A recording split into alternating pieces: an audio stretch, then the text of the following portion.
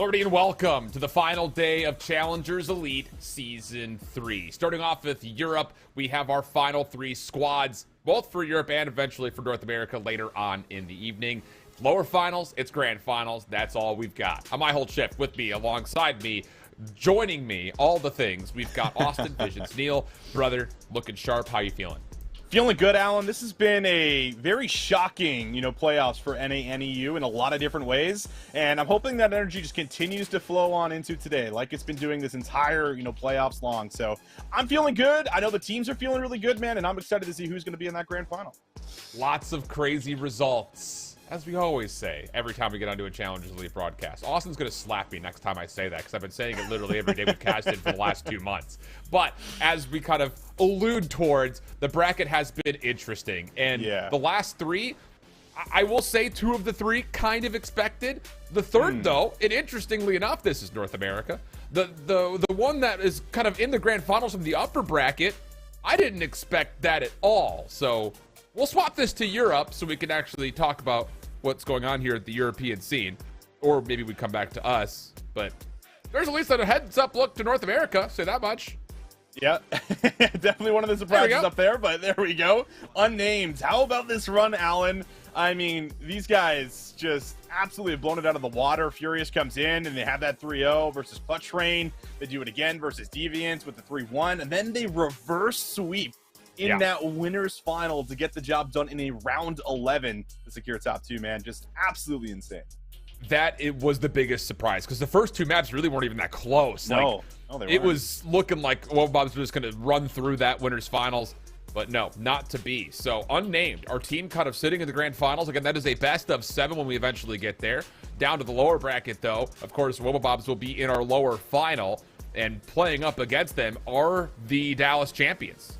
Challengers Open number 3 champions, Team Notorious, who had to kind of go through a bit of a grueler here, playing up against a very solid Clutch Rain team. They looked really solid there. 3-0, pretty clean throughout all 3 maps, and then they took down the Atlas Lions with pretty convincing fashion yesterday, now having a chance to square up against what has been a pretty regular occurrence between these 2 squads. Yeah, it feels like it's almost always meant to be. I mean, this is a grand final that you could have maybe even predicted, but, only one able to move on to the grand final. These 2, though, just so experienced with one another, and if it's not with these rosters, then it's with, other mixed matches of players brought into the team. So very, very experienced and very familiar with each other, which, always makes for an interesting dynamic when those 2 have to square off to see who actually is going to make it through and who's going to be eliminated.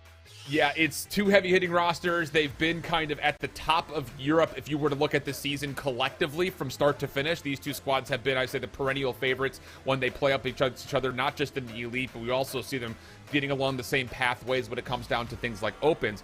The thing that's interesting, though, is that as much as we've talked about Team Notorious being a perennial favorite, it took them a minute to finally actually reach the top in a major event coming in Dallas. Right. So lots more to talk about how that has finally graced the squad and how they're looking to kind of keep that momentum rolling. But first and foremost, have to take a look at what's going on with the Wobblebobs roster, because this is a different roster from the team that went flawless through the Season 2 Elite playoffs. That was a full 4-man French roster. Not the case anymore. It's Denza, Vortex, Abusa, and Harry, formerly the kind of that Orglis, Elevate team. They've bounced between a couple different organizations name-wise, but Abusa joins them now, and he's looked just as good as ever, and it's actually, I think, elevated these other 3 players to different levels as well.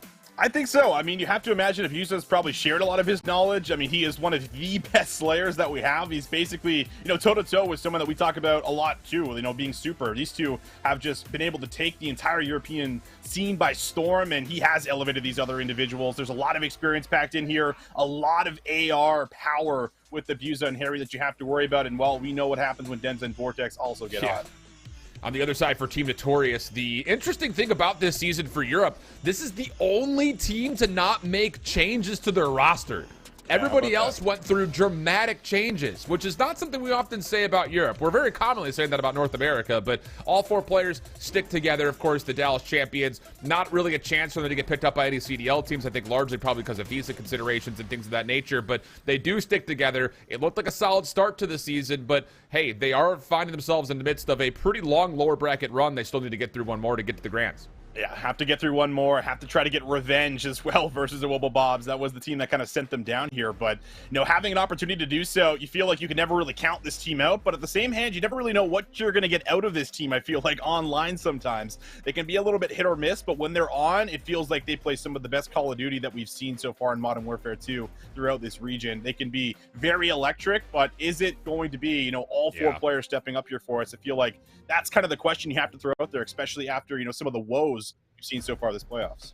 Well, let's take a look at how the teams have fared thus far. Again, you already mentioned the fact that these two teams had played already in the winter semifinals. It was a 3-0 for Wobblebobs, and 2 of the 3 maps were pretty much blowouts. But the thing about that is it doesn't really take a lot away from Team Notorious statistically, because down the line, these teams are pretty even in all 3 modes. So when it comes to trying to find favor, the only thing we really have to go off of is the fact that, hey, when these two teams played before, it was in a Wobblebobs 3-0.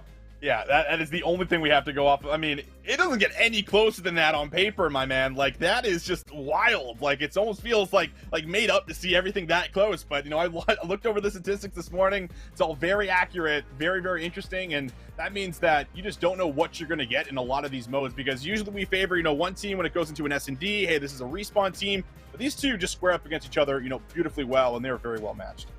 Indeed the case. Some standout players to keep your eye on. And I think most importantly, when it comes down to what this Wobblebobs team has been able to find success with, it's been Vortex. He's been the best player in Challengers, not just EU, but in Challengers, I think, for a lot of people in the course of the last 4 or 5 years.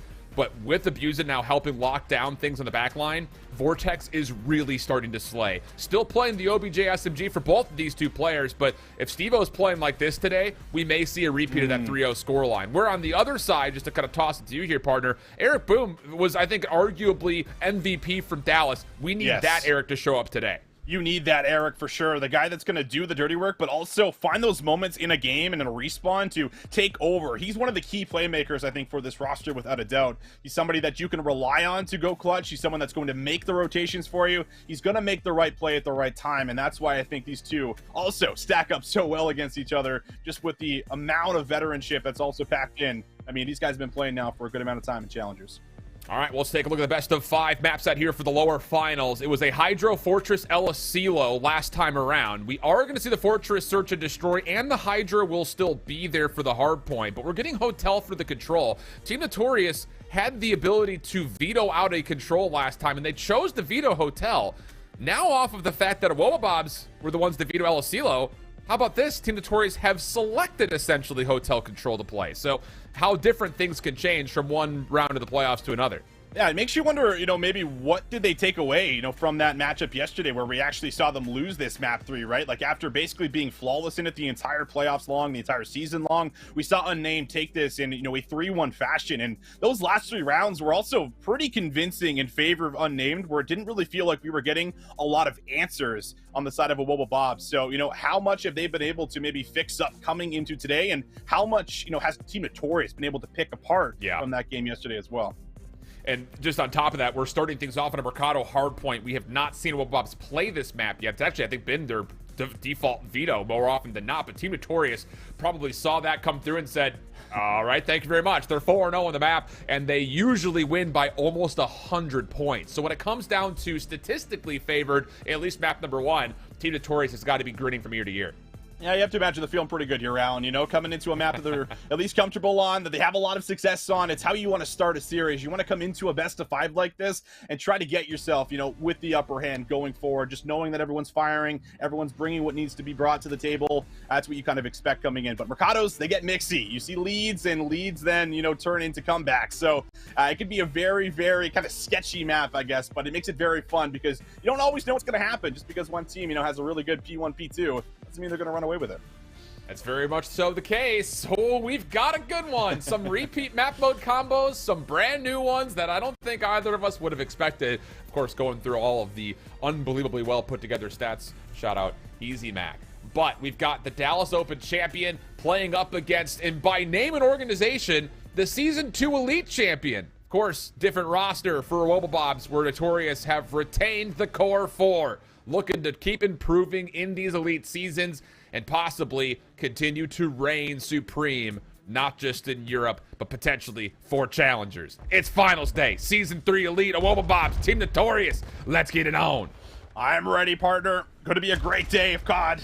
We kick it off with these two juggernauts in EU to see who's going to get the hot hand going early. Eric already throwing himself all the time. Great coverage early here from Metals as well. Going to soak up about 15 seconds and force the Wobblebobs to start to make some cross-map movements. They're thinking about P2 early. Oh, what a read from Metals. Are you kidding me? What a start. Nearly actually gets the snap on the Denza for what would have been a killing spree, but he does get denied the 5 kills. But with that, Team Notorious still in the hard point and controlling P2 side. This is dangerous as far as the start is concerned. Metal still keeping things hot off of his second life. Another double kill in the mix. And look at the read from Team Notorious. They do spawn a little bit out, so it's now about trying to recover this P2 setup as Wobblebobs try to get into the game. Oh, I'll say that's very blessed there for Wobblebobs. I want to say it was Vortex that got the first close spawn there, and then his teammates start to spawn up with them. So Team Notorious going to be a little bit frustrated with that, but they come away with about 27 seconds on P1. So they got a bit of time here to work towards P2, set up this break as they funnel through back alley. You also have Eric Boom trying to cut through mid. This actually does force number 2 and Harry to spawn out. First set of gunfights, not great. Whoa, Ooh. 6 through the wall. Absolutely destroys Vortex after the first damage comes out, but he was weak and Denza collects the double. So Wobblebobs in for the time very comfortably. They'll take their first lead, getting to 30 seconds right off the initial 30 seconds at this hard point.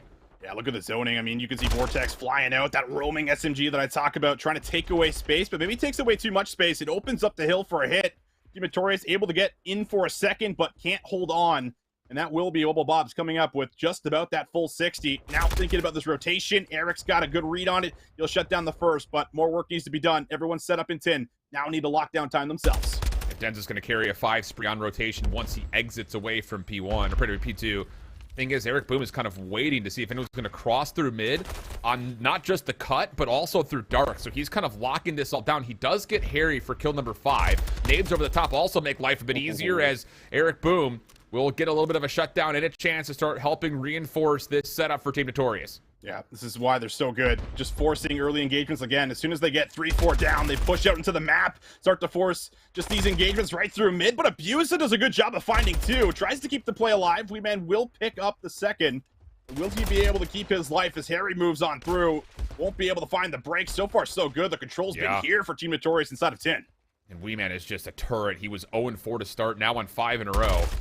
Abusa trying to stop the rotation to Barbershop. He is ill-advised on the challenge, I'd say. Just kind of out in the open. Easy kill for Team Notorious. 12 seconds of scrap time.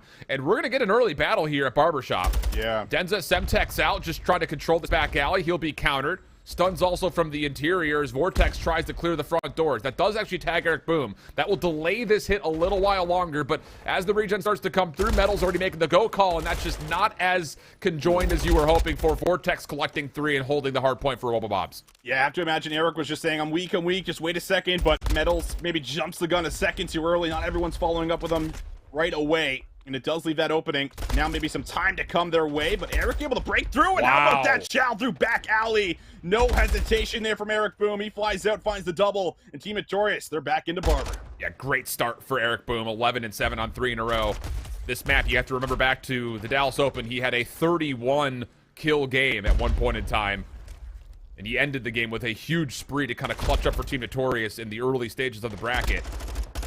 And off to a solid start here. Metals inside. Oh, how about it? The subs are just reaping right now for Team Notorious. Wobblebob's hanging around, but man, something will need to change, and you kind of look to both Denza and Vortex to be the ones to hopefully start to find some more success. Yeah, absolutely. Scrap time going over, and you have some members in position to at least get themselves in a spot where they can contest early if they want to, or they can just simply wait patiently, wait for the teammates to get here and hit the hill together. Vortex searching for information, but kills now going the way of a Wobblebobs. They're starting to spread out a little bit.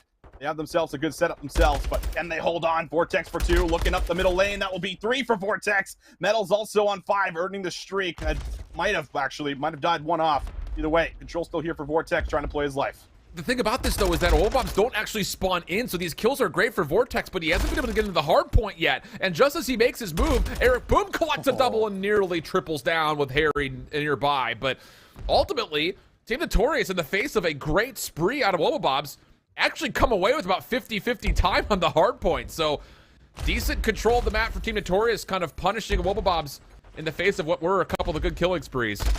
Was rotate back over towards the Cantina. This time a bit more neutral on both sides, although Eric Boom does spawn right inside of the new time. So there will be 3 Team Notorious members nearby, and Wobblebobs are not able to break off the initial setup. All right, Metals at least did not earn the streak. It's the only good news here for Wobblebobs, but having to break into Cantina, never easy. Good shots from Harry to start it. But you have to still get your subs into a position where they can break, and now Vortex starting to work his way up. Denza right there with them, but the kills are not now flowing in their favor. Wow. Wee Man finds 2. Team Notorious hold on again, and now that is huge time going the way of Team Notorious here on this point. They're doing so well at covering their backs with utility. So many stuns and nades kept that pinch from ever really unfolding for Wobblebobs. Team Notorious got their guns up on one side, nades up on the other. It's working out beautifully as they keep isolating and breaking down this Wobblebobs hit. Abusa able to at least get one trade over towards the new hardpoint, but we still have 13 seconds worth of time to fight for here. And Notorious are going to have the benefit of being able to rotate a bit quicker, even though Wobblebobs will have some numbers here in the backside of Warehouse. Wee Man's double will shut down the play through double doors. Sig's looking for the early time, takes the challenge versus Denza, but it's actually Abusa who comes away the victor. A chance for Parking to maybe still be neutral for a moment, but honestly speaking, Wobblebobs are a little bit all over the map, and they're not going to have a lot of help for one another here. Yeah, they haven't really been able to fully break on through. I mean, Team Notorious have actually been battling this rotation since the 30-second mark in the last hill. They've been here, you know, just lingering around, stopping Wobblebobs from actually getting themselves set up, and it is hurting them at the moment. Been about 75 points unanswered.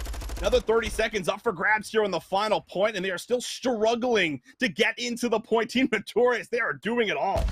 37 and 24 combined for the sub duo of Team Notorious, whereas it's a 19 to 35 on the other side for Wobblebobs. That is your difference maker right now.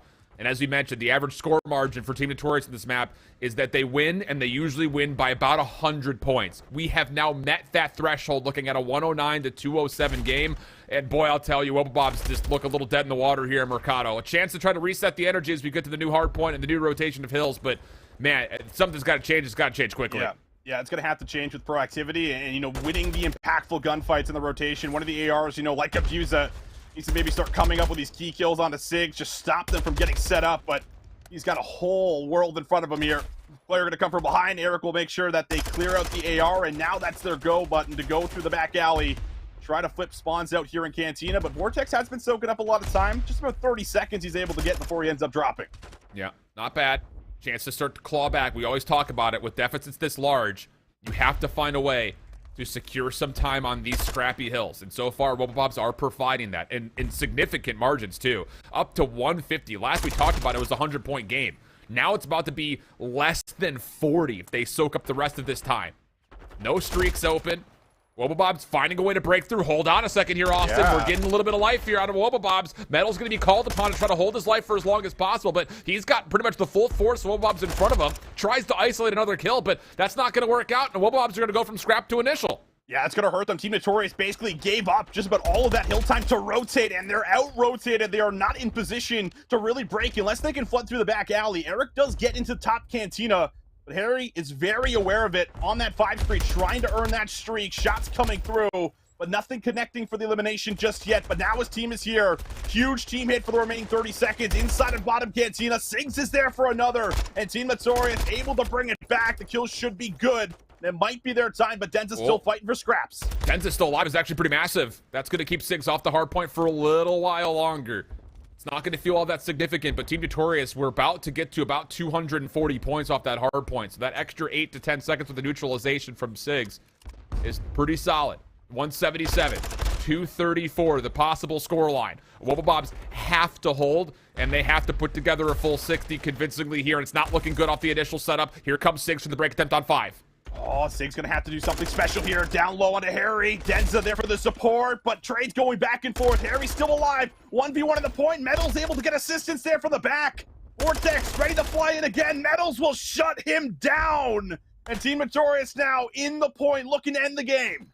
How appropriate, though, that it's a sub-battle to possibly win the game for Team Notorious. Eric Boom, Metals combining for possibly what could be the last 2 kills. Vortex has to push in. He gets the contest. Eric Boom finessing. But no, Wobblebobs do extend the game a little while longer. 25 seconds, though, still in this hard point. And Wobblebobs, well, they're going to have to kind of win the war on 2 fronts here. You've got to hold for scrap, and you have to win rotation to a very tricky hill. Yeah, you can see Denza right now. He doesn't know if I should reinforce. He's kind of hanging around mid just in case he needs the support on the scrap time. and it's going to be hit. Metals is going to hit the scrap time. Metals is going to end the game there. Finds that kill wait, patiently waits 10 seconds, comes back, takes the second 1v1, and ends it right there for Team Notorious in map number 1. That is so well done by Metals. He's just lurking outside of Tin for what feels like forever. He knows he's got good teammate support over towards New. It's a tough rotation going from Tin to Barber with any sort of level of conviction. So why not try to kind of, again, play Awobabs on 2 different fronts? Force them to have to keep people at old, have to make the decision on, do I reinforce the old time? Do I try to help set up over towards New? You saw it. Denza had a knife out. He didn't know where to go. He was stuck in the middle of the map, looking both directions. You know, the age-old question of, why did the chicken cross the road? Because he was looking which hard point he wanted to go to. And with that, a chance for Metals to work his way back in for the scrap to win the game. I don't know where that came from, but we're going to roll with it. I like it, Alan. I like that one. But yeah, that was the case, though, right? Like, you could see it. I mean, Denza wasn't sure if I should reinforce, and it's because Metals had found that kill, and then he just ran away. And you're thinking, okay, like, is this guy hitting us? Is he rotating? And you just have to kind of make that call in the moment, you know? And overall, Metals just comes back, wins the 1v1, ends it. That is crazy stuff for him. And I mean, Team Notorious, they let up on the gas, but it's in a way where they give a lot of points over to make sure like they're securing rotations. Like, they gave basically like 60 seconds away on P1 to get to P2. Now, it didn't work. They didn't win the rotation to P2, but it's that type of fundamentals, you know what I mean, that you're practicing day in, day out that are going to win you a huge percentage of games, and they know what they need to do. And on top of it, you talked about the sub duo. I mean, sub duo was just all over the map, and that was the biggest problem for Awobabs. Yeah, and, you know, I hesitated bringing it up. There were a couple of times that we saw Vortex on screen. It looked like he came off spawn with attack in hand. So there were moments where it felt like Awobabs had 3 ARs up. And that was, I think, peculiar for a number of reasons. A, you just don't expect to see Vortex with attack in hand, especially alongside Denza. But I would be willing to wager that maybe half of Vortex's kills came by way of an AR. Denza, even in that kill feed, also had an AR out. So, like, if your SMGs are picking up tax or coming off a spawn with tax, it also slows your tempo down inherently. Just that little extra bit. Like, I don't want to sit there and point fingers and say that's the reason why they lost, because it wasn't. But it was peculiar to see how many times in the kill feed or on screen Denza and Vortex had tax in hand. And maybe it's just a little bit of like, we're not feeling comfortable playing up against the same speed that Team Notorious are putting in. Let me try to lock down a lane and slow things up before I swap back to that sub. But on the other front, I mean, Eric Boom and Metals were just everywhere all the time, and they were dominating. They were. I mean, look at these two here. 3,200 damage comes through for Eric Boom. Most damage in the lobby. And he was the biggest problem, right? Him and Metals just always felt like they were in your faces. And, you know, there's a level of tempo that when you play like this and you're not used maybe to getting set up first, you just feel like as an AR, you know, you're playing as Harry, you're playing as Abusa here. It's really difficult to get yourself in a position where you actually feel like, you know, you're comfortable. You have like a little bit of breathing room. It feels like you're always met with the gunfight, you know, before you get to the power position every single time. And that is, you know, really difficult to deal with when you're so used to being in a spot where you can set other people up when you're the enabler. But Team Notorious, man, when they're on, they are on, and that's exactly what we get there in that Mercado hard point as they grab that map number 1 for us, Alan. Yeah, and it's just interesting to see Awobabs, you know, take Embassy off the table. I know it's been kind of their hard veto throughout the season so far. Or pardon me, no, they were 4-0 on the map. Wait a second, I was looking at their search and destroy statistics. I don't know. There's something strange going on here with these vetoes and picks. And it's one of those situations that, like, you kind of have to look at it and maybe say, was there a mistake here? Because I just don't see a reason why Awobabs would veto out their best map. And then, it looks like our vetoes are actually backwards, looking at our match report scene. So, okay, Team Notorious were the ones that veto out Embassy. That makes more sense. Awobabs vetoed out Fortress, which also makes more sense since they're 1 and 3 on the map. Okay, that makes more sense. I was gonna say these vetoes they're very, very bonkers, but I think the graphic was backwards there as far as who vetoed what. And now everything starts to make a little bit more sense. So Awobabs, just to recap, take away Fortress, a map that they have not played well on, instead of going with their normal hard veto of Mercado, and the end-all be-all is they get punished for that.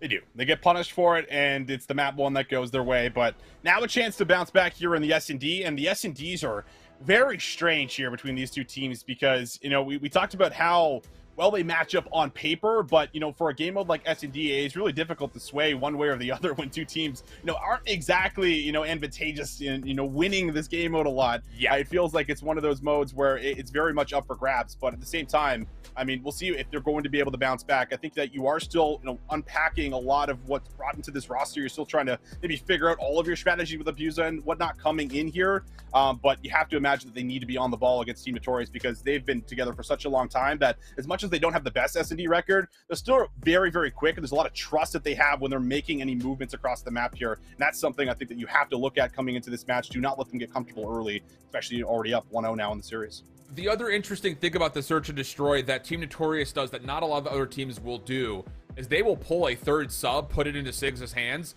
and run at you. They will get really quick, really aggressive, and run that 3 SMG setup from both sides, both defensively and offensively, and that usually will catch, the newer formed rosters, the people that come through qualifiers, the lower end of the teams that were in previous seasons. Right. It catches them completely off guard because, let's be honest, more often than not at this level in Challengers, teams are more focused on what they're doing, less on what our opponent is doing.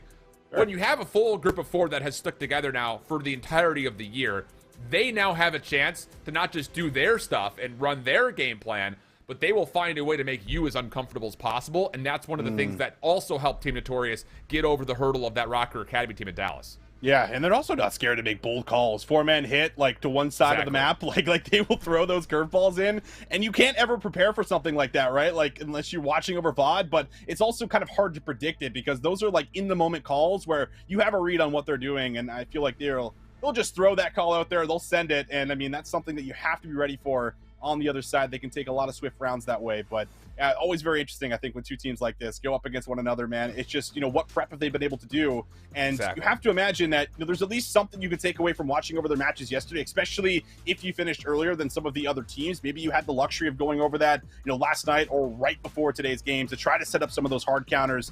You have to have something prepped, knowing that the hard points are probably going to be as close, even the control is going to be as close as it is with these two squads, going head-to-head as always.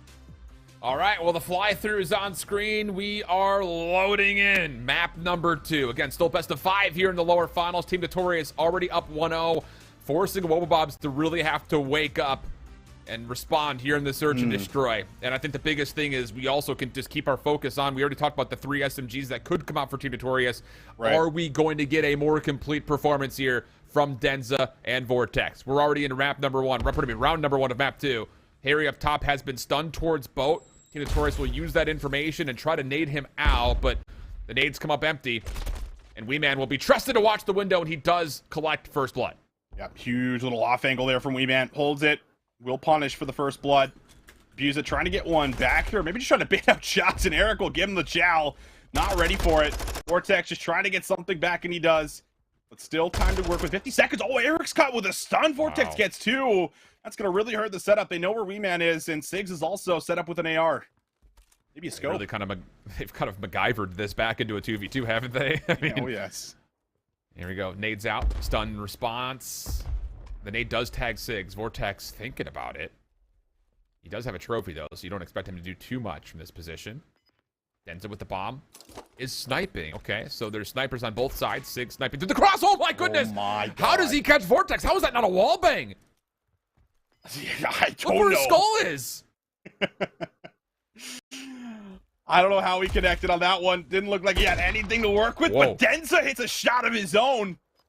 Fakes the plant, wants to play for the kill. Weeman with the check. Denza gives up the angle at the worst possible time, and he doesn't have time to plant. Weeman just simply runs away. Denza got to be a little frustrated with that one. The thing about it is I love the idea. The problem was he didn't have a lot of time to play with. Yeah.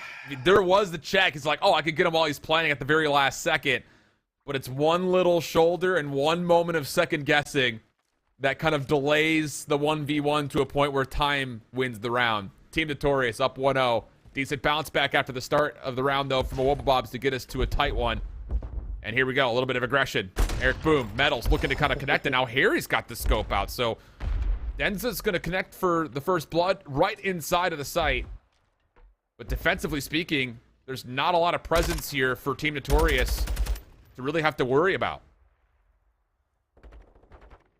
Vortex able to get one. Double challenge to Harry. Oh, he snaps on one. Can he get the second? No. Metals gets two.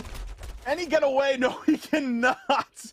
Wow, what a chaotic round there. A couple of kills come through for Metals. Makes it interesting, but Wobblebob's able to hold on. They get the collapse. Yeah, it's just a really good start, right? I mean, Harry gets all the information he needs, and the first blood comes away from that initial play, but it does allow kind of Wobblebobs to control the middle of the map. Not that they necessarily use that to get, the collection of kills that we saw on screen, but it still was a force that Team Notorious had to be worried about. So a quick defensive round in response for Wobblebobs gets us now to what we should expect to see is more dead silence, more trophy setups here for both sides on their next go at both the offense and defensive ties. Vortex gonna work up. Last time found a couple kills here through the double windows. See if he can maybe work for another one of those angles. Maple still sticking with the scope. Denza might be looking to give him a peek, and he's gonna have to be careful. Sigs might take him out or might give him a haircut. And look at this. Vortex is just hit through P1. He's got his teammates with him. B is completely open. But all these nades are coming through P1. Yeah, and Notorious are aware of it. They're not in a great spot to respond, but they are in a position to at least keep this cross honest. Problem is, as they started to make a move to kind of get in towards that munitions building, Wobblebobs actually find a couple of eliminations that allows them onto site. And now you're retaking with a sub and a sniper.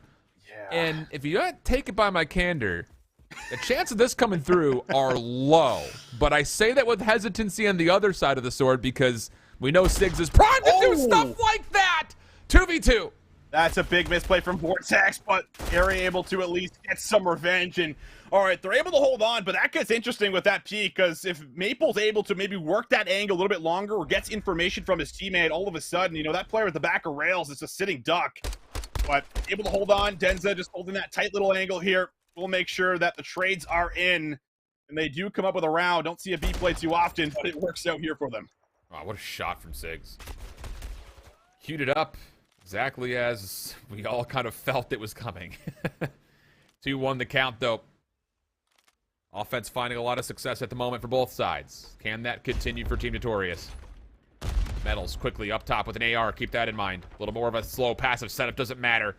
Harry locks him in. And look at this aggression from a Wobblebobs down the outside. Tires are being popped. Eric Boom's in trouble, but he does get away to keep his life. Problem is, I was going to say it's going to be a 2v4, but kind of a delayed fadeaway nade connects onto Vortex, and now all of a sudden the round becomes much more winnable. Exactly. Nade also stops any kind of a follow-up flank from coming on through, so chance maybe to drop this bomb, but Sig's going to take his time. They don't have to plant right away. They got 55 seconds. They're going to try to work some of the angles on the map here. Need a pick here maybe out of Eric, but Harry just simply waiting for that challenge. Now it's all up to Sigs. Battle here versus Abuza to get it going, but Abuza not going to take it. He'll back all the way up. And I like the trends that we're starting to see from Wobblebobs. They're kind of, feeling out these flanks. Both now, of course, back-to-back rounds through this P1 part of the map, defensively and offensively. They're kind of just like, let's throw some numbers here. If we find connections and the ability to kind of take the extra step, then maybe we'll consider it. They're not hard committing to that play, though. It's like let's see if it works. And if so, great. If not, though, we're not putting ourselves in a punishable position. We could still get out if we need to. So I like the idea, just kind of showing a little bit extra aggression here for Wobblebobs towards the uncharacteristic side of the map. It's working out here for them. Denza's having himself a hell of a game at the moment here, too. 5-1. He's been a part of, I don't even know how many weapons now in all these plays. He's ran a sub, a sniper, an AR, so he's bringing a little mix of everything so far. Harry right there with them. 5-2. Team Notorious going to have to find an answer. And now I don't think you have the luxury of doing what we typically see out of Team Notorious, which is this like little duo double stack that we see through both of the corridors just out front of A. And yeah, they will take a slightly different approach here. Metal's just going to be holding a different angle to help through mid. Oh, Sigs did see that little cross through, though. Looking just underneath the planks of the double doors. Nades are out, not really largely connecting. Vortex should be fine. But how do you get Denza onto site? That's the next question here. Another nade cooked up, bounced in, does tag, but again, Vortex is fine. Weeman thinking about it, but that little tag will force him to reconsider. Nice shot, though, at range. Again, Sigs connecting through these doorways has been a difference maker for Team Notorious. Oh, but look at Abuza. He's going to work through the flank. A couple players, at least this time, going to be able to support and watch. And as soon as a little information or potentially a kill that could come through here from either Vortex or Harry. That could really enable the flank play, but Abusa's not going to find anything. Calls should be made. Nade on out. Look to get this bomb down and see if they can play a post-plant setup. Oh, Sigs gets a hit marker. And Eric will follow up, collecting the elimination, tallying over an assist. The Dolphin dive was seen. Vortex in trouble, and that will likely be about it. Abusa in a 1v3, not a lot of time. Stunned up, locked into place. Thinking about the push, but no, not through Maple. Nothing gets through that guy at the moment. Solid stuff for Team Notorious, and not a required round win, but definitely one that's nice to tally to avoid the 4-1 cushion. Yeah, absolutely. Just a huge battle to try to bring it back, especially on Fortress S&D. Not easy to shake it up from round to round to throw in, you know, multitude of different plays. Have to kind of just adjust one play just slightly over and over and over again with the way that the map plays out, but able to find some picks. Sig's just starting to be a little bit more lethal with that scope. Hit marker, but a couple kills come through there for him. Have to wonder if he's going to keep that scope out. Try to find some more picks. Eric, aggressive route down low, looking for that challenge. Won't be met with it. Vortex will, he may be looking for a hop-up. We'll see if he decides to get Mixie. The thing about this is you need someone else to throw a nade here before he can jump in, just to make sure it's clear, because this is still a very risky play. A couple of shots just to Vortex's left. And that is significant as Team Notorious have 3 members here. Nade comes through the window. Vortex will get a read on this. But Eric Boom's first blood will have to force Wobobs to reconsider this defense, because you got Abusa who's still kind of stuck, and Vortex is going to force the play up top, sees metals, but that's mutual information. Dead silence is popped, and now Vortex is kind of stuck. Does he commit? Does he bail out? Has to make the decision, and as he chooses to commit, Team Notorious flush him out. Yeah, it's a great call. Do not let him make any moves. Abusa just trying to crawl around the corner. He's also going to be shut down. All up to 1. And Harry's not in a good spot to do it. Bomb's going to be planted here on A. Has to retake with little to no information here on these 4 players. Man. Great reads, Team Notorious. Punishing the vulnerable positions out of Wobobs, and it starts with Eric Boom's first blood. You control the bottom part of the map, forces Wobobs to have to move around, and they're not really in a position to where they're able to. So Harry will just exist for the next 23 seconds. No chance to go for this 1v4. You also don't want to give away any potential streaks to Eric Boom, who is on 5, by the way. A huge part of this little mini comeback to get us back to a level game at 3-3 for Team Notorious.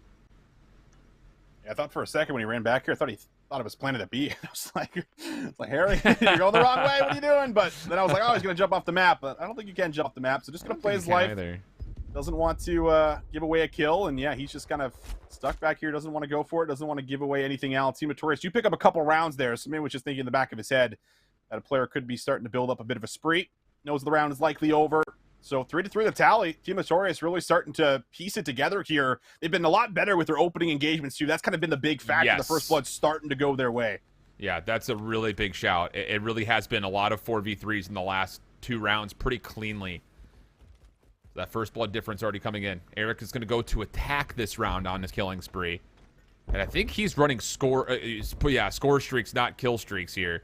So he's at only 67% of the way. Again, I just don't know why EU players do this, dude. I don't think there's a single player in North America that does it. I have no idea why Atlas Lions and Team Notorious continue to do this. It baffles me. Yeah. Well, we'll see if he can earn it. Couple kills certainly needed. Everyone very patient here. Not even a whole lot of utility being thrown out. I think maybe just a couple of opening stuns. Other than that, a lot available, and you're seeing some more being thrown out here. Denza just trying to clear out their top, and now that they know that top boat's safe, it might give them a little bit of a move to start to work into the site. But Sigs is watching it. He's looking for toes. He's ready to take some shots. And the thing is, how do you even attempt to threaten this site when he hasn't missed a shot yet, it feels like. And that actually may be a stat. He may have not missed a shot yet. Information on the cross. Okay, first shot missed.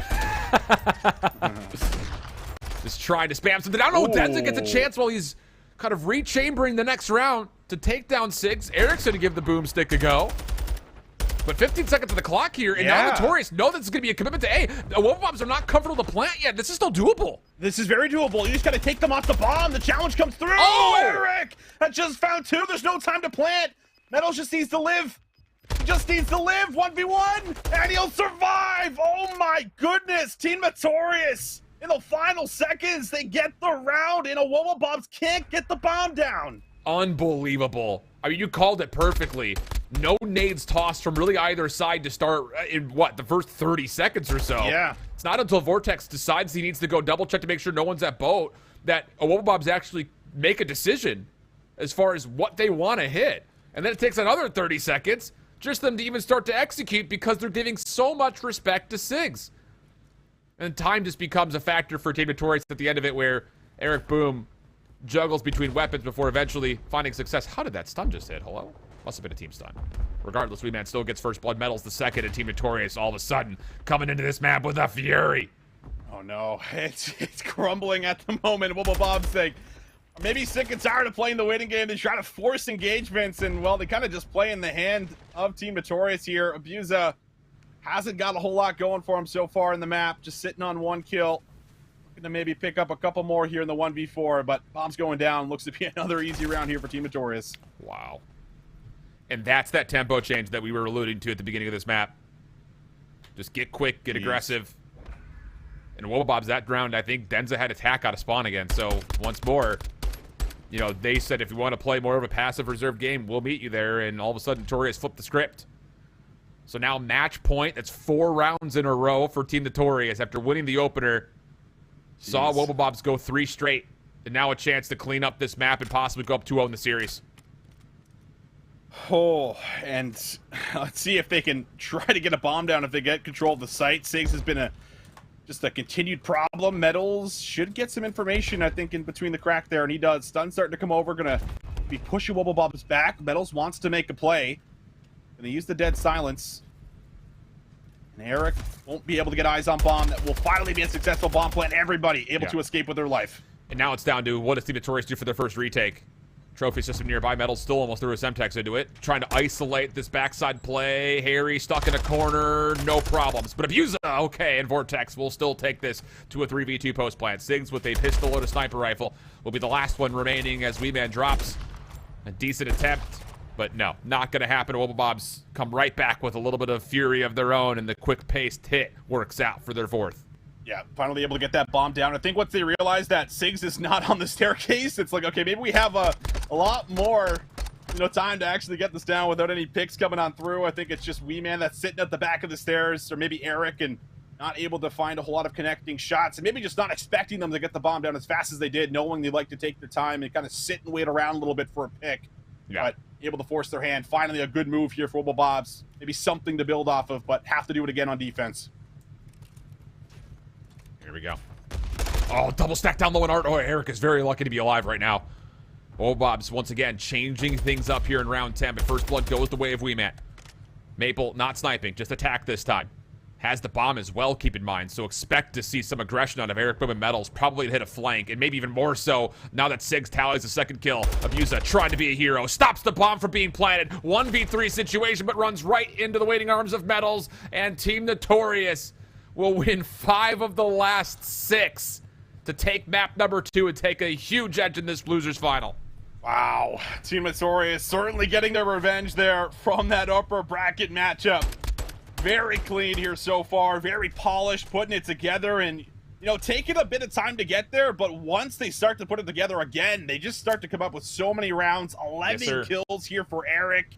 And, I mean, that one probably, at the final round there, really going to hurt. Eric lives with 1 HP off that double chow bottom, man. Could have been a totally different round. Might have seen around 11, but Eric playing his life, everything there for Team Notorious, able to hold on for another big dub, and 2-0 up. Not how I expected it to go here so far, Alan.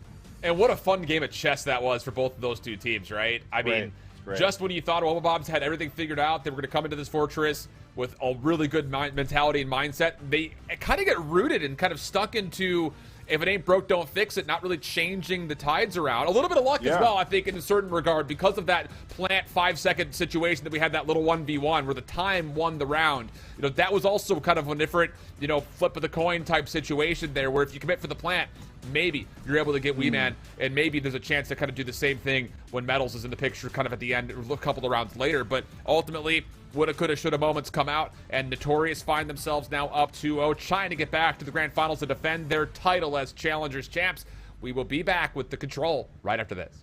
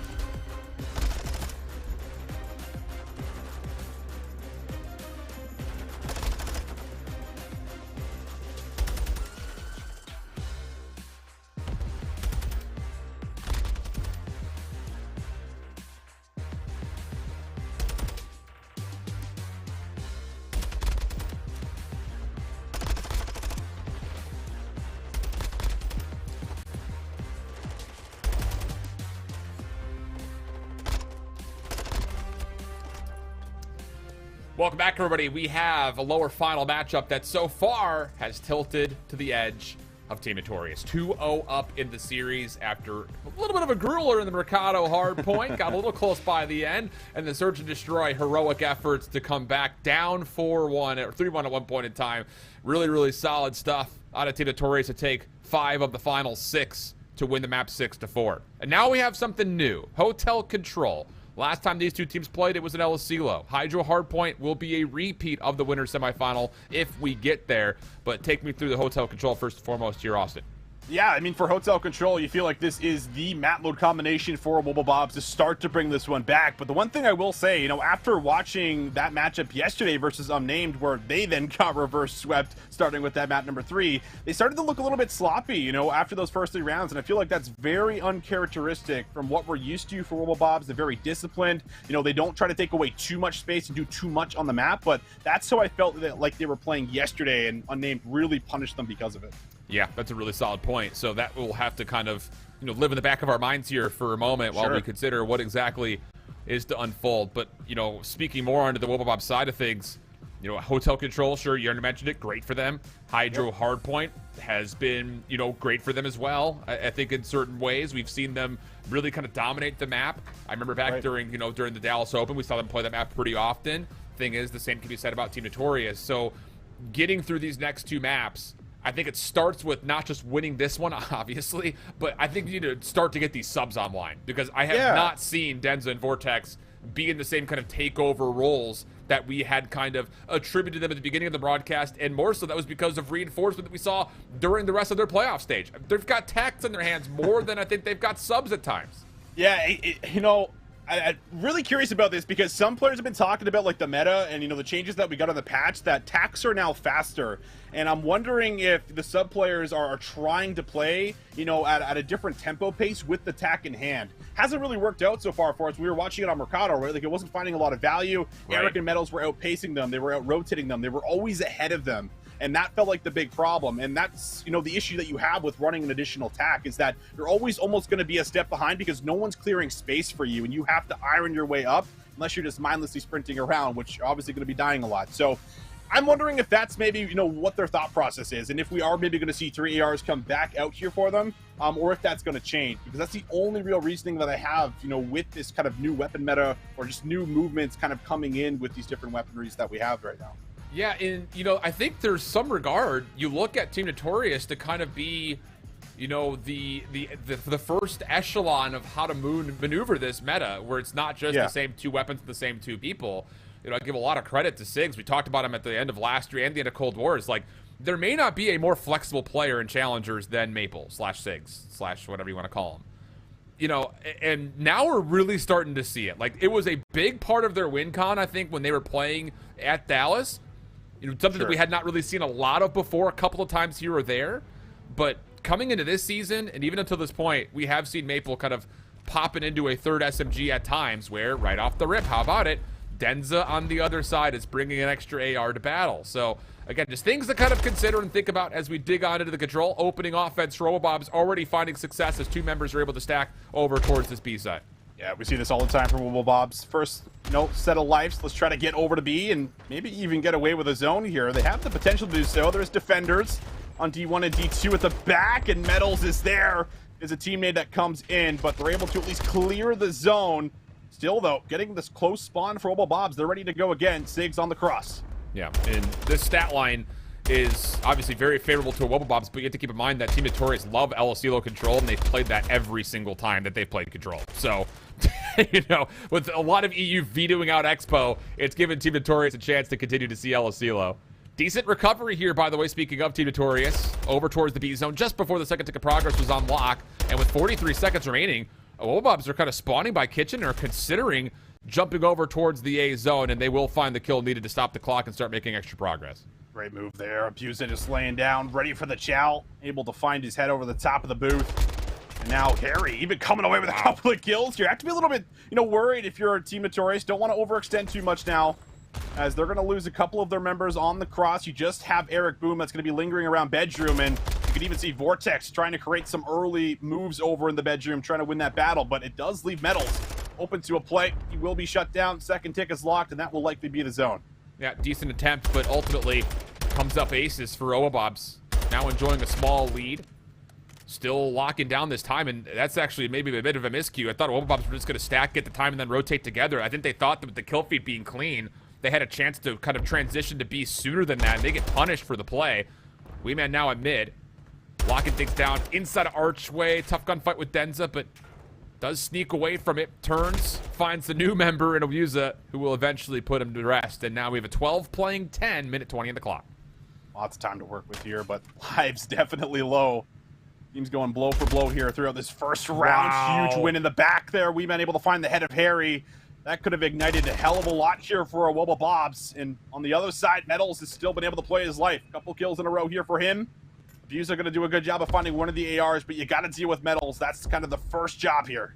Oh, Vortex gets perfectly read by Metals. So he'll dive, reposition. Eric Boom's just below him. The ARs of Team Notorious trying to lock things up in the back. Denza, good success from the front. Maple tested by Abusa. Shots are in. Maple valuing his life, though. Doesn't want to give away a position in the back. His teammates also spawn over towards Spa, so Metals will finish off the damage that Sigs had already dealt. 8 plays 7. Life lead now for Team Notorious. 32 seconds. And Owabobs, they have to start getting through Benjamin. They have not cleared a single inch of this position yet. Whoa! Chow this, need to trade this, and Eric has caught them off guard, finds another double. Eric is going to chow for 3, but Metals is there to get the job done. No lives remaining here for Owabobs. A lot of the players having to make their way over from that kitchen spawn, and well, it's not looking great. One final attempt to try to flood on through. Eric not going to let any of it really happen here. Just battling out with Tenza as he puts himself at 9-3. Wow. What a start, man. I mean, again, it was our 2 players that we highlighted at the top of the broadcast. Eric Boom and Vortex. One of the 2 of those very well may be the difference maker in the series and a playmaker that could just determine flat out each and every map that we've gotten. And so far, Eric has absolutely provided us good context for that argument.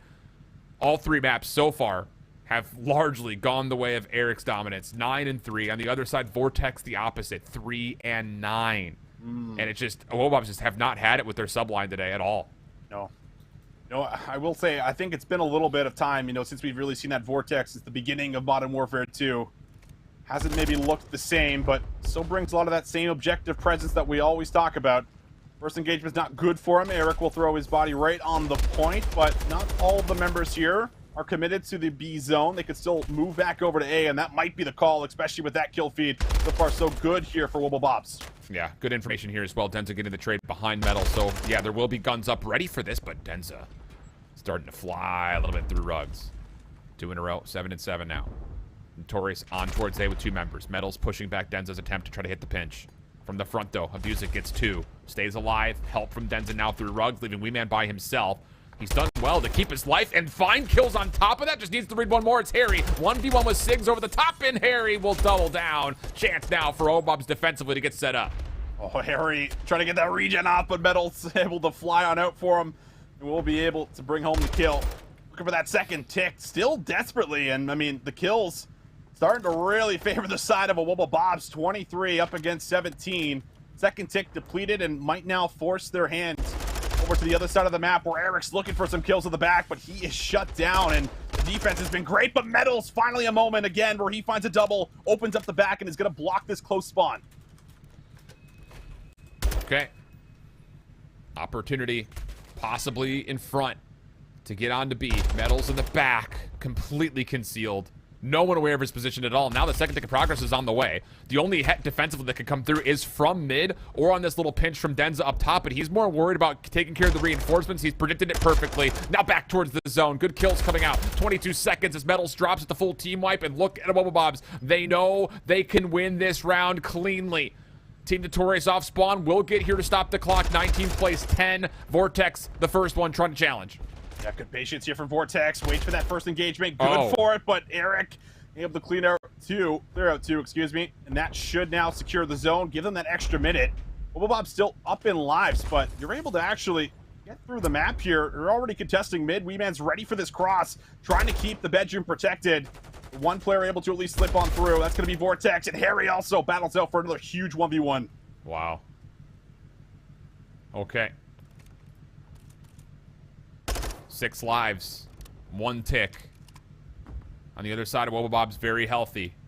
Clock down to underneath 60 seconds, and they're taking control of the map. Just comes down to, will they allow anyone around the back to possibly blow this play wide open? No, Metal shut down over the top of the middle desk. Harry destroys them, and with that, we'll be tied on ticks more than likely, unless somehow, some way, you 3v4 right here in Team Notorious quickly. Yeah, not looking like it's going to happen here. Time to work with, time to finesse, but definitely going to be difficult. Zig's able to win one huge battle up top, but there's too much to really do. No reads on the player down low either, and that should be the round. Back and forth, but that defense holding out there for quite a while, and I mean, Metals creates quite a few opportunities there for Team Notorious to actually get on that B point. He had, at least 2 or 3 double kills where he clears off the back desk, but able to force their way through mid, retake the zone, and with Denza going big, that's enough to make sure they're able to hold on there. Yeah. And the life count now different is really, the indication between possible round 5 defense things. And that was, like you mentioned, a very convincing defense for Bob's pretty much from start to finish. But the ticks are even. Maple just on 6 and 15. Has been trying to play more of a lockdown role, but hasn't really been able to find much success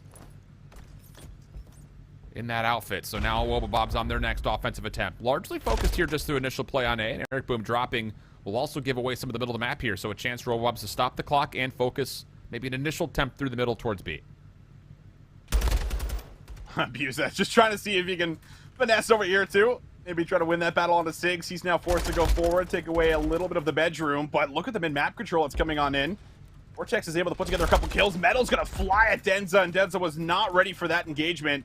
Luckily, Abuse is there to pick up the slack, and he can throw himself back on the zone. We'll lock in the second ticket A, likely the third, as a lot of kills are coming on through here. Wobblebob's just trying to see what they can get away with, just trying to poke and prod into the back, but so far, everyone holding on here for Team Notorious. Lots of time on the clock, lots of lives for both sides. This will be a grueler, though, for the defense, without question, with how much time is on the clock. And Team Notorious may not realize how many members were pushing through this back shop side. They're going to leave Metals in position, but he just has a Vaznev, and yeah, he cannot take that gunfight, so he'll have to call for a little bit of help. And honestly, he's just kind of an overwatcher here. He's not really able to contest on either position, so Metals will give up the back, try to focus on the front, and likely change positions with Maple as the focus for Wobblebobs is to clear bedroom out. And it's been a struggle for them to clear bedroom. They haven't really been able to get through the back and block that close spawn once. And they haven't been able to fully clear out bedroom, but maybe a chance. Eric able to snap, and Denza, unfortunately, will take out his teammate in the process. Harry finally actually has been able to get through, but Eric does spawn back here. Harry's got a read on it. Another huge battle for him. Eric just trying to buy time and wait for his teammates to help. It is really just Harry. He's the only one back here. He's just trying to buy time. The thing about it is he buying time or is he investing into time here because he doesn't have any teammates around? So it's not an initial payout. He's going to have to wait for this stock to turn. And his teammates will try to join him. Sigs over the top of the fire engine. Nades coming out from both sides. Play around the back, now starting to come through, but Metals single-handedly takes care of it, and now it's just 45 seconds remaining. Team Notorious have only dropped 5 lives in the process of 2 minutes and 10 being on the clock, now down to 40. That's unreal. Yeah, and they still have control of everything they want control of, but maybe that's going to slip away. Denza's able to find 2. Maple does push all the way up, and now is in a spot where he can get them off the zone. Wee Man under threat, though, at the back of D1. Needs support to come through, and Metals is there to give it to him. He'll find 1. Eric cutting through mid will be red. Kills now going the way of the Wobblebobs. Have to find this kill in the back, and Harry finds it. That could be the go button. Sure looks that way. Abuse is on. Time will stop. 24.4. Oh, but Sigs over through luggage. Just no one able to contest him in that position. Wee Man follows up. And oh boy. You kidding? This is just one of those things where the defense was so convincing on one side. We're getting about the exact same here. That first tick at B doesn't get locked. How influential could that possibly be? No one's going to touch in time. Unreal. Wow. I feel like a Wobblebobs just aren't used to this type of defensive presence that is able to hold on for so long at the back. Like, I still don't believe they've been able to block that close spot spawn at the very back of this point here. And, you know, they've attempted over and over and over again to try to get through. They even invest 3 members all the way to the back to get through Harry and to get through Metals, and they still stuff them, stop them, and force their attack back to the front, which they also can't fully break through Bedroom. Holy, this has just been back and forth battle. We'll see if there will be a successful attacking round that even comes through. After Eric Boom's solid start, it's Metals who stepped into the fold in that last defensive round. Notorious eyes set towards B. Vortex shutting him down to the cross. Eric at least be able to provide a trade, but there's not enough significant push to actually get onto the zone. And meanwhile, Denza defensively for the Wobblebobs is already deep into kitchen. So as far as the defense is considered, all things turning up roses right now for Wobblebobs in the initial 45 seconds. And good read. Tags up Metals, but doesn't have to commit for the gunfight. Just be annoying, go back into kitchen and block this spawn. And as long as they're spawning luggers like this, I mean, you have to either rotate all the way through your spawn to A, or you have to start flooding and pushing through to B. And that looks to maybe be the call here, but they have to get through Harry, have to try to sniff him out down low. Stun will land. Stays safe through it. Team Notorious still trying to play a little bit of recovery here. I've not even been able to see a control site yet. And it's just down to can they cleanly isolate down low in Benjamin. Oh boy, have they ever. Denza's going to hit the route through Catwalk. He's trying to get up top to try to stop this full-on stack. 2 members out at the moment. Eric is nearby. If they find another kill, he very well may just be a part of this. Denza wants to go. No one in the Wobblebobs camp is getting kills, though. And as he gets shut down, how about this? An extra 60 seconds, and you already have 2 members for Team Notorious over towards A. This is terrifying. This is very scary for Wobblebobs. You have to put up a solid defensive performance right here on these engagements. Metals only able to get away with 1, but Eric around the back, able to maybe clear out just about everyone you need to. Only 1 more member inside of Freezer. Abusa has to try to go big. Eric finds him too, and now they're on the point. And that's God mode. Abusa down. 30 and 20 for him. First tick locked. Second on the way. Maple trying to keep Wobblebobs away from the zone a little while longer, but now the nade's starting to land. Weeman in a bit of trouble. Timing on this hit is perfect, though. Weeman for the first and the second. Now it's just down to cleaning up on Harry. Oh, what a play from Weeman. 3 in a row. The stack is in, and Team Notorious will win their offense. And 3-0, Wobblebobs sending them home in third. Oh, my.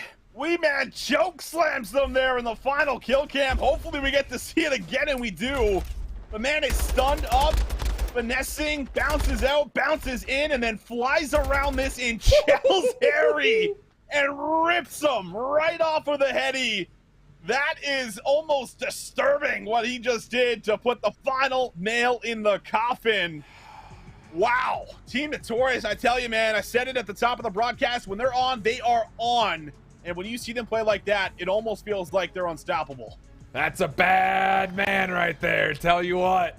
Looking like a large man, not a wee man. That was dumb. Get me out of here. That was unbelievable, though. And the thing about it is, like, outside of the individual play at the end, which is going to be, obviously, one of the climactic moments of this series, none of that happens. None of this series happens if it isn't for how consistent and straight dominant Eric and Metals were. From start to finish in all 3 maps. Sure, Eric slowed down a little bit in the round number 3 after a hot start in the first, but Metals, brother. I mean, you said that we're going to need to see subs be playmakers.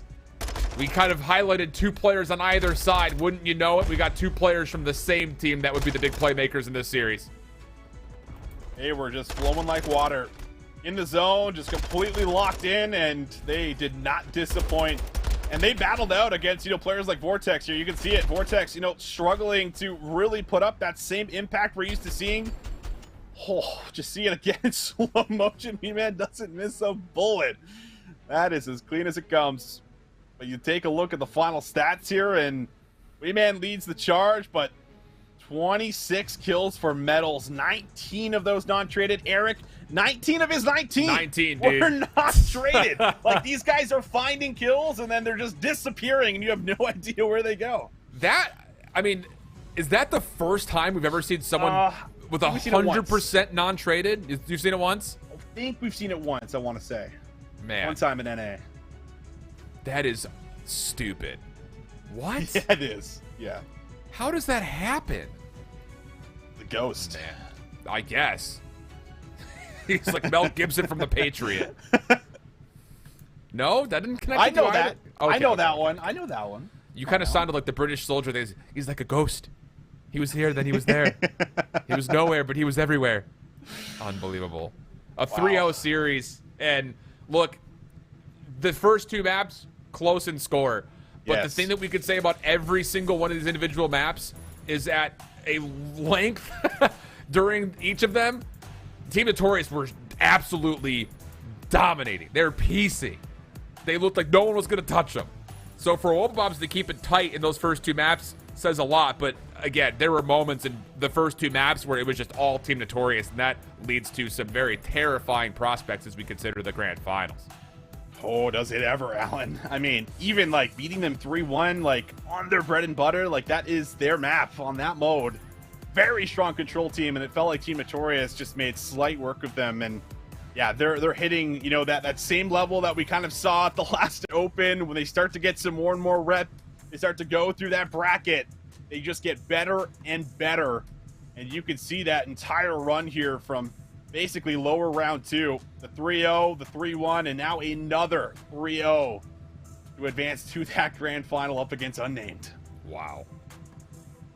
What a run it's been for Team Notorious here in the lower bracket, mind you, as well. 3-0 versus a very good clutch rain team. 3-1. Outside of just one map, it was pretty convincing for Team Notorious in the lower semis. And then, obviously, as we just saw and witnessed, a clean 3-0 in the lower finals. So, Unnamed, Team Notorious, the last two standing. Who would have thought that? Not me, Alan. Not me. I mean, just even in the fashion that it happened, right? Like Unnamed doing it with the reverse sweep, going through team after team, everyone really underestimating them, kind of writing them off, you know, with the sub coming into playoffs. But they've also looked like the team at the moment, too. And I know that one's going to be a great one versus Team Notorious.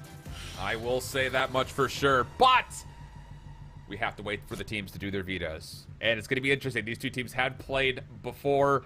It was, I think, map 5 of Fair that we were able to help watch ourselves in round 5 of the round robin. So, could we see more fireworks between these two squads? It is kind of a proverbial David versus Goliath. Newly formed squad, surprising everybody in Europe in the grand finals from the upper bracket, but the defending Dallas champs on the other side. We'll send things to a brief break. When we come back, we'll have the map selection, the breakdowns, and everything you need to know about this best of 7 grands. Don't go anywhere.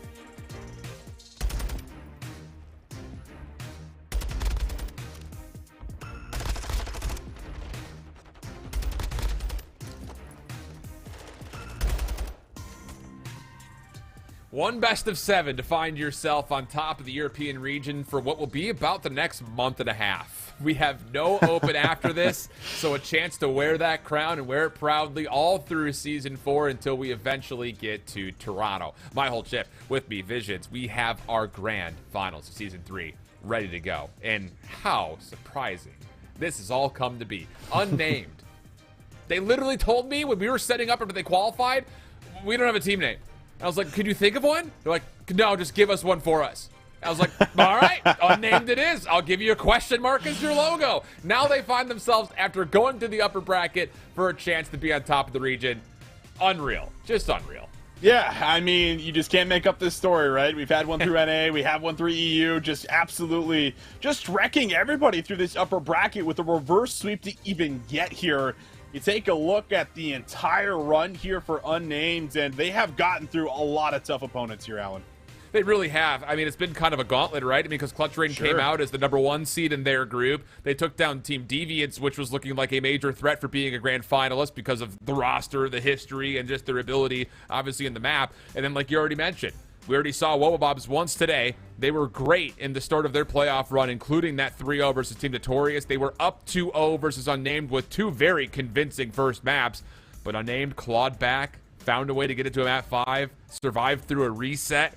It was all good in the hood to make it to the grand finals, but they will be playing up against Team Notorious, who has also put together a very impressive lower bracket run since initially being knocked down by Wobblebobs. Yeah, since that loss, I feel like they've been getting better and better. Like I was saying, in that losers final, the 3-0 versus Clutch Rain, and then a really tough matchup versus the Atlas Lions, able to win that one there with a couple maps being, pretty convincing with a 3-1, and then we just saw it. Up against the Wobblebobs, they were playing just some lights out Call of Duty, and that can be a little bit scary, for an Unnamed that maybe hasn't really played a whole lot today, but warming up with some 2v2s. These guys are firing, specifically the subs. They've just been next level so far on the day. That really is the big thing is, we've seen this time and time again. So, the complaints about the open format, like people in the grand finals just don't get a chance to play until the grand finals.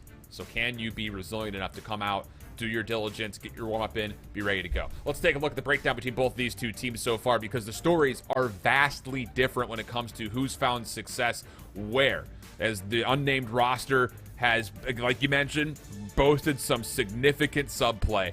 I think the biggest thing about this, though, is Furious being added into the roster has been what really kind of flipped the switch for this Unnamed team in this Season 3.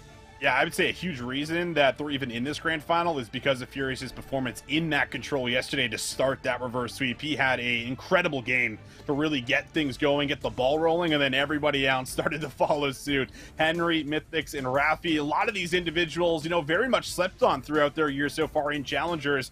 This has been one of their best placings that we've seen. Henry hasn't really been here in quite a while. Mythics, one of his first times being here, but these guys certainly have earned it. Yeah, 100%. I mean, the biggest thing is we initially were looking at this roster is like no Rafi and Grad. We haven't said that in 5 years. It feels like at this point. But yeah, Mythics and Henry have really stepped into what has been, I think, one of their best seasons so far. But we'll talk more about their successes and maybe downfalls here in a moment as we introduce the team on the other side coming out of the lower brackets, Team Notorious. We already mentioned this, but if you're joining us late, this is the only team from Europe to not make a single roster change. Like, really let that sink in. We never get a chance to say that. Usually it's like 1 or 2 teams that make changes in Europe. Not this season. Team Notorious, your reigning Dallas champs, stick together, and they are putting together one heck of a run through the lower bracket with a chance to meet Unnamed and get the better of them here in the Grands. Yeah, they've been the team so far, but, I mean, you even look at what they've had to overcome. I mean, losing in double elimination fashion and, some of the previous elites going into playoffs. They have not always had the best run online, but since that LAN, since what we saw happened at Dallas, winning that entire event, that has really revolutionized, I think, this team. They have that additional confidence. They know they're one of the best teams in the world, and they're already showing it so far on the day. All right, so not only are the rosters drastically different in terms of experience, veterancy, and consistency, but so also are the modes. I mean, for Unnamed, it's just been get to map 5. Just get to map 5. Yeah. 2-0 in map 5s, 8-2 in their search and destroy. Unbelievable. We're on the other side. We already saw the prevalence that Team Notorious brought with them in both the hardpoint and the control in their last series. They, of course, are still significantly solid in the search and destroy, but for Unnamed, this is about trying to find a way to win a respawn somewhere, because that's how you get to 4 maps, is you take all 3 searches and you take 1 respawn. That is the key to victory, right? I mean, you look at how Team Notorious have already been playing so far in the day, putting Wobblebobs, like, basically in, that 100-point category there for a little bit, and then letting them kind of come back into it. They were playing really good hardpoint. Their control even looked very, very calculated. They did not let anyone slip through the cracks. They were tracking all of the names on the map, and they were just playing, that Call of Duty, that level that we expect them to play at. They're showing it. So they have to find favor in the respawns. You feel like it's going to have to more than likely be those hardpoints. We'll find out. Here's our players to watch in this grand finals.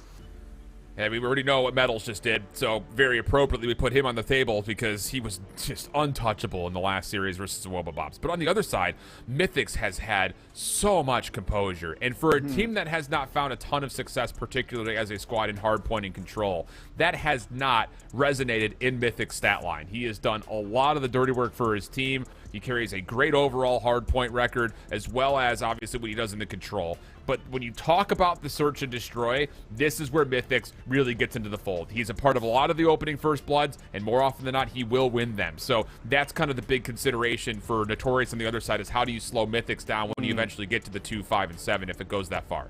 It's got to be that man on the other side. It's got to be Metals to try to shut this guy down. Do not let him get rolling. And I mean, like I've been saying, right, like Eric and Metals have already been on the ball, so you expect them to play at that level. It's Mythics that I think is going to have to continue to bring this 1.05 KD that we've been seeing so far through the playoffs.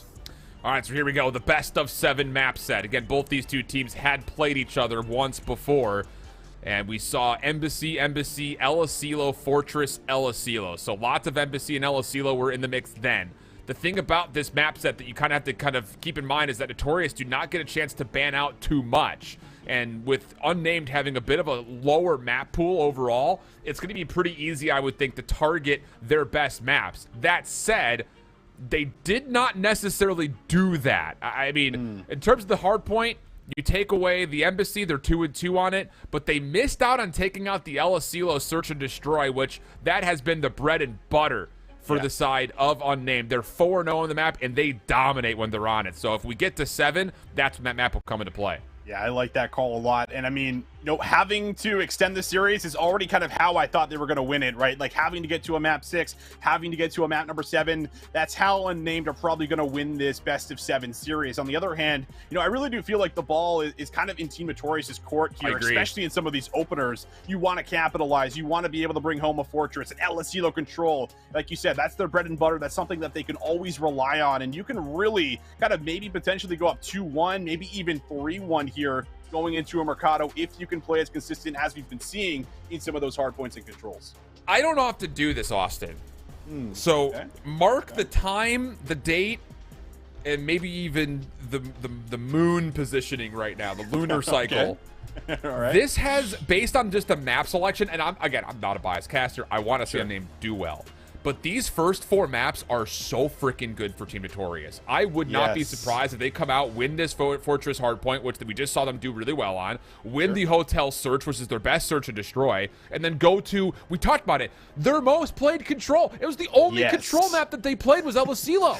So the first 3 maps are great for Team Notorious, and then they get Mercado Hardpoint afterwards? I don't know, man. Unnamed is going to need to show some significance and flexibility in their map pool, because this, based on the selection of map mode combos, I think could be a 4-0. It could get out of hand very fast, especially since Unnamed are coming in a little bit cold. We'll see if they can bring that fire that's necessary to take out a Team Notorious. And, well, so far, Furious trying to get something done through mid, but it's already been a decent flip of the map, and Team Notorious are also soaking up time. Just down here for the Fortress Hardpoint. To kind of backtrack on my own point, this is the most played hardpoint for the side of Unnamed. Again, they had really not played a lot of different maps across the board, really kind of riding a couple of maps in each mode throughout a lot of the group and this playoffs up until this point. Trades over to the old time here as Mythics gets to an opening 5 spree after his first life. Chance for an early cruise missile, which could really change things around. Good prediction, and that will be enough for the cruise missile earned. Team Notorious still with a marginal lead, but scrambling to get through the map and try to threaten this second hard point. Yeah, eyes on Eric here. 1v1 on the point off screen. He's going to lose it. You can see everyone trying to battle to the back, trying to lock down that close spawn, and it looks like the security should be here for Unnamed. And now the subs maybe a chance to start to flood out onto the map, but they don't have a lot of presence around the point right now. So Team Notorious basically bully their way through the front. They have control now even through the top of boat. This is a pretty good position to be in as the spawns are starting to get a little bit wonky here for Unnamed. And look at the setup for Team Notorious. They're more focused on the middle of the map here, almost to kind of give you the insinuation that they may actually want Unnamed to start to spawn in the back for a moment, just to kind of get a bit of a trap and then recover spawns. May not have came through as intended, but it still comes through nonetheless. Unnamed preferring to go to the rotation with Furious just watching for exits, and there's a lot of time on the clock here, so Furious needs to get to work and make these exits punishing for Team Notorious. Furious is so good at playing this role, and you can see it. He's getting a couple of key 1v1s, gonna pop the dead silence, and has a chance to continue to finesse. He might just wrap all the way around, but Weeman quick on the trigger. Will deal with Furious, and now it's all about focusing all of your resources into the point, trying to get to the back. Oh, Furious doesn't actually spawn in. A bit surprised by that. I think Notorious will be in the same ballpark as me. So he will get a free kill on the pinch and leave Sigs by his lonesome for a moment. Chance for Furious to continue to be a distraction as he trades himself out with his Semtex postmortem. And Unnamed will do solid on this initial hold attempt. Eric Boom not going to be able to stand tall as Mythics and Henry were both focusing fire on him. And how about it again? Mythics on another 5 spree. Him and Furious taking things over. This has been like 9 consecutive kills in a row, it feels like here, and Furious is eating just about all the damage behind the statue. Finally dealt with from Metals. Clean shots out of Henry with the snapper. Will eliminate Metals, and how about that hill? Unnamed, they come out with that full 60. You concede a lot of the time on P2, but they make up for it and some, and moves are being made. Henry picks up another Vaznev and gets a good look at the next, but instead it's Mythics with the trade, working to the back. And that's the biggest surprise I think about Unnamed, is that they are hitting with the same type of tempo that teams like Notorious and Wobabobs have really showcased as a difference maker in the region, not just independently against them, but Unnamed have the ability of going quick and flying, and you're seeing that out of Furious, you're seeing that out of Henry. The collection of them are 17 and 14 at the moment. Pressure has still been established, though, on the hard point. Notorious kind of like, water off a duck's back here, saying, whatever, we'll just kind of go with the punches. We'll get into the hard point and force you to continue to play for the objective. And so far, Team Notorious still holding a slight edge while Rafi tries to fight back in for the next break. Yeah, Rafi's been on a little bit of a slow start. 1-7 there. Starting to bring it back. Has a lot of the hill time, though, for Unnamed. He's been soaking it. And now Furious getting into the mix. The sub struggling to get full control. And it's really because of the ARs up top. Sigs and Weeman both locking down that scrap time. Should mean that Team Notorious going to come out with that same cushion we saw going into P3. Scrap time fight still going their way. But now we take a look at the rotation. And yeah, the spawns come in here. Not a good moment for Unnamed. Going to have to win a couple of key battles before they start to see this hard point. Yeah, Team Notorious survived through that really nicely, just kind of manipulating the map just enough with the time and the hard point remaining to get into a good setup for the early time here at New. Unnamed, a chance to still try to contest, neutralize this hill, but Maple changes the turn just a touch with a double. Weeman following up kind of eliminates the attempt for Unnamed to get for a quick break, and as Henry drops top maps, now all of a sudden, Team Notorious back into a solid setup, and goodness, they've got 25 trophy systems on the hard point. Yeah, the stream somehow, though, still finds them. It must have banged it off the wall there, must have went high with it before the trophy got it. Only way that you find that one. A lot of trophies down, and, well, the stuns and nades have not really made their way into the point. And that means that Team Notorious have been able to soak a lot of this time, too. Unnamed, I mean, the only real hill that they've been able to collect time on has been P3. These more open hills that can be broken, they have not really found those opportunities here thus far. Yeah, I mean, Team Notorious had a missile defense system that would have rivaled NORAD. Dude, are you kidding me? It still lands. Slow start from Rafi through the first set, just 5 and 12, averaging 1 kill per hill. Sounds much more deadly when you put it like that, I say. 136-74. Nice moment here, though, for Unnamed. Cleaning things up through the middle of the map. A chance for them to get under the hill and start scrapping their way back together in the map. Rafi needs to get some work done here on this rotation. And, well, spawn's looking good. Couple of key kills there for Rafi, finally getting involved. And Henry also deals with Sigs in the back. That's all 4 down. The block is almost there. It's a bit of splits coming through. Eric still has a look at being able to contest this in the back, but he doesn't really have a lot of the support just yet. Rafi won't be able to find the elimination. Still on that 4 spree. Finally cut down. Metals also taking himself out of the picture does kind of allow Unnamed to still fight for this scrap time and have numbers on rotation. Only one in their way is number 7 of Eric Boom. Just trying to play his life a little while longer, but as he gets shut down, Now all of a sudden Unnamed have a chance to take the lead in this game. Second hard point about to open. Henry watching for any crosses on the outside of the exit. We'll see the shoulder of Wee Man. Shots are just good enough as he fades away from the gunfight, and Unnamed start to establish some control here on Gallows. That Team Notorious seem to be a little bit worrisome of, pushing too far, getting the flip of the spawns, because this has been basically back-to-back kills finally coming through for Unnamed. Mythics leading that charge at 22-12, keeping them in it. Rafi still soaking that time, now a minute 15. Ready and waiting for this hit to come through. Finally, it's starting to come his way. He's got a read on one, but Metal's able to break on through the side door. That will now be control for Team Notorious, but it does also flip the spawns. Yep, and this is where Unnamed, you already mentioned it after the first set of rotations had come through. This is where they got the majority of their time, was at P3. Looking to do that once again. Wee Man shut down. Furious just finessing.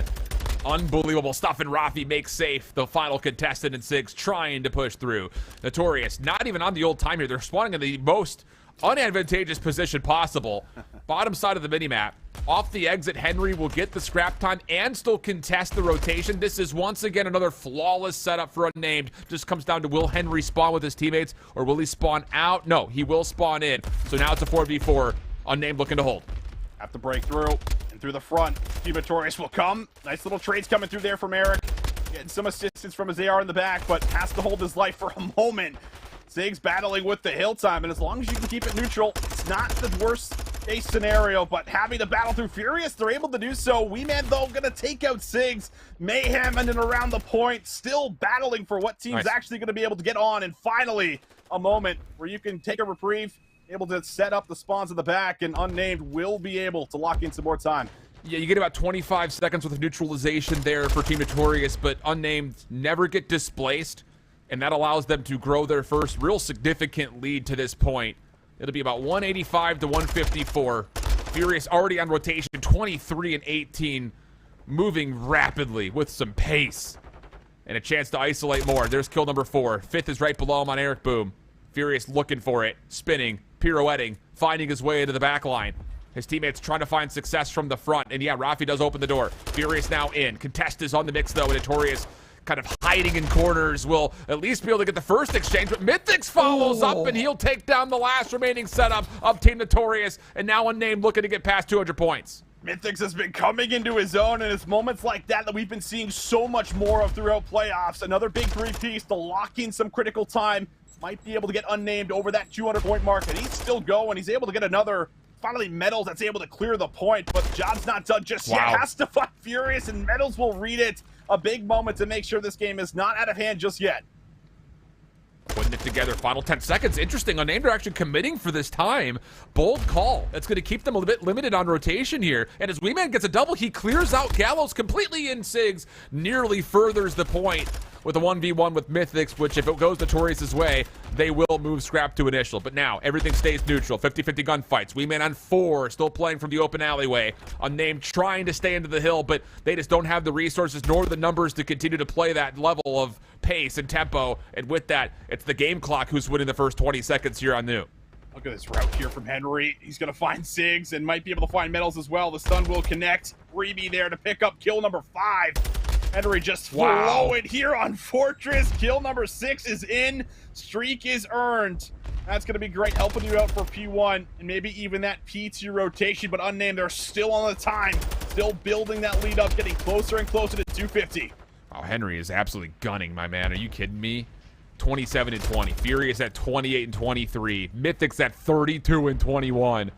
An absolute clinic here in the second rotation from Unnamed, while Rafi continues to soak up and tally more time in the objective.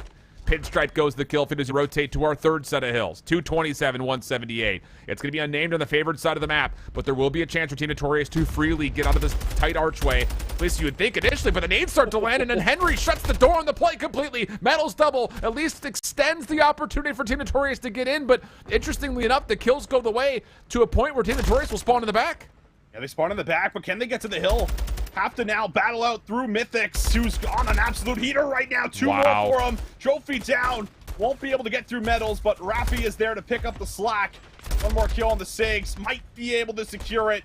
Help coming through the middle of the map, so Team Notorious might be able to extend this 1 more, but they still have to fight for the scrap time, and Mythics opens up with another double.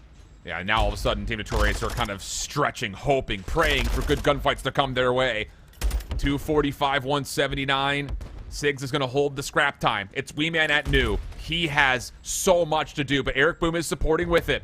Unnamed, staying concealed inside the main buildings, trying to win back these spawns. Kills coming out. Now Wee Man has to find a way to make the play, but Eric Boom's the one to clean things up, and the Notorious are going to have the spawns. Cruise missiles on the way in. It's going to force Eric off the hard point, but no one will drop, and Team Notorious now just need to win the next set of gunfights. Yeah, the streak doesn't find a whole lot, and you still have presence through mid. Sigs actually finds Henry, so this play needs to work through in the back. Eric ready for it, has the sound too. Good for the first one, ready for the next one. Sigs now also throwing himself on the point, trying to reinforce. You have to hold every single second, and that might be enough for Unnamed. One final attempt to break through the doors, and Furious shuts the door, slams it in their face, and Unnamed, they come out with the map 1. Wow, what an unbelievable turn in that second set of hills. Flat out Unnamed, you called it, and you called it perfectly. They had like 65 points after the first set came through, and 55 of them were on the Fountain hardpoint. But able to get a nice little setup, contesting towards P2 for an extended period of time, and then a chance to, as we mentioned, fight back against what was some good neutralization from Team Notorious the next time we got to Fountain, but better on munitions, great on Blacksmith, and then finally being able to turn that into a solid setup to go to the next hard point 1 and the second point again. Really, really solid stuff for Unnamed. So they take map number 1, big, needed to have it if we're being honest, and yes, a chance now to really kind of make me eat my words, which is great because I missed lunch today, so I appreciate that. Yeah, what a turnaround here. And I mean, you can kind of see it. Like, all their points right now for Unnamed, like, that is all off that P3 hill. And this is where you start to have some of those pop moments between the subs on Team Notorious. But this P1 hill was also kind of where they started to collect a lot of that time. They chained it into P2. And this is always those awkward situations that I talk about where you're at that 45-second mark for Team Notorious. You can't give that time over for free. You have to hit it, but you have to be so worried about flipping out the spawns. And that's exactly what happened. Unnamed just got the perfect manipulation of the map, flipped it out at that 20-second mark, ran to the back of P3, and that's where they really started to run away with that lead. Yeah, absolutely. And it was kind of one of those things where it's just like Furious and Henry were flying. We saw them absolutely swarming around the map. But it's actually Mythics who gets a lot of the legwork done on those rotations, leading to him kind of following up on hardpoint time. He gets 37 in total, kind of sneaking into the top of the leaderboard, but 40 kills from Furious. That's right amidst Henry's 31. And we talked about Team Notorious having a significant front line in the SMGs. That's different, though. I mean, yes, it is. 4,000 damage, a total, let's put it this way, a total of 7,500 damage was tallied for both the subs for Unnamed. That's unbelievable.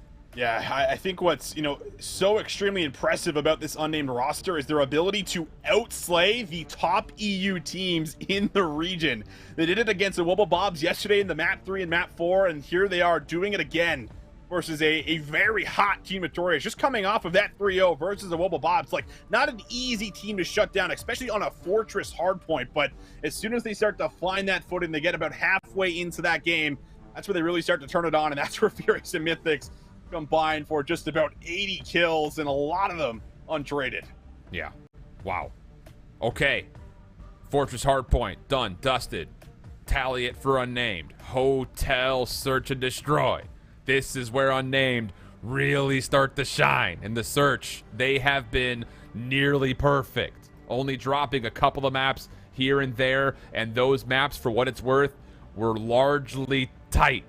But we go to Hotel, where Team Notorious have been great, and a lot of that has come because Sigs continues to snipe and continues to find success. So that's, I think, the big difference maker here when you look at this matchup in particular.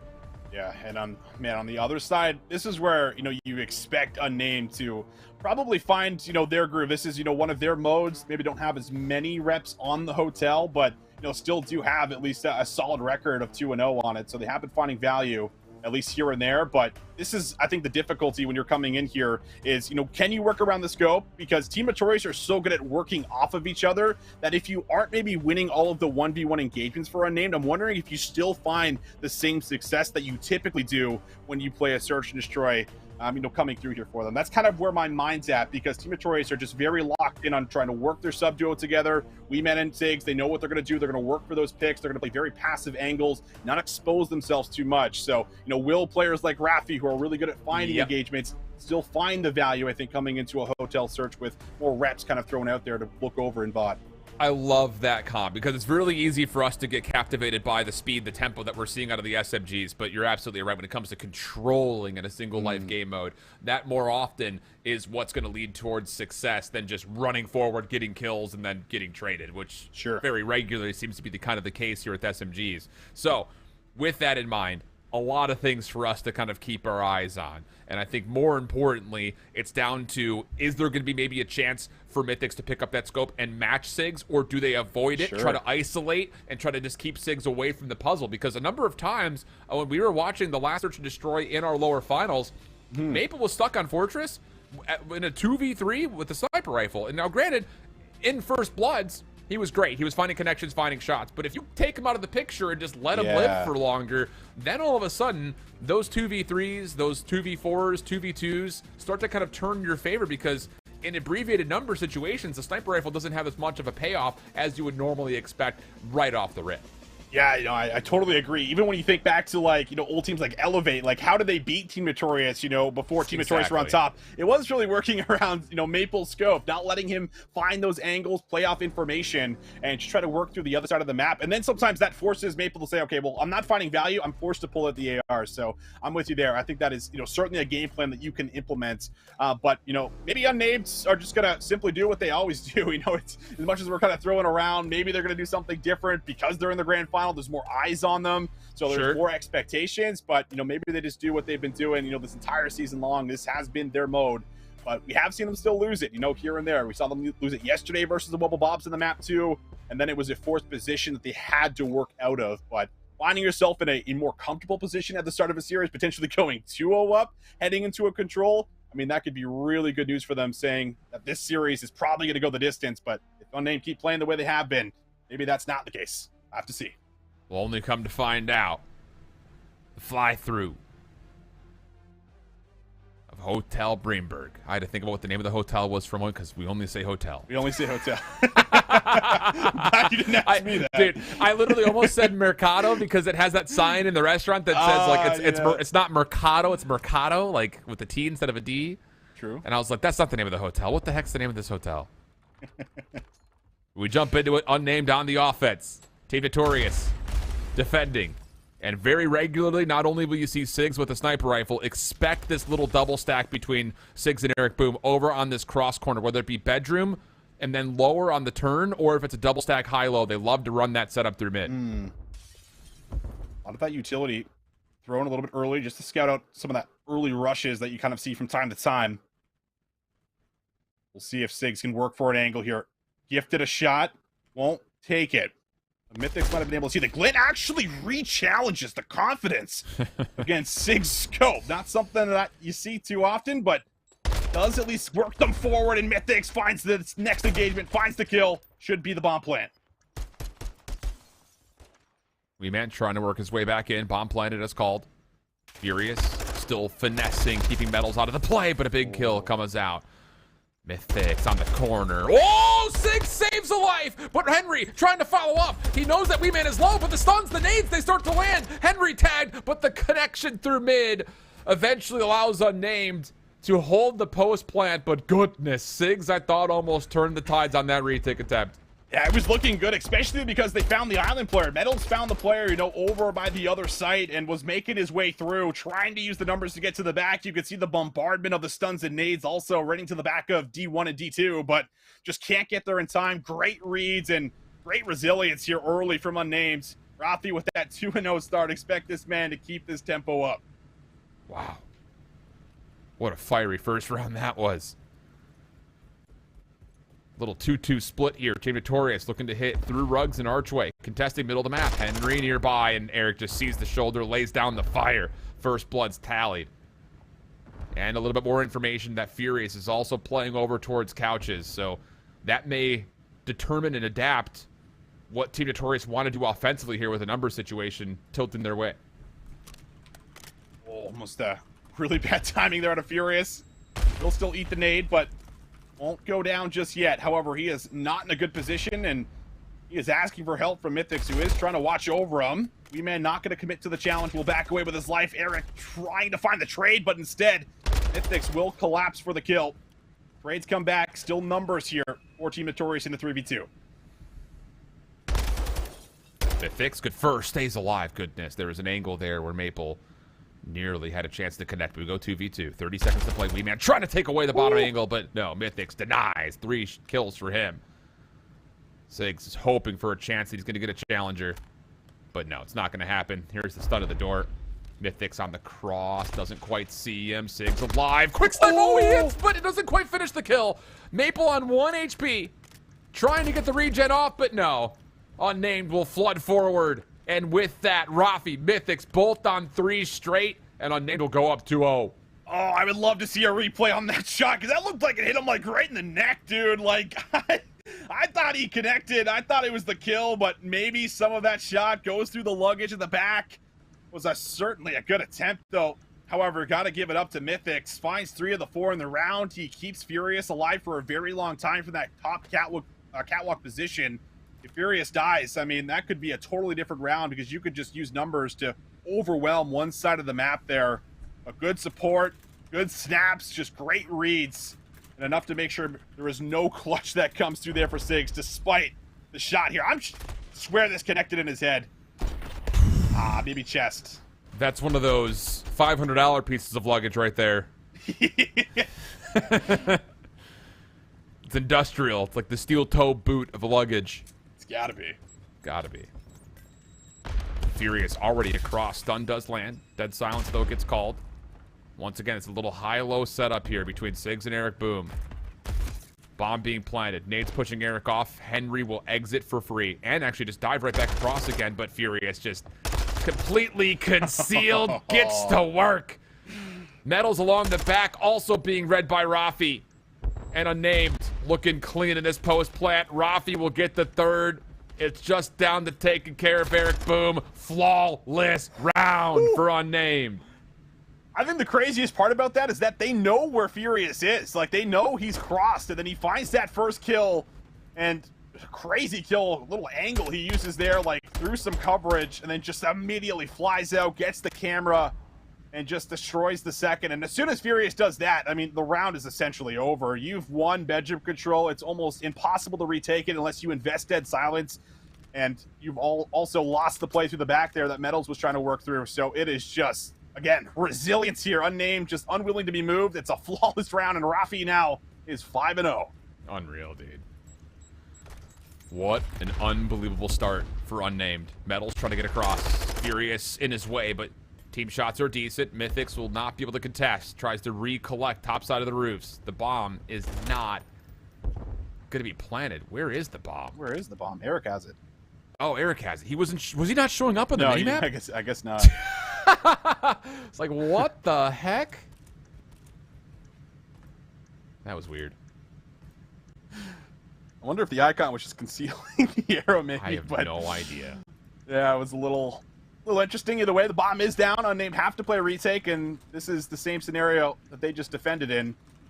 Henry has been heard and will be taken out. Rafi hasn't earned the streak just yet. He's using score streaks and might be able to find Metals. This has all gone very south here for Team Notorious. Metals is going to have to clutch this up. Has the opportunity to do so, but Rafi's concealed. Has to challenge out and can't find him. Just going to stick it, and it will work out. Unnamed good for another. Unreal, dude. 4-0 to start. Are you kidding me? I mean, come on. Wow. 7-1 for Mythix, by the way. I mean, you called it. Call you Visions the Prophet Neil all of a sudden. Because he has been all over the map, and he's been locking things down, allowing players like Furious to get forward. I mean, but for as much as the subs were a star in the opening hardpoint, it's really been both ARs that have been just indomitable here for Unnamed so far. And I don't know what you do to change if you're Team Notorious, but it's got to be quick and it's got to be convincing. And they're going to 4-man stack over towards A, and look at the flex here. Unnamed already making a play over towards B. Mythix will call the cruise missile in. This will split Team Notorious's defense. and actually may allow an opportunity for Weeman to get fully isolated here as the hit comes in. Yeah, they know Weeman's here. Stun's going to come through, and you imagine it should be a swift transition in for a kill, and it is. Rafi, he finds 2 more, takes out his teammate on top of it, but who cares? He's 8-0. Let the man do what he wants. He's just taken over. And with control of the site, they're not going to plant. They're instead waiting for this challenge to come through for Team Notorious in the back. Furious not able to provide for the first blood. Mythics keeps the tally relatively even, and oh boy. Dude, yes. Dude, indeed. Like, what is happening right now? I have not a clue. We just watched Team Notorious play, and I said it, like they were lights out. Like, I felt like everything they were doing was great, but it was really being led by what Eric and Metals were doing at the start of a lot of their S&D rounds. You take a look at what they're doing right now, they're both 2 and 5. They have not found any value. I mean, to be fair, nobody has found any value, but those 2 specifically, we highlighted them for a reason.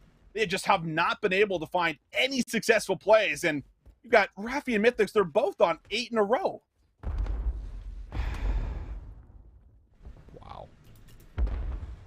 Team Notorious going to hit over towards B, but with no connections off of nades, Unnamed are already rotating their defense over to deal with this. The only player lurking right now is Sigs. He will be behind, trying to maybe make safe. The post plant stays locked in through mid, but first blood's already in. Bomb gets planted. Doors are opening. Not a lot of nades here front. They're going to do this the hard way, though. And that's an opportunity for Team Notorious. Kills starting to come out. 2 for 1 the exchange. Maple now makes himself known through the middle of the map, and now it's just down to Furious. 1v3 situation, and that's just Team Notorious having a little bit more utility than Unnamed after the start, but don't rule out Furious. Stuns are in. 17 seconds. Semtex also tags, and that may kill his chances at actually fulfilling this 1v2. Yeah, it looks to be no time to work with here, and, well, finally Team Notorious able to come through, but it was kind of a blind counter that was set up for Unnamed here at the start of the round. They sent basically all 4 members either to like the couch or basically right to top and bottom bedroom, expecting Team Notorious maybe to come through to the site with a little bit of aggression, but get the wrong read, have to play retake, and finally Team Notorious, they get the first round, one of many that is required, but there's still, one more streak, I think, available for Unnamed to also use and throw into the mix, and that's going to be really difficult now to set up. Have to be really wise. You do a 2-2 split just because of the additional streak. Yeah. We're running out of options right? here. I mean, yeah, exactly. Let's find out. Play over towards A for Unnamed.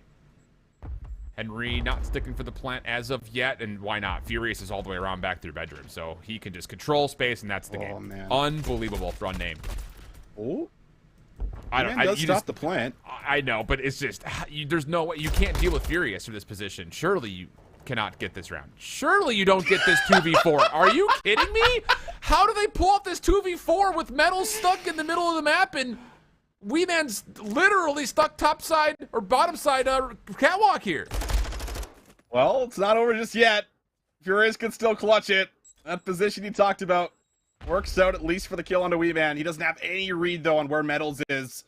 And they know the bomb is down, so Metals doesn't really have to move from his position either. He could wait for a sound cue. Furious doesn't have the dead silence just yet, but is working towards it. But doesn't have the luxury of waiting before he needs to get the bomb. And it's just a matter of, will Metals peak at the right time? Okay. Oh, man. What? That was not how I saw that going, obviously. Almost made myself look really silly on broadcast, sillier than usual. But Furious, this is another one of those moments where you know he's feeling himself. Right over the top of the head, Metals is not able to really take many shots back. It's the 10-3, though, for Mythics and 9-2 from Rafi. They combine for 19-5? Huh? Any trades? Not bad. Wow. Pretty good. I like it. I like what I'm seeing. What was that? 2 8 sprees? 2 8 sprees we saw? Yeah. I mean, it could have been a flawless game for Rafi as well. He was just on one, man. And yeah, like, I think it's just so shocking because we're so used to seeing Team Notorious fight back, right? Like they'll lose a couple rounds, but we're so used to seeing them adjust. I really come back to this point that I know we keep alluding to, but like Metals and Eric like aren't being allowed to make plays. They're just being shut down because of Mythics and Furious are winning the close range battles, or you see Rafi who's picking them off, finding really good angles, catching them off guard, and they're never really getting to those forward positions that we're used to seeing, and then back away with the numbers. That's kind of how Team Notorious like to play. How we'd like to set up, but that is just being denied. They're being outgunned. They're being completely red and unnamed. Just steamroll through them with that 6-1 victory.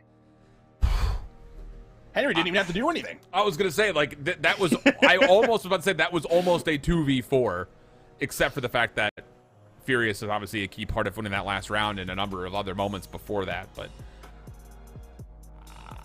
I did not see this coming. I mean, it's just, like, some people that may be watching are only, like, you haven't really watched Monday the group stage games. You're just watching playoffs. You're just watching today. No one expected this unnamed team to be in the grand finals, let alone from the winner bracket, let alone be 2-0 up convincingly against the Dallas Open champions. That didn't make a roster change. The only team to not make a roster change. But here we are. We're living in the chaos. Thriving in it? Hard to say. We still have a lot of COD to be played. With that, though, we will be considering the control on the backside of this break. A best-of-7 series, but Team Notorious find themselves struggling just a touch. They get a chance to play on their most rehearsed control game mode map combination. When we come back after the break, don't go far.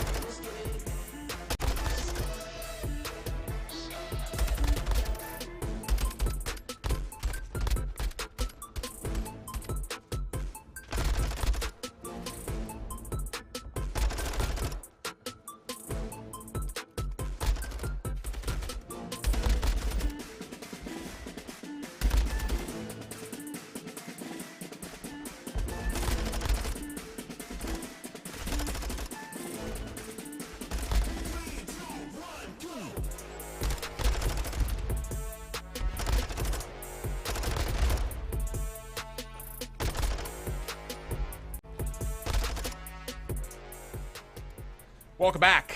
We are through 2 maps here in the grand finals. Unnamed take both of them. And now a chance to possibly start to really make us sweat in our shoes. I'm not even wearing shoes. That's how much that sweat's going to start to transpire through the floorboards into my shoes. I don't know. El Asilo Controls coming up next for us. Team Notorious have to find a way to win this map, just based on the fact that they've played it in every single series they've played. except for the one most recently in the lower finals. Yeah, if they lose this, Unnamed are just the best team in Europe, period, right? Like, it's just, there's no, you can't contest it. Like, this is the only map that we typically see played here for Team Notorious. They almost always win it, and now they're basically forced to win it here, right? Down 0-2 in a series after coming off of a very clean 3-0 in the lower final, and they have just been, you know, basically taken for a ride. They had a good start to the Fortress Hardpoint, but since then, there haven't really been any positives to talk about. No, not at all. And the crazy thing about it is, even in the moments where we've seen some positive things happen, like the sub duo still playing well in the Fortress Hardpoint, they're getting bested on the other side by Unnamed, pretty much across the board at the moment. So that's something that will have to change for multiple reasons, none of which we're going to get into right now, outside of the simple fact that Notorious doesn't want to be down 0-3. So that's kind of the biggest thing about it. But I will say, just kind of going back to it, just kind of reprising on what we were talking about at the beginning of this broadcast, Unnamed winning that first hardpoint changes the dynamic of this entire series. It's their worst mode statistically. It was a map that they've played, sure, a handful of times here and there, but taking away hardpoints from Team Notorious is how you win this series. I mean, we talked about their Search and Destroy being unbelievable. Maybe they needed to win the 2, 5, and the 7 to win this series. But getting map number 1 immediately throws tons of pressure to Team Notorious to essentially take 3 of the next 4 maps. Like, they have to. You cannot go down 3-1 in my mind. Lot to do here. Team Notorious gonna have to find a way to do it. This is their map mode to win. This is one of their best map mode combinations that they have to date. But can they do it? Unnamed have been great.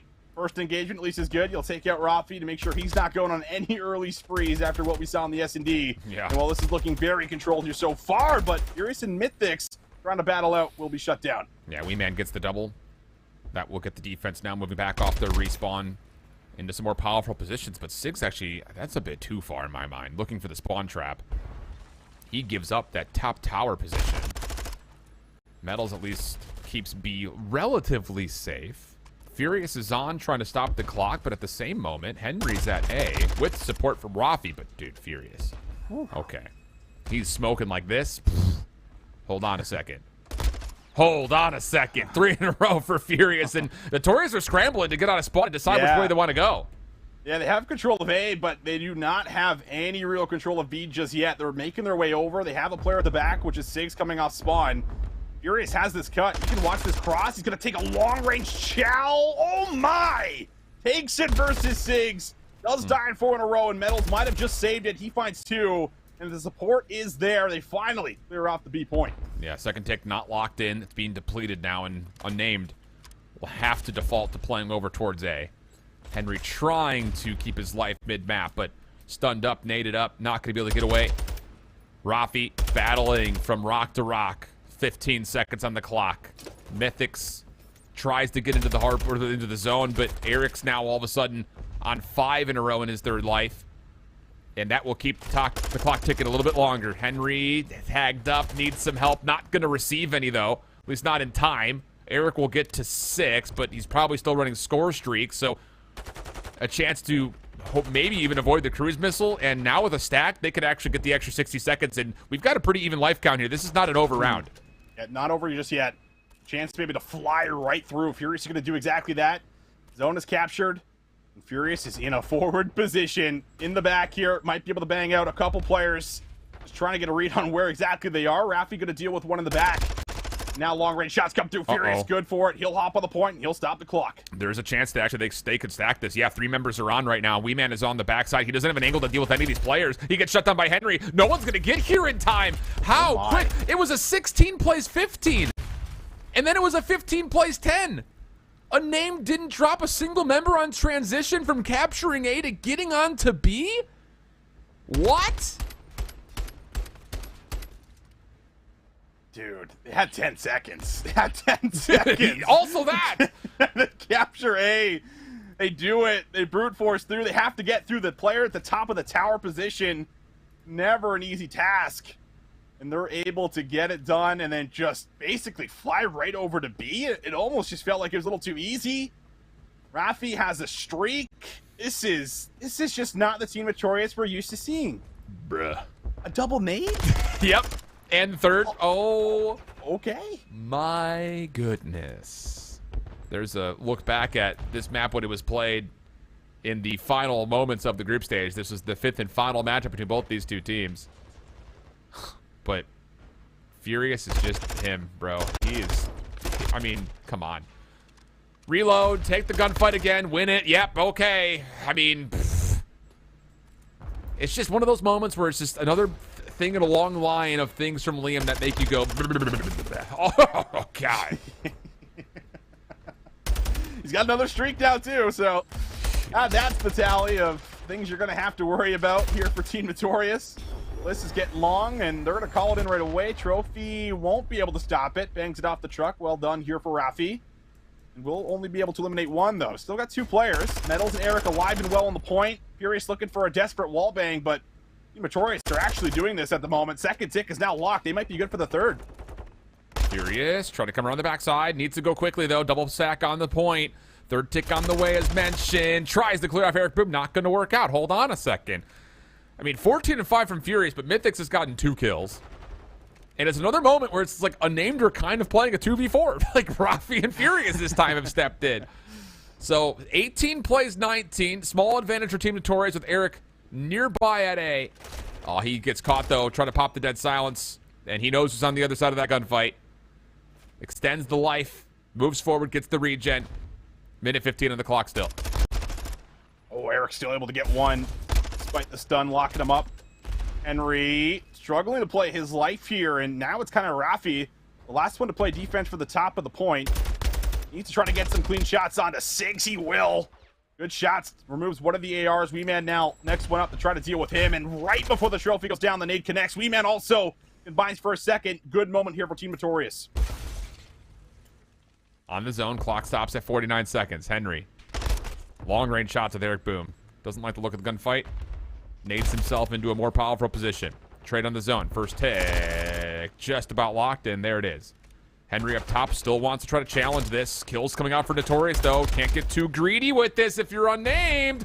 Surely not. Not again. 9v12 the situation. Double stack in. Second tick of progress. Locked. Metal shuts down Mythics. Can anyone clear these players off? Sigs on 4. And the corner with the knife. It's Furious for the double. Still a chance to contest. Trying to get the regen off. 2 more members in front of him.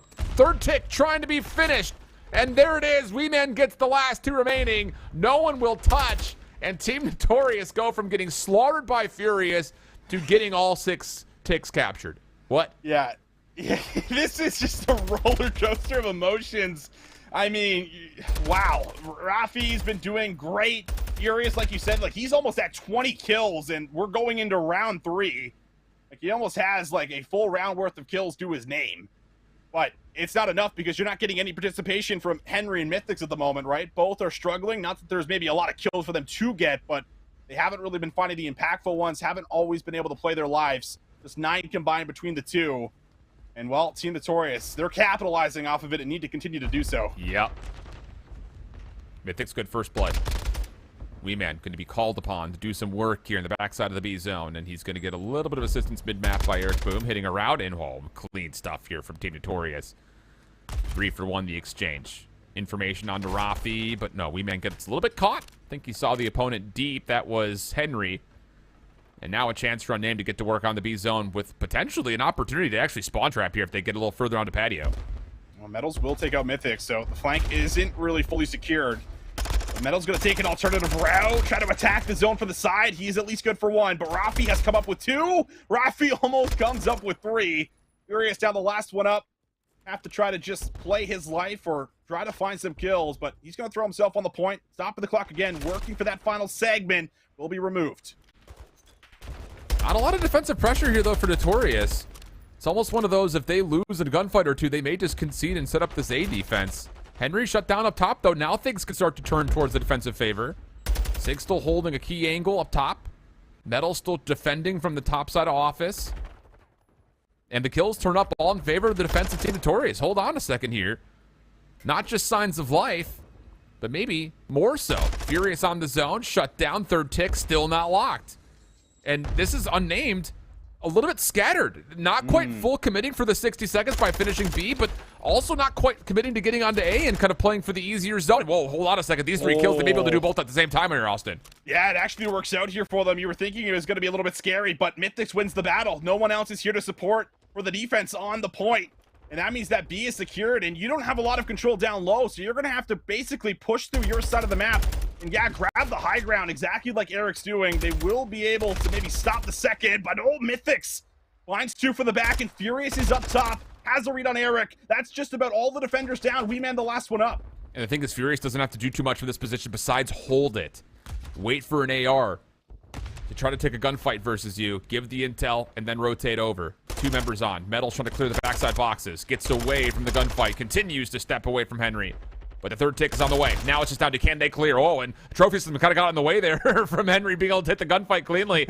And that would be Notorious recovering. 10 plays 10. 60 seconds on the clock, and the third tick has been fully depleted. It's a good spot to be at. You force the spawn kind of all the way over by White.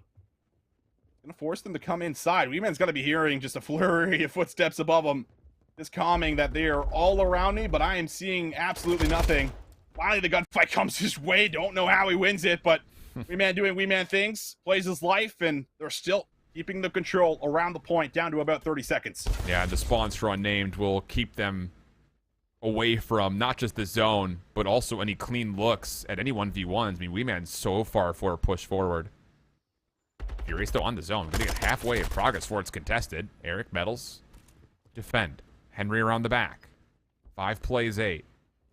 Notorious with the advantages, still finding kills. 8 plays 4.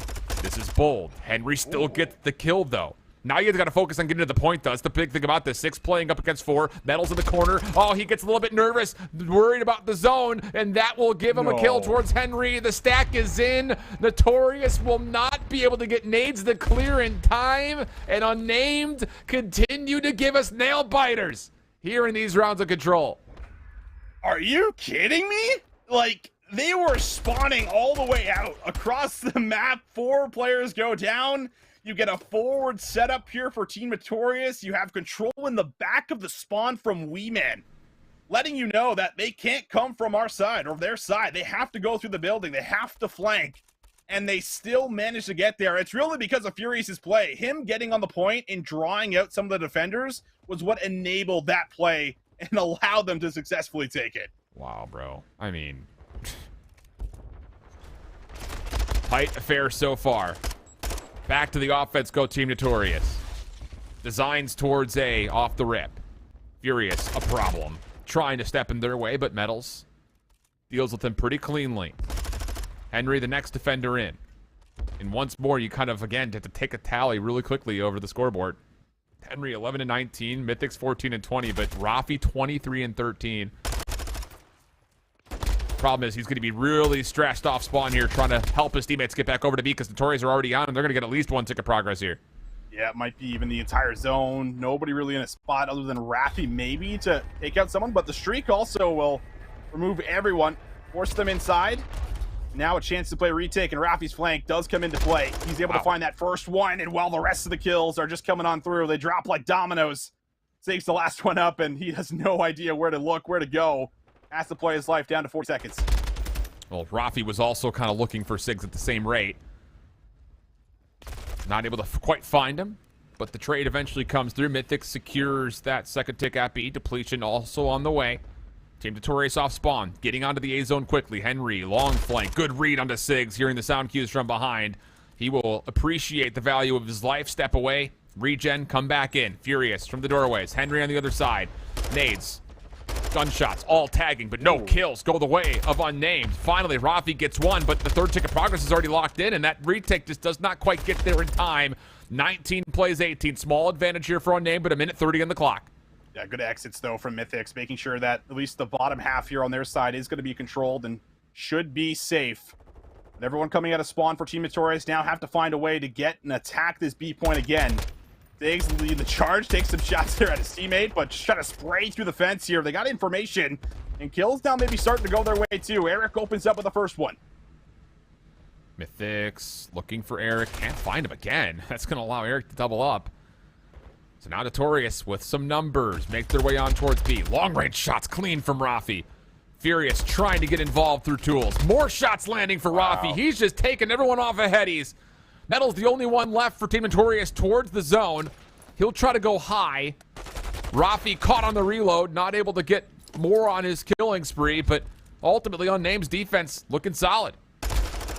And Furious is once again down low, only able to find one, but he gets a lot of information there for his teammates. Henry just toying with Sigs in the back, trying to get some shots in, but will now be forced to back down. Still a spot that Team Notorious can try to work through. That second tick not fully depleted, but the problem is the time. They're going to have to make a move, and they're going to have to find a successful kill feed. Sigs good for the first one again. Time becoming an issue, ticking away. Stops at 17.3, unnamed. Still being tested from the front of this defense. Weeman and Eric Boom continuing to further the point. Second tick of progress now on the way as Eric jumps on. 12.8 is where the clock stalls. Henry avoids a lot of incoming nades. Trying to get a gunfight. Gets one versus Weeman and wins it. Now we can try to play this retake with Rafi. Drops in front of him. Sigs for the double. Trade not quite in yet. Mythics finally provides it, and then follow up from Furious behind. The third tick will be stopped, depleted, and unnamed will successfully go tight offenses into another tight defense. 3-1ing Team Notorious's best and only freaking control map they've played largely this season. And now they're up 3-0 in the grand finals. What? I thought this was going to be 3-0 the other way. Same. We were talking about it during the break. Like, we are just getting a totally different unnamed roster. They are leveling up. They are getting better and better. We are seeing like takeover performances, not from just one individual. It's not just Furious. It's not just Rafi, not just Mythics. Like, everybody is chipping in. Everybody is having their moments, and it is paying off. They are taking over. They look unstoppable right now. Like, they just 3-1 Team Notorious on El Lasilo control. Like, I gotta throw like an eye hold shift, like, huh? Like, out there, you know what I mean? Like, what's going on here? I respect that play out of you. The thing about it is, like, we are often treated as surprises and challengers. Sure, that's for sure. You know, just to kind of give a little foreshadowing, you guys are going to hear the storyline of the Hive Street Mob Gaming team all night tonight, from the upper bracket finals to North America. But the thing is, like, we've watched them steadily progress, get better and better and better and better and better. There is not a single moment in Rafi, Henry, or Mythic's career that I don't even know if they've ever seen a grand finals before. Let alone come out of the upper bracket with a recently put together team and be up 3-0 versus a defending champion? Yeah. Like, this is something that is uniquely, you know, a challenger's storyline. And it's even more so, not even often we get a chance to even say the praises of a newly put together team doing something like this. In a cup weekend, sure, we've seen that happen before. But over the course of an elite stage, making a change in the middle of it? No, this is different in so many ways. Rafi goes 28-18, 21 and untraded. Ugh. And the thing is, like, no one got really heavily outslayed on the other side. In fact, I think based off of kills, I want to say Team Notorious actually outslayed Unnamed, flat out. But look at the 16 offensive from Rafi and the 12 offensive from Mythics. Stupid. Yeah, those are some numbers. Wow, man, I am just completely baffled by what we are seeing from this unnamed roster. I mean, where do you find the words? Like, it's just, they're doing the impossible. They're doing what no one thought they would. I mean, we framed it up at the beginning, Alan. We're like, probably going to have to be a Game 6 or a Game 7 win here for Unnamed. And now, you know, we fast forward like an hour and a half, and here we are, 3-0 up. A chance to actually put it away on a Mercado hardpoint. And here's the thing. Like, if they 4-0 the series, I'll continue to have just nonstop astonishment. But if they do it while taking down Team Notorious on Mercado hardpoint, that would be a statement. Because none of these maps, I mean, Fortress hardpoint got tight, yeah. But like we talked about for Team Notorious versus Wobble Bobs in the lower finals, there are some moments in there where Unnamed were just straight taking over. That second rotation of hardpoints, they were taking over.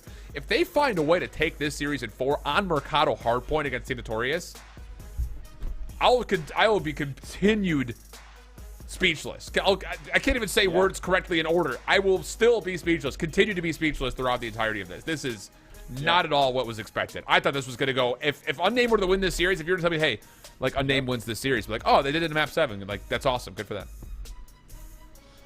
That's what we thought. I guess we thought wrong, because Unnamed are here to play and they're here to put it away. I mean, it's obviously difficult to do it on a Mercado, but when you're playing like this and you've already won a couple of respawns that, you know, we were questioning coming in, maybe they do it. The only thing I think they have to be a little bit worried of is the proactivity. We did see Team Notorious play this, you know, in the lower final. They were like rotating 30 seconds ahead of time, putting pressure on the ARs, and they weren't giving them any breathing room. Maybe that's your way of doing it again. Don't let Rafi have that same breathing room. Do not let him put up, you know, close to 30 kills. I don't know what they have to do, but like maybe that's a start, right? Like that's something they could maybe start with coming in.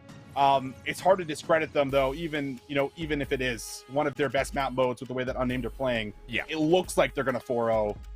Will they be able to? I mean, it's really Team Notorious that need to answer that question here for us. They're the ones that have to pick it up. The subs need to be here. Correct. Like, they need to come alive for us, Alan. Like, they need to show up. I think it's not just the subs, though. I also am I'm going to put this pressure onto Jack here. I think Maple has to have a big game. He has not been a part in a major way of the storyline of this series. Even in the lower finals, you know, outside of the snipes he was hitting on the Fortress Surge, did not really see, you know, takeover moments from Maple in the respawns. So we know that Team Notorious can still play with tempo and speed. We know that this subline is still playing well. But I think the bigger factor is, will Maple be able to step into what is currently the Mythics and Rafi show, you know, and be able to actually be a part of this, you know, AR battle that we're starting to see, because that's where Team Notorious was also very good at kind of helping enable their subs, was on rotation against Wobobobs. They were getting into position with their ARs first. You know, who's going to hold time, who's going to go new, who's going to watch a lane, a long lane through mid or something like that. That's where I need to see Maple really kind of step up his game here to get Team Notorious a chance to continue to try to match the pace of Unnamed, because still, it's not necessarily that the subs are getting outpaced, which they are, but I think that the enabling that Unnamed has given them a lot of advantages where previously other teams versus Notorious have not been able to find the same success. So that's kind of where I'm looking. Yeah, I mean, that's fair. Have to see Maple have a big map here, man, but holy, it's just, it's still so hard to process at the moment what these guys have been able to put together. It feels like they're one of the best slaying teams right now in Europe, which is, like, it's a wild thing to say, right? Like, with the players on that roster, like, with other members that we have out there, like Abusa, and, you know, all these just stars that we have scattered throughout Europe on all these, you know, different teams. It feels like this team is slaying the best, and it's like something changed in that map 3 yesterday in that winter final versus Wobobobs, right? Like, that's where, like, it snapped. That's where, like, they started putting it together. I don't know if that was just a huge confidence builder for them, saying, like, okay, like, we actually can do it.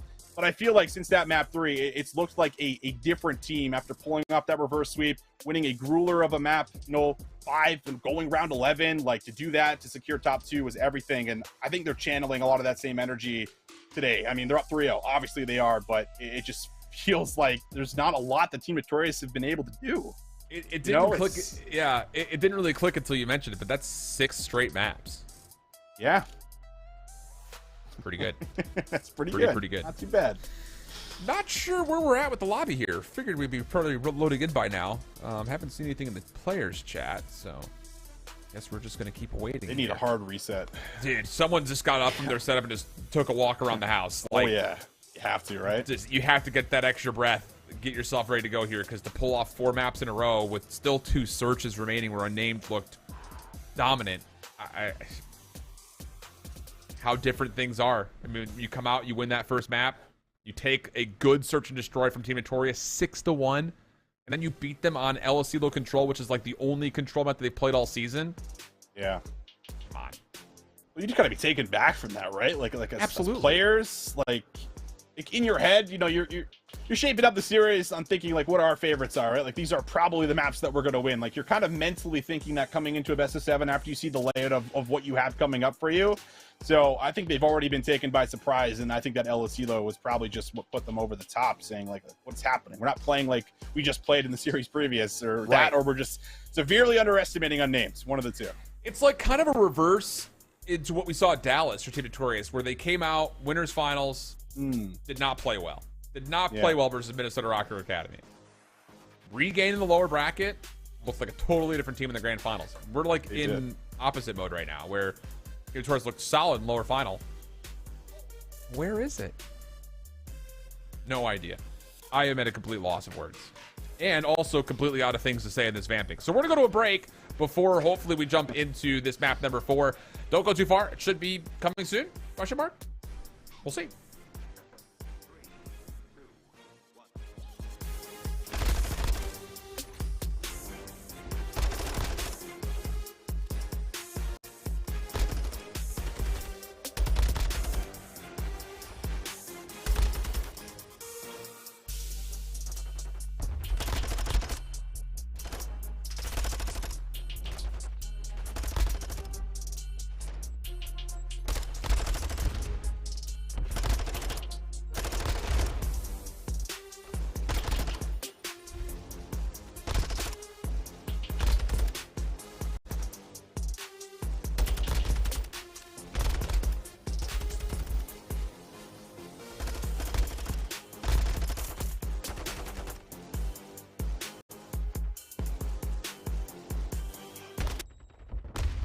Well, naturally throw to break and they go right into game. It's just another level of caster cursing in the mix. But we're in map number 4, Team Notorious, their bread and butter hard point. Can they find a way to slow down this unnamed roster? Only time will tell, because Unnamed currently find themselves up 3-0 in this grand finals. Let's get into it. Yeah, these boys are already shooting. Furious opens up with the AR there, goes to the back alley, and might actually continue to keep it out, maybe around P1. We'll see. There's a lot of ARs in the mix, but good kills now coming through for Team Notorious. They'll clear out 3 of the 4. Mythix needs to hold on to his life here. Huge roll! No way does he snap on Wee Man there for the second. He's playing his life, and a teammate spawns up with him. Oh my goodness, dude. Here we go. It's another chapter in the same book, right? It's just one of those starts, man. It's one of those starts, man. 23 seconds on the first. New pops open, but do they get a read that Wee Man's in the back? May have missed him just a touch there. Kill onto Mythix. That opens up a chance for Eric Boom to pinch, and now Notorious grab control quickly. Opportunity for Henry to be pieced up into a team wipe. Spammed out. Eric Boom secures the kill, and how about this? Response comes from Team Notorious, and boy, did it ever need to come through with that level of conviction. Oh yeah, you down 3-0, you lose the first couple hills, and you're already down about 100 points. Not a great start, but a huge moment. Stay in it mentally, if anything, but will they be able to hold on to the scrap time? Mythic's gonna threaten it, but doesn't have a whole lot of HP to work with, and Eric will make sure that he does collapse there. Finds the trades, gets the kill. Sigs on the rotation, will be sniffed out. Nice early kill comes on through. Okay, 5 in a row for Eric Boom. 6 over the top. Ooh, I don't think he realized he didn't quite get the boost he was looking for, and Mythix just secures the elimination from up high. So 45-30, big hard point from Team Notorious. We rotate to new, Unnamed already in position. They are bunkering down, forcing Team Notorious to come through these dark back alleyways. First trade decent though. Notorious in for the contest. Henry back and forth, but it's Furious, the last one who stands, trying to get back in and think about contesting this, but he's going to get pinched up. And how about this for 2 consecutive breaks for Team Notorious? Yeah, this is what I wanted to see. No Eric flying out like this, taking away space, and just, finding himself in confident challenges, and he's going to find another one there before being forced to reload. So you're starting to see, this is the Team Notorious I think that we expected to come online, but being Mercado, this is one of their better map modes, and they're finding themselves in a really good advantageous position. Mythix will rotate early. It is just him at the back right now. Shots are decent, but again, this is costly for Unnamed. But I will say, as far as the 2 setups that we've seen from them so far, this third one right here is the best looking. They've got good pressure out front, establishing a little bit of a line of scrimmage. You got Mythix anchoring in the back. Henry just soaking up hard point time, waiting for his teammates to direct his attention to one specific spot or another. And as Furious spawns over towards Warehouse, that will be enough for Henry to start focusing on the back door. Forces out at least one kill, but nothing further. Furious on the way in, trying to follow up. Contest in the mix. Double in front of him, and nearly gets both off the transfer. Eric Boom stays alive. Rafi thinking about a chance to jump back in, but Mythics beats him to the punch, and Unnamed will get the retake. We'll get the retake. A big 30 seconds. It's also going to, force the hand of Team Notorious. I always talk about this, those 30-second moments. It's Furious! Come on! Are you kidding me? How does he snap on those two players? Have no idea. Able to rotate, and it gets Henry that little gap here. He finds it. He's able to push all the way through. Maybe get to the top of 10. He's going to surprise Sigs up top. Might be able to combine for a second. Good shots and good damage on the Wee Man. Doesn't finish it off, but his position is everything. Oh, man, he got rid of. There's another player over into Dark, but no trophy to keep him safe, so the hard point opens at Patio, and Notorious, even though they're still being pressured from inside 10, they're soaking up hard point time. Rafi cannot contest as of yet, waiting for Henry to help. Mythics is held up mid-map. Hit on the way. Rafi has to kind of go, and yeah, Notorious just overwhelm, suffocate the entire collapse from Unnamed, never allowing them a chance to get their break off and a chance for Team Notorious to get to 120. Huge time here. Have to find a way to potentially contest it if you're Furious, but tough battle there through mid. Team Notorious now starting to find some critical points in and around these hard points, locking things down, securing scrap time. Really putting a lot of pressure on Unnamed to have to find a response here. And now need to move into Cantina where both ARs are set up, watching either side of the map. Wee Man's good on that first engagement, and now can maybe push out the front alongside Eric to take control of the bushes, and they will be able to do so. Chance to set up again. Furious needs to go big. Eric shuts him down. And this is what, again, we talked about for Team Notorious. I mean, on average, I think that's now actually 5-0 with their win in the last series, and it's probably closer to a 110-point difference of how they dominated in that last series. But regardless, it's impressive. Unnamed going to be tested on this map. Eric on 6 in a row, 20 and 12. Shut down by Henry on 1 HP. Unnamed a chance to stay in the hard point and get to over 100 points, but nades from Maple allows Team Notorious to kind of threaten this break right immediately after the nade connects. Henry Mythics trying to recover, but ultimately unsuccessful, and Notorious get the retake for scrap. I feel like the biggest difference so far is there haven't really been a lot of trophy systems set up for Unnamed. They've been eating a lot of the stuns and nades, and it's been really flushing them out of the point. See if that continues. Eric gonna call in the streak. Cruise missile might be good for one in the back here, and it is. Big gunfight inside. Sigs takes it, and now the rotation is threatened. Henry the only one up. Teammates running away, but Henry's holding on, doing a good job of finding kills.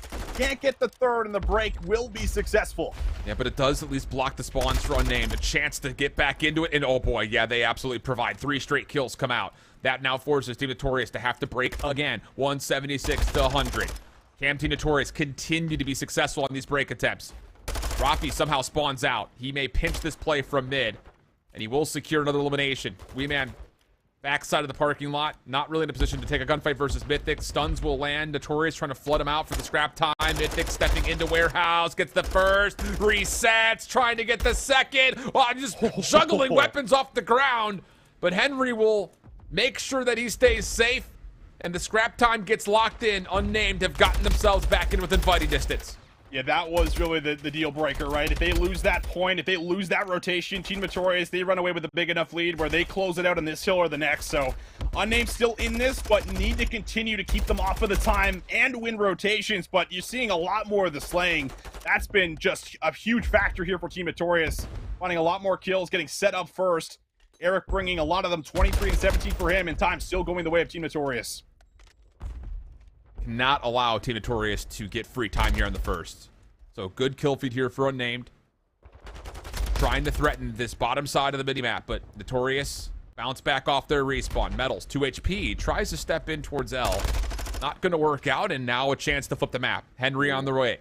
Help behind him with a way of Furious. And oh boy, this is where Unnamed can start to make some moves. Notorious a bit spread of the map. Taking their time, very diligently waiting for help. And a chance with the scrap time expiring to start to recover the second part of the map. But Rafi in the corner! Ooh. Rafi and Furious team wipe individually. And it comes at a great time. The last hill is still active, so they spawn all the way by 10. And it's going to take a good 10 to 15 seconds before they even start to set up for some of the kills in and around the point. Furious good again for one of those isolated kills in the back. Furious off screen comes away with 2. Now 2 5 sprees for Rafi and Furious, both looking for streaks. Unreal. There it is, earned up. I think both have cruise missiles now. I think Rafi is still running score streaks. He's been the hard point for a while. Trying to push out is Henry. Goodness gracious, goodness gracious. Are you kidding me? It's happening. That is an unbelievable push forward. Help from Furious and Rafi. Henry hits one corner and an unbelievable clinic at how to bump a hard point. Just put on display by Unnamed, who, yep, have 2 cruise missiles and a chance to possibly nearly tie this game with the full scrap. Team Notorious now feeling that pressure. Have to hold, cannot allow a break. You're going to have to get through 2 potential streaks. Everyone swarming around the map, trying to spawn Team Notorious out with any kills that come through, but Sig's doing a good job of controlling mid. What does this streak find? Everybody drops. Every single player drops. Rafi's able to find 1. Furious gets a second, but can they get to the point? The double streak works out, even though the players had fallen. Unnamed still get the benefit of the spawns. Rafi's now locking down mid-map. Oh my. Oh boy, indeed. Rafi still trying to keep the alleyways safe. Shots from Weeman. Pushes him off just a touch. Here comes the cross from Team Notorious. Trying to work their way back in as Unnamed. Get themselves in the ascendancy. 2v2 for the scrap time. 22 seconds to fight for. Henry's got Sigs in his sight. Takes care of him. The pinch from Eric. Shut down by Henry. And Unnamed are going to get the scrap time. Oh, Henry, he is going beast mode in the tin hard point. And look at Rafi, already across the map, cutting down Team Notorious. They're dropping like flies in the back alley. They're spawning in Narnia. Unnamed, they can do it here. 10 seconds for the win. Unbelievable situation. Everyone's starting to streak.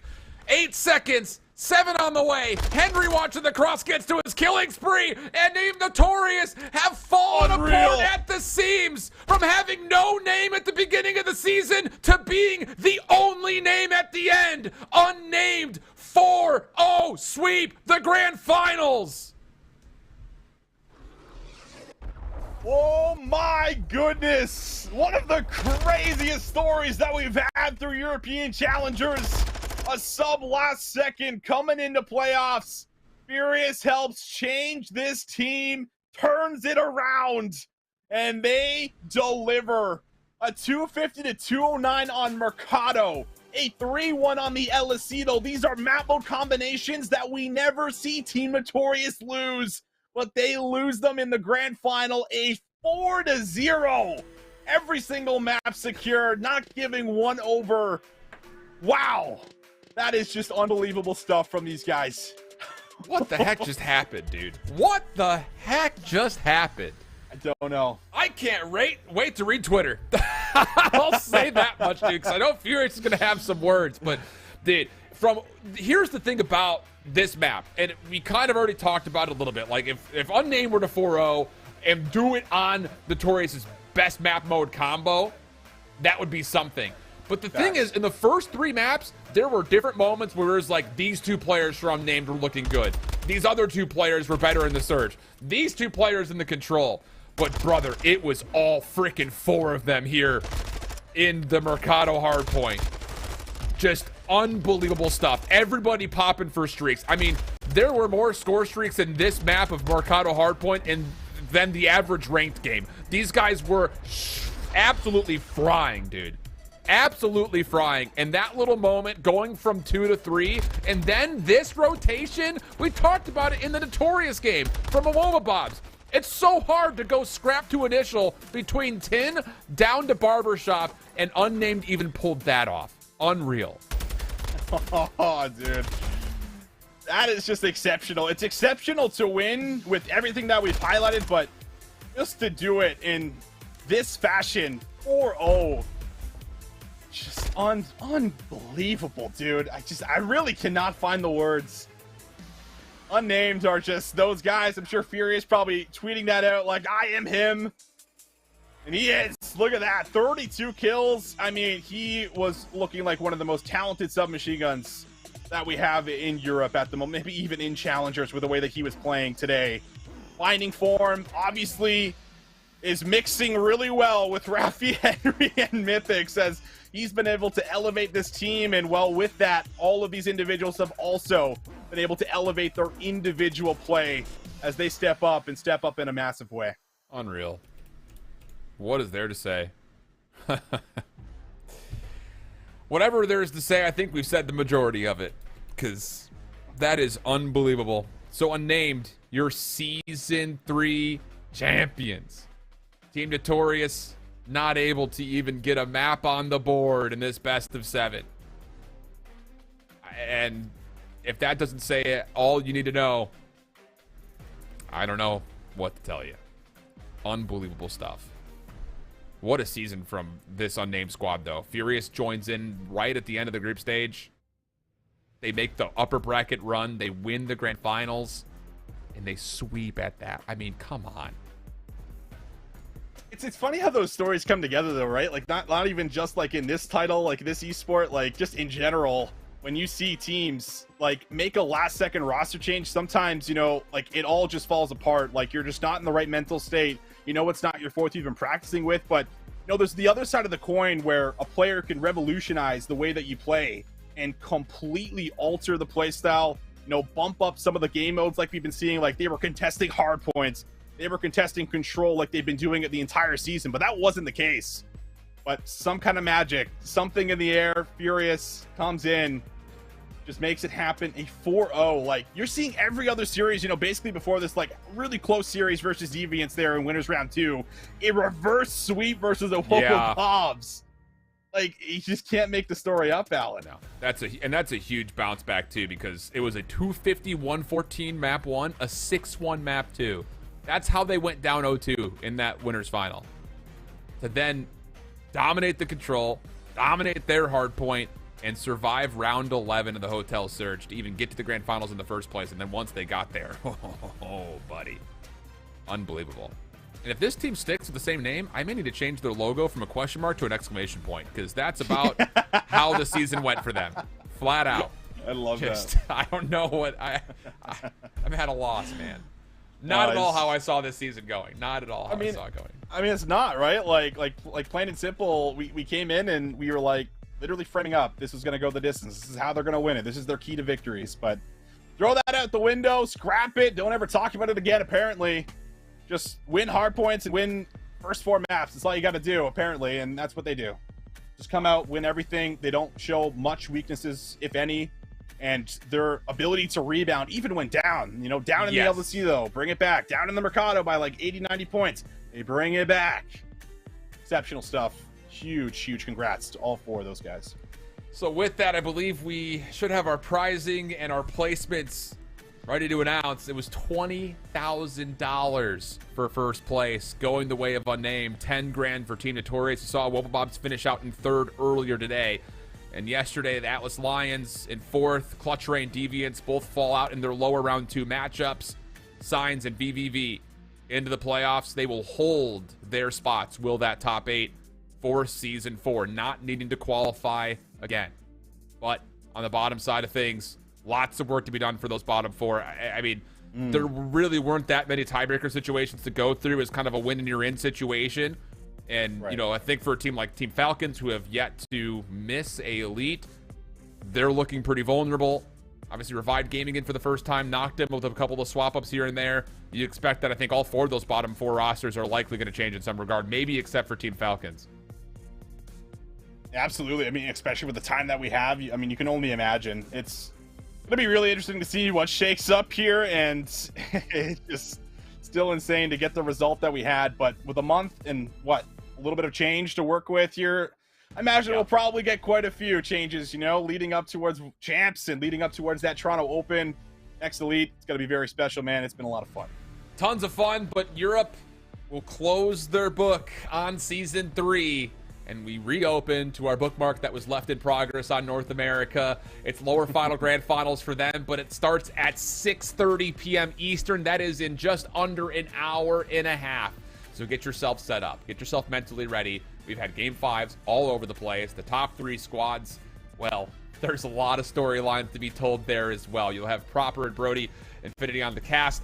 And with that, we say farewell to Europe in Season 3. till 6:30. Don't go too far. Stay right here. We'll be back then. Bye-bye.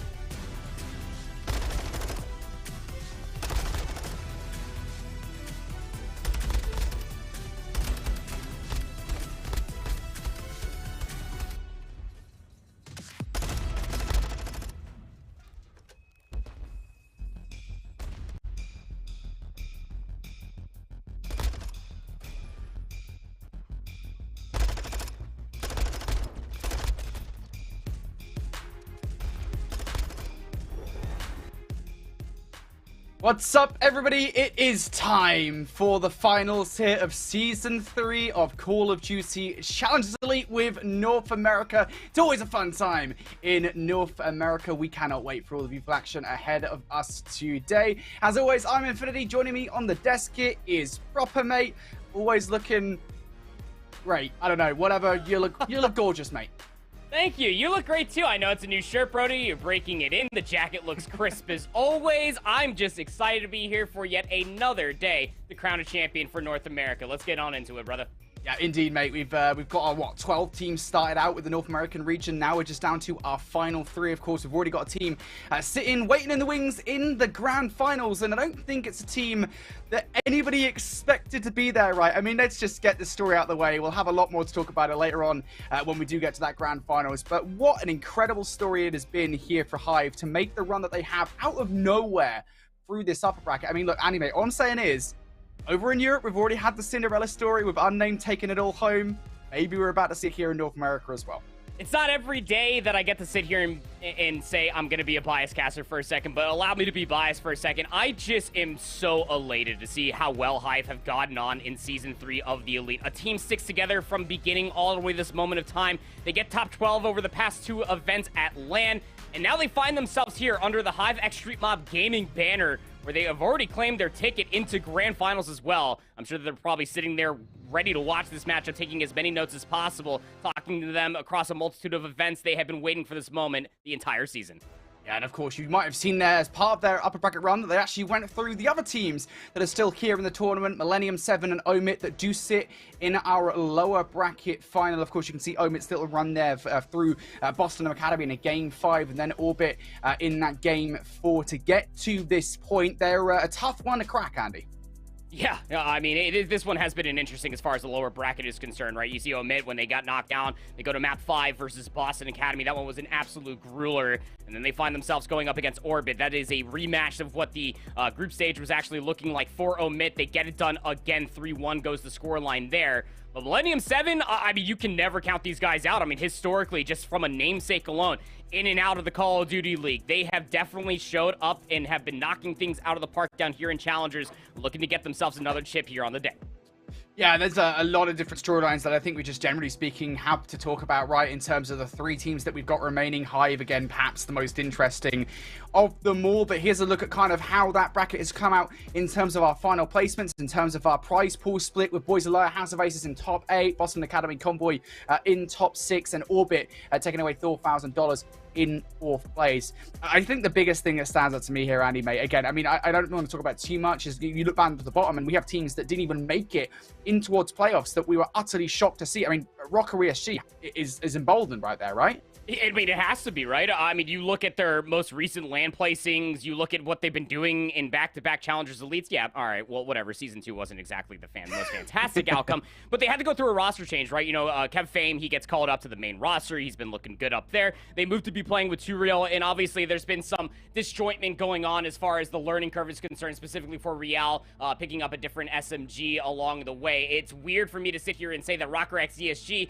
have been relegated. They have to requalify for Season 4 of the Elite. Definitely the outlier for me, Brody, but the way that we've gotten here as well, the teams that have made it this far into the playoffs, much less the top 8, you can definitely see why. If you go back and watch some of those VODs, these teams have been looking lights out. Yeah, it's one of those big questions, I think, coming in towards this season of Challengers Elite, generally speaking, with North America, with all the flurry of roster changes that we always experience. I don't think there was one team, especially given the fact that Notorious were the team from Europe that just took the last major event, that we could say were the North American team to watch. I think the big change that happened to Rocker Academy kind of definitely put a spanner in the works of that team. But we didn't really know who even were the big teams to watch, right? I mean, there wasn't anything to really go off. And over the course of the season, I think we've certainly got names now that we can really be like, all right, these are now the guys that really are starting to threaten to this point. And I think the 3 teams we've actually got here down to our final 3 kind of makes sense in a way, right? Especially for Millennium 7 and Omit, these teams here. They've been looking pretty good, I think it's fair to say, especially for Omit, obviously very recent team, and then for Millennium 7 as well, a team that's basically brand new for Season 3 of Challengers Elite. Let's start the conversation there then for this lower bracket final. Millennium 7 on the left side, basically the spiritual successor to the LAG Academy roster, because you'll recognize certainly two of the names from that team in Neptune and Spark. Joining forces with Mohawk and ProLoot is what is a reprise of one of my favorite rosters of all time, almost a full reprise, shout out to Saints, in the 2021's We Are Trying Now roster. Yeah, I talked about it at the beginning of Season 3 of the Elite when you and I were casting over this M7 roster. It just warms my heart just to see these three players back together again. Spark, ProLoot, Mohawk, obviously a long tenure playing alongside of each other. You already talked about some of their history going back through Cold War.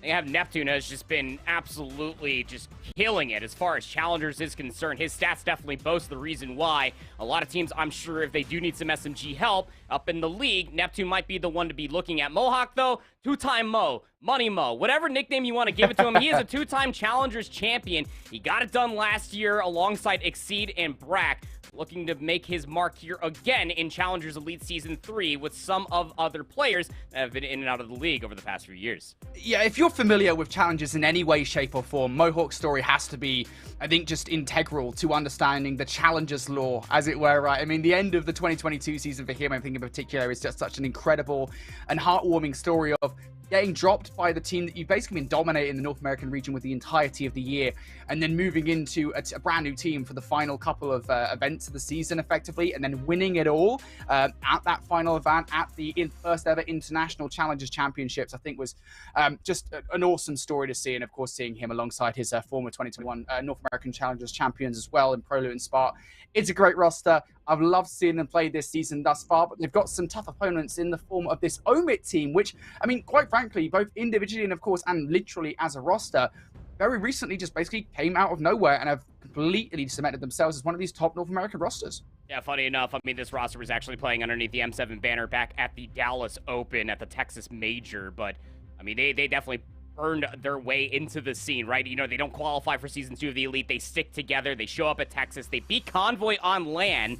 Now they find themselves here, not only qualified, but in top 3 as well. Purge, Gwyn, Phantoms, Yeez. Gwyn, of course, the one that is probably standing out amongst all 4 of these players, just for the simple fact that he is that 5th player for the Seattle Surge. But nonetheless, this team has definitely been bringing the hurt as far as NA Challengers is concerned. Who can ever sleep on Timmy Phantoms? It's just been one of the most consistent ARs that we've had in North America. Yeez obviously didn't get the time that he wanted when he was riding the bench on Florida Mutineers. And Purge, I mean, he's an S&D mastermind. This team, you almost feel like that when you walk into the room that is the Omit roster along with Coach Charles Mystic, every single quarter is just squeaky clean.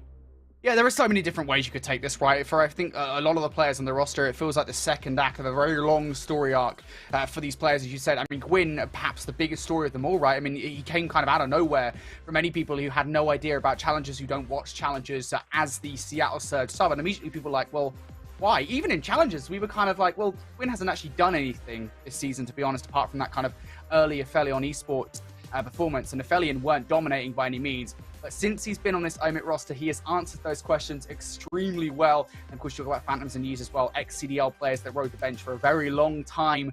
And Purge, the kind of the new kid on block, as it were, was his first elite performances on like a Wobbabob's NA. Wasn't exactly inspiring, right? So, No, it wasn't good.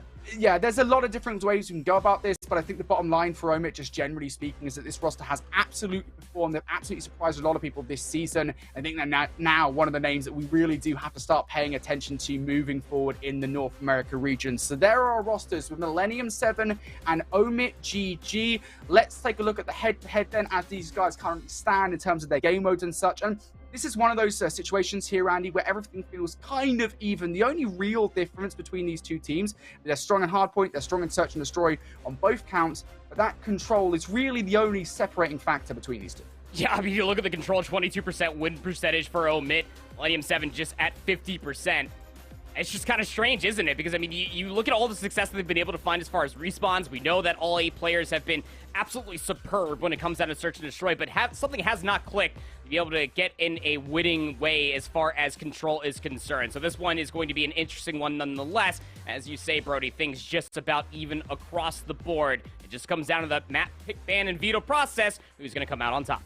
Yeah, that was kind of at this stage of the competition, right? When teams are already, they're going to have really positive records and Hardpoint and Search and Destroy and maybe Control as well. It is going to very often come down to the veto process. And you already know, I mean, you and I, we've kind of had that lengthy discussion about our expectations in regarding to what the map pool is going to look like. And whether or not those expectations have been met is a different story. We'll get to that here in just a second. I do want to very briefly talk about the players, though, here, because there are some players that we want to talk about. We already talked very briefly about Gwyn, so let's start with him, because as we said, Seattle Surge substitute, those stats, I think, really do prove why he deserves that spot on the bench. Look at that photo. That's a bad, bad man. You know, I mean, we saw him just go absolutely AWOL yesterday, albeit in a loss.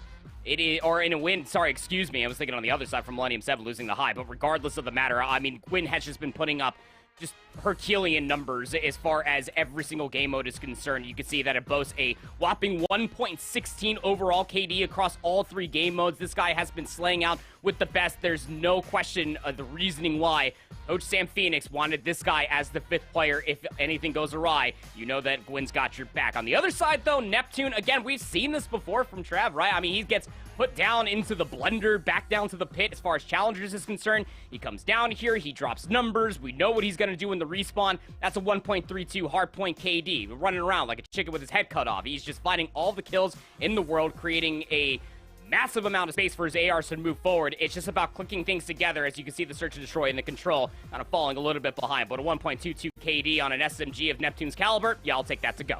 Yeah, Neptune, he's like a Challengers Reaper. Everything like last season when he just very briefly appeared in Challengers once again, it's just like, just completely teared up the competition, right? It's just, whenever he comes down to Challengers, man, he's a completely different beast. And as you say, Gwyn on the other side, I don't know what it is. Maybe it's because Phoenix is probably one of the most kind of in-tuned coaches with Challengers, right? For good reason, because he actually spent a little bit of time in that open scene back in like Black Ops 4 with Singularity, but he knows how to pick his talent. Let's say that much, right? He absolutely knows kind of what that next talent will be. Will it be Sib or Fred or Gwyn? He knows where to look for sure. So those are our players, but we mentioned it earlier and we talked about the best of 5 map set. Let's talk about it a little bit more in depth here, because you and I, again, we had those conversations about the vetoes, kind of what we expect to come into this series. There are certain elements where we do agree that the right veto choices were made. There are some here, and I think I look towards the Control where maybe I don't agree in terms of kind of getting that hotel Control into the series. First of all, I think the big thing for me, though, we talk about kind of the El Asilo Search and Destroy that has somehow wormed its way in towards this series. To me, at least, Andy, that is a huge blunder by M7. There's a lot of question marks across the specified series and veto process for all intents and purposes, right? We'll talk a little bit more when we get down to the Control, but I mean, vetoing Expo, even allowing El Asilo to still be played, it's interesting nonetheless that I would say that this Omit roster would rather go to Hotel rather than just maybe go for the coin flip that would have been El Asilo. But all speculation aside, you gotta get it done on the day. It is lower finals time. Let's get it on. Let's get it on indeed. Omit here, starting things off inside control of this hill, and you can already see, you know, as all teams always do when it comes down to Hotel Hardpoint, you can already see Millennium 7 on the better side of the map with a move forward towards that PT rotation as Purge just doubles up there right off the rip. You can see that hesitancy, right? They didn't want to move too far forward. They do not want to lose 3 or 4 players and then immediately lose control of that side of the map. I mean, you lose those first few kills, right? You want to make sure that you maintain this position if you are Neptune, because you can't allow people to try to get kills inside a restaurant and potentially push through Chandelier. But, I mean, all of this hesitancy that's being exemplified from Millennium 7, I mean, that's going to be about 50-plus points that Omid is about to get off of P1. Now you just hope that this is going to be the end-all, be-all. But off-screen, you see right there, Purge. He pushes through Spa. He'll find 2 kills. That'll keep at least Millennium 7 honest as far as this recontest goes for P2. Yeah, Millennium 7, though, spawning in the backline here. You can already start to see them aggressing through, and Prolute has cleared some space over towards Chandelier as they manage to find their way in towards the hill. Millennium 7 will find their way on towards the board for the first time in this game, and once again, it is white across the kill feed as Millennium 7 doing a good job at keeping Omit at bay here for the moment, but those close spawns will continue to threaten. Neptune wanted to get aggressive through statue side here and has more than 1 threat to deal with. That's unfortunate of him. He's now off the back of that entry. He tries to get not just 2, but the 3rd, and cannot do so. Fortunately enough, though, there's another player here for Omit inside this hill. It's Gwyn, who picks up, well, he only picks up 1. The team shots are there alongside Purge to actually pick up those frags. That is a really good hard point for Omit overall. They get the vast majority of time. The hill, Millennium 7 only allowed 15 seconds. It's just to take a look at Prolute as well. 79% non-traded kill percentage across Hardpoint is just absurd for a 1.10. There's something that has been snapped for Prolute ever since he got to spend some time with Optic just last year. He's really valuing his life. He's even back to a Vaznev in this game as well. So looking for Prolute to be that right-hand man to Neptune. He's currently snaking inside of the kitchen hardpoint. And if you're Millennium 7, you need these kills to come all the way through. Prolute is under threat, and he's trying to do it all. Would have been big if he was able to find Purge, but now Mohawk has to try to pick things up. One by one, Millennium 7 will try to keep this hardpoint in their favor, and they will falter. Omit building this lead. Yeah, that is a massive break again. It takes 25 seconds or so, maybe a little bit less time than that for Omit to break. And at this point, it's a bit of an awkward time for Millennium 7 to not really just give it up. They have to hit this one. They've got to do it doing down this one lane. Phantoms is more than happy to just line them up and knock them down. If not him, his teammates will get it done. Pro now the last one left alive, and Phantoms very easily finds himself on 5 in a row. Animate, the first few kills for Millennium 7 have not been kind to them whatsoever. This rotation needs to go better. I mean, it all really feels like it started with, like 53 points off of P1. Omit, Purge, I mean, he threatens inside a spa already. Gets that P2 time. And then the recontest for about 30 seconds over by P3. You need a money hill right here on P4 if you are Millennium 7, and it's better to wake up now rather than later because you are trailing horrendously as far as this opening map and opening set is concerned. Phantom's already on 6 in a row, has earned that cruise missile in his previous kill. Prolute will be able to get that trade, but even Purge at 10 and 5, double positive. It's a pick and choose battle, right? They're trying to find these picks, but you're going up against some godlike head glitches across these two deaths. Millennium 7 will hold on. A big kill so far from Millennium 7. Far now finding himself on 4 in a row. Has to be cautious about the fact that Omit house spawning in from behind. No, the reader's actually relatively good, but he's down to 7 bullets in the magazine. That is enough for Spart to pick up that 6th kill, just turning and burning on players. Yeez, though, might well come in from resistance. Picks up the double, but cannot find the 3rd. So Prolute will have the last laugh over towards the scrap time. As we said, Andy, there's a massive hard point for Millennium 7 to find their way in towards this game, but now the rotation becomes pertinent. Just one player over here from Millennium 7 at the moment, and they're doing enough of a job. Mohawk just zoning these guys away. I mean, that's just unfortunate, right? I mean, Gwyn was already 3 at 11 before he finds that death. Unfortunately, gets caught with a stun out. That's a great first kill to find for yourself if you are Mohawk. He's just trying to space out over by Kitchen. That's where Phantoms is located at. This is a great setup for Millennium 7, turning that scrap over by P4 for the initial here at 5. Their setup is looking pretty good. Omit's got to find a way to find the way in, and it's tough, isn't it? Around the back line, Yeez gets caught out for. He might have a flank enacted, but that's just not going to work. And Neptune now starting to heat up over this side as well, just keeping these guys at bay. They've got to be cautious about this. With 20 seconds left, you don't want to invest too much. You do, technically speaking, have control of the map, and Omit are just going to chalk this one up, making sure that they do keep Millennium 7 away from the kitchen. But I've got to draw our attention to it. We were gassing them up before we got in towards this game, Andy. So far, yeah. Gwyn at 4 and 14. I think in the last, 10 lives, he's got 1 kill. Yeah, and on the other side as well, you remember Purge was about 10 and 5 not even a few moments ago. He's also being dealt a very tough hand. The only one that's really finding consistent value for Omit so far has been, Phantoms at 12 and 7. That's your main AR. You need your SMGs to be able to pick things up. It's so hard to do when you're dealing with Neptune on the other side of the side door, just jumping around like a jackrabbit trying to find these kills, and he will walk away with it as well. Yeez is holding the rotation. Moving over towards the top garage. His teammates are getting those close bomb plant spawns, but even more so than that, Millennium 7 just a couple picks away from potentially getting a good look at this. Prolute's going to be able to find the first, and shotguns Purge inside top bed for the second, but the resistance is good. Omit looking to hold on, finally getting themselves some more time. Honestly, all the way since, P3? Yeah, it's been a real stop, I think, even though they, technically speaking, do still have the lead here in this game. It's not by much. Millennium 7 have absolutely fought tooth and nail to get back in towards this game. By the end of that first rotation, Omit's lead will be whittled down to about 30 points or so. Now we start to see these guys dance once again for the rotation. Big gunfight to win there for Yeez as he tries to clear out that jewelry side. You can immediately see right off the spawn spot. We'll try and pick up where Mohawk left off. At the moment, though, your priority needs to be the kills inside the hard point, and Prolute just going back and forth, doing a stellar job at keeping these guys away from the hill. Now Mohawk from the top ropes to take down another one as well. Omit, they're unearthed from the hard point here for a moment, but again, they are on the better side of the map. You also got to see there for a split second, Phantoms earned that cruise missile quite a while ago, so the real consideration comes to be, When do you dip your toes in towards that resource department? You just try to do what happened going over towards the first set of hard points and just brute force your way through P1. Seems to be the answer so far. 3 quick kills come through for Omit, and they are flooding in towards P2. The last player is going to be Spart. He's all the way inside of Spa. He does well to find the first, and well, Gwyn was already weak from a previous engagement, so he can't push the trade that, and now Mohawk has arrived to reinforce his side of the map. Big kills being made by Gwyn. He has absolutely stepped things up since we called him out, and he's now 10 and 17. Still the brightest of KDs, but he's now back into the conversation at least. His last few lives have been a lot more valuable for Omit. Now they need to be more so as they find themselves outgunned and outmatched around the backline, outgunned and outmatched around Statue side as well. It's G's and Phantom's kit. The ex-CDL duo looking to make their way through, and unfortunately both of those players do get cut short. The close spawns now starting to come through for Omit through Spa side. Purge going to try an entry, but the head Eve that Prelude has up top there is a little bit too hot to handle, so now the rest of the squad will need to try and deal that damage, and it's Yeez and Gwyn, the sub-duo that managed to break on through. Gwyn looking for the third. Neptune will deny. The trades here looking pretty hot. If you're Omit now with 25 seconds left for Millennium 7, you're going to send a couple of players towards the hill, but it's a futile effort. Just rotate. We got to remember the history lesson that was that first set of hard points, right?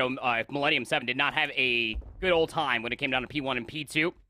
P3, P4, and P5, that's where they really made their stamp as far as what their scoreline does suggest. Omit will be over 200 points short, but Millennium 7 are fighting transitional gunfights along the way of this map. Still have one player. Mohawk is still spawning in effectively over by P2, so that's great game sense coming through from Phantoms, who finds himself on another force spree as well. That's great space to have for yourself to maybe try to push on forward and contest P3 early. Yeah, look at Mohawk at the moment, just doing the dance with Gwyn around the backline. Gwyn's going to lose that every single day of the week. The headed that Mohawk has is just too prominent. He's on the other side towards Restaurant. Isn't being zoned away, so does manage to momentarily at least find his way in towards the hard point, but swiftly dealt with. Millennium 7 looking to hold for basically the entirety of this time. One last effort here from Omit to try and find their way through. 2 players through that freezer side, and they all just get dealt with by Mohawk and Spart. The ARs too strong there as Millennium 7 now should get the scrap. Purge, he's going to give this one more look, and he is actually going to pick up Spark here, so this is realistic, especially now as he tries to deal with Neptune. But again, sometimes when you're dealing with a player on the other side that's staking on those kitchen counters, mate, you just can't deal with it. And Neptune just clears the entire hardpoint, including his teammate of Prelude, who's at 23 and 17, by the way. 24 and 20 for Neptune. Millennium 7's SMGs are absolutely feasting. That's why we put a lot of focus on the Gwyn. Be able to pick up to where Phantoms is layering down the pressure. Yeez is also at 18 and 19. Looking to clear top bedroom as well. He's going to catch Spark for free. Doesn't even have Dead Silence pop. Long-range shots. Mohawk's going to look for the trade, and it's 4 dead in favor of Millennium 7. They'll get the setup here at P4. Massive, absolutely massive for Millennium 7, who have been trailing basically the entirety of this game, and this is going to force that streak down from Phantoms. This splash damage needs to hit something, if at all possible. You gotta bend that. The bendiest of bends coming out from Phantoms, and even that is not enough to remove Prelude and Neptune from this hill. Now players spawning in the backline. What can Yeez do? Needs to at least get one in the corner and turns for Neptune, but does get outgunned by Prelude over towards D2. Now Phantoms in to try and contest for this time, but again, you're in a 1 versus 2, 1 by 1. Go Omit. Now Purge next up to back here. Next up is Yeez now, and every single player is going down as Prelude picks up 5, but there's not enough time to finish things out. It is Millennium 7 win the rotation. Yeah, they have the rotation already. Spart was here yesterday, and Omit, well, they're spotting all the way in the backside of Spot. Can you even get here to contest in time? Phantoms was trying to get inside the contest spot. Purge is going to find a consolation trade, but it is over. Millennium 7 claw their ways back from, honestly, a depth that I didn't think was going to be possible the way that that first set started, but they'll win this opening hardpoint by 25 points. And even going through that P4 there at the very end, talk about game sense to an all-time high when it is Millennium 7. Once they got an inkling to understand that the spawns have flipped and Omit are spawning in the back of Spa, I mean, Spart off the respawn, it's a no-brainer, right? You just hit the rotation all the way through the atrium. If you lose your teammates over by P4, it's whatever, because then you could just close it out over by inside a restaurant, which is exactly what happened. It just also comes to be that the SMGs for Millennium 7 were doing a great old job at just trying to tango as long as they possibly could there on P4 to keep that in contest for as long as possible and keep Omit on that side of the map to give Millennium 7 that win condition. I just can't believe they came back, mate. They were down by like 70 points or so, 80 points. I think it was really drastic, on that, especially on that first rotation, right, where I think it was Bar where they really start to make the comeback occur. But Omit really looked like they just kicked into overdrive for the first 3 hard points. I think, well, they changed P1 and P2 back to back, and then, of course, making the rotation over towards P3, breaking it within 20 seconds or so. Millennium 7 didn't really look like they were in it, to be honest. The early start performances from Yeez and Purge was so detrimental to Millennium 7. And then somehow, some way, Millennium 7 just came back into it, really started to kind of dominate. And I don't know why, it almost felt like it kind of coincided with whether Gwyn was hot or cold. I really don't know where it came from, but like the one time that Gwyn was going off, they actually managed to put a stop to the bleeding. But beyond that, like it was just kind of, all Millennium 7, especially towards that end. And you almost have to start considering the one factor, right? Phantoms doesn't call in the cruise missile until it was desperation mode, right? If you can use that in a decision to maybe try to keep more players from Millennium 7 at bay, and you can at least guarantee another 30 seconds or so off of one of these hard points, that could have been the difference maker in between Omit being able to close out map number 1 comparatively to losing it. But it's all speculation, isn't it? Because, I mean, Omit, we're just doing a great job of just constantly rotating, finding the slays in between Yeez, Purge, and Phantoms. And it's like you said, I mean, if Gwyn is on, this team, it just damn near feels unstoppable. But Millennium 7 absolutely snapped there at the end. You're seeing a lot of Neptune in Prolo throughout the entirety of this highlight reel.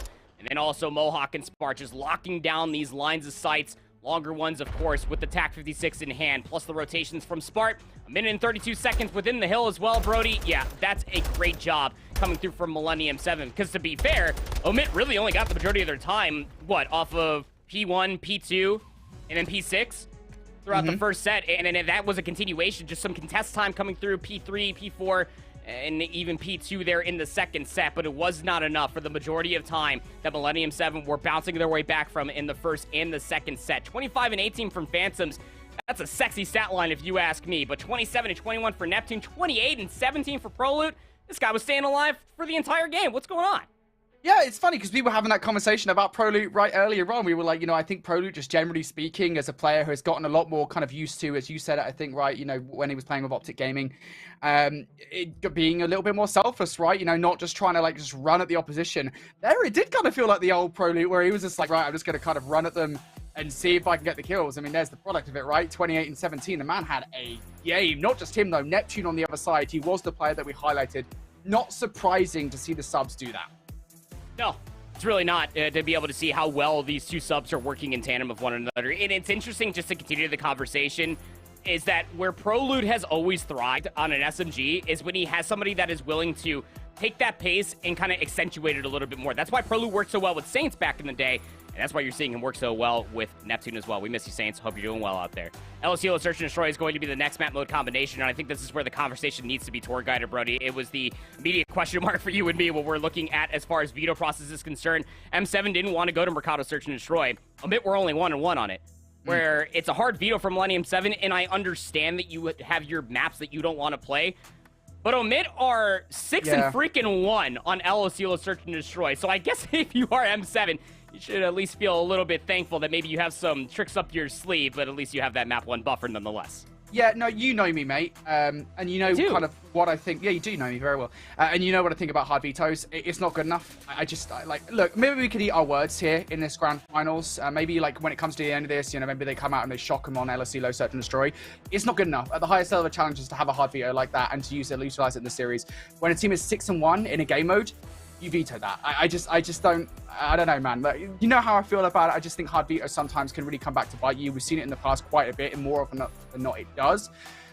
It's a big gamble. It's a huge one for Millennium 7 to take. They're very fortunate that they won map number 1. That's all I'll say, man, because that's going to be a tough one for them here for sure. But what we will say about Search and Destroy, just generally speaking, of course, is that, this Millennium 7 roster, they've got a ton of firepower in S&D. They're obviously very good at SNGC, just generally speaking. They're 7-3 in it for a reason. So they do still have a chance. It's not that they're out of this whatsoever. It's just going to be an uphill battle because, as we said, this is Omit's best Search and Destroy map. I mean, out of the, 13 Search and Destroys they've played this 7 times. I love it, man. That's a lot of times to be playing one map throughout the entirety of the season. Again, this is a 3-week season. Keep in mind, everybody that's watching at home. And to play this map mode combination, for it to be allowed this many times, whether you feel comfortable or not, Omit are just looking that much better on it as well. 1.40 Team KD. 7 times are Omit on this map mode combination. Gwyn is boasting a miraculous 1.67. And Yeez is sitting at a 2.06. Like the SMGs, you got to watch out for. We'll see how they get on with their opening offense.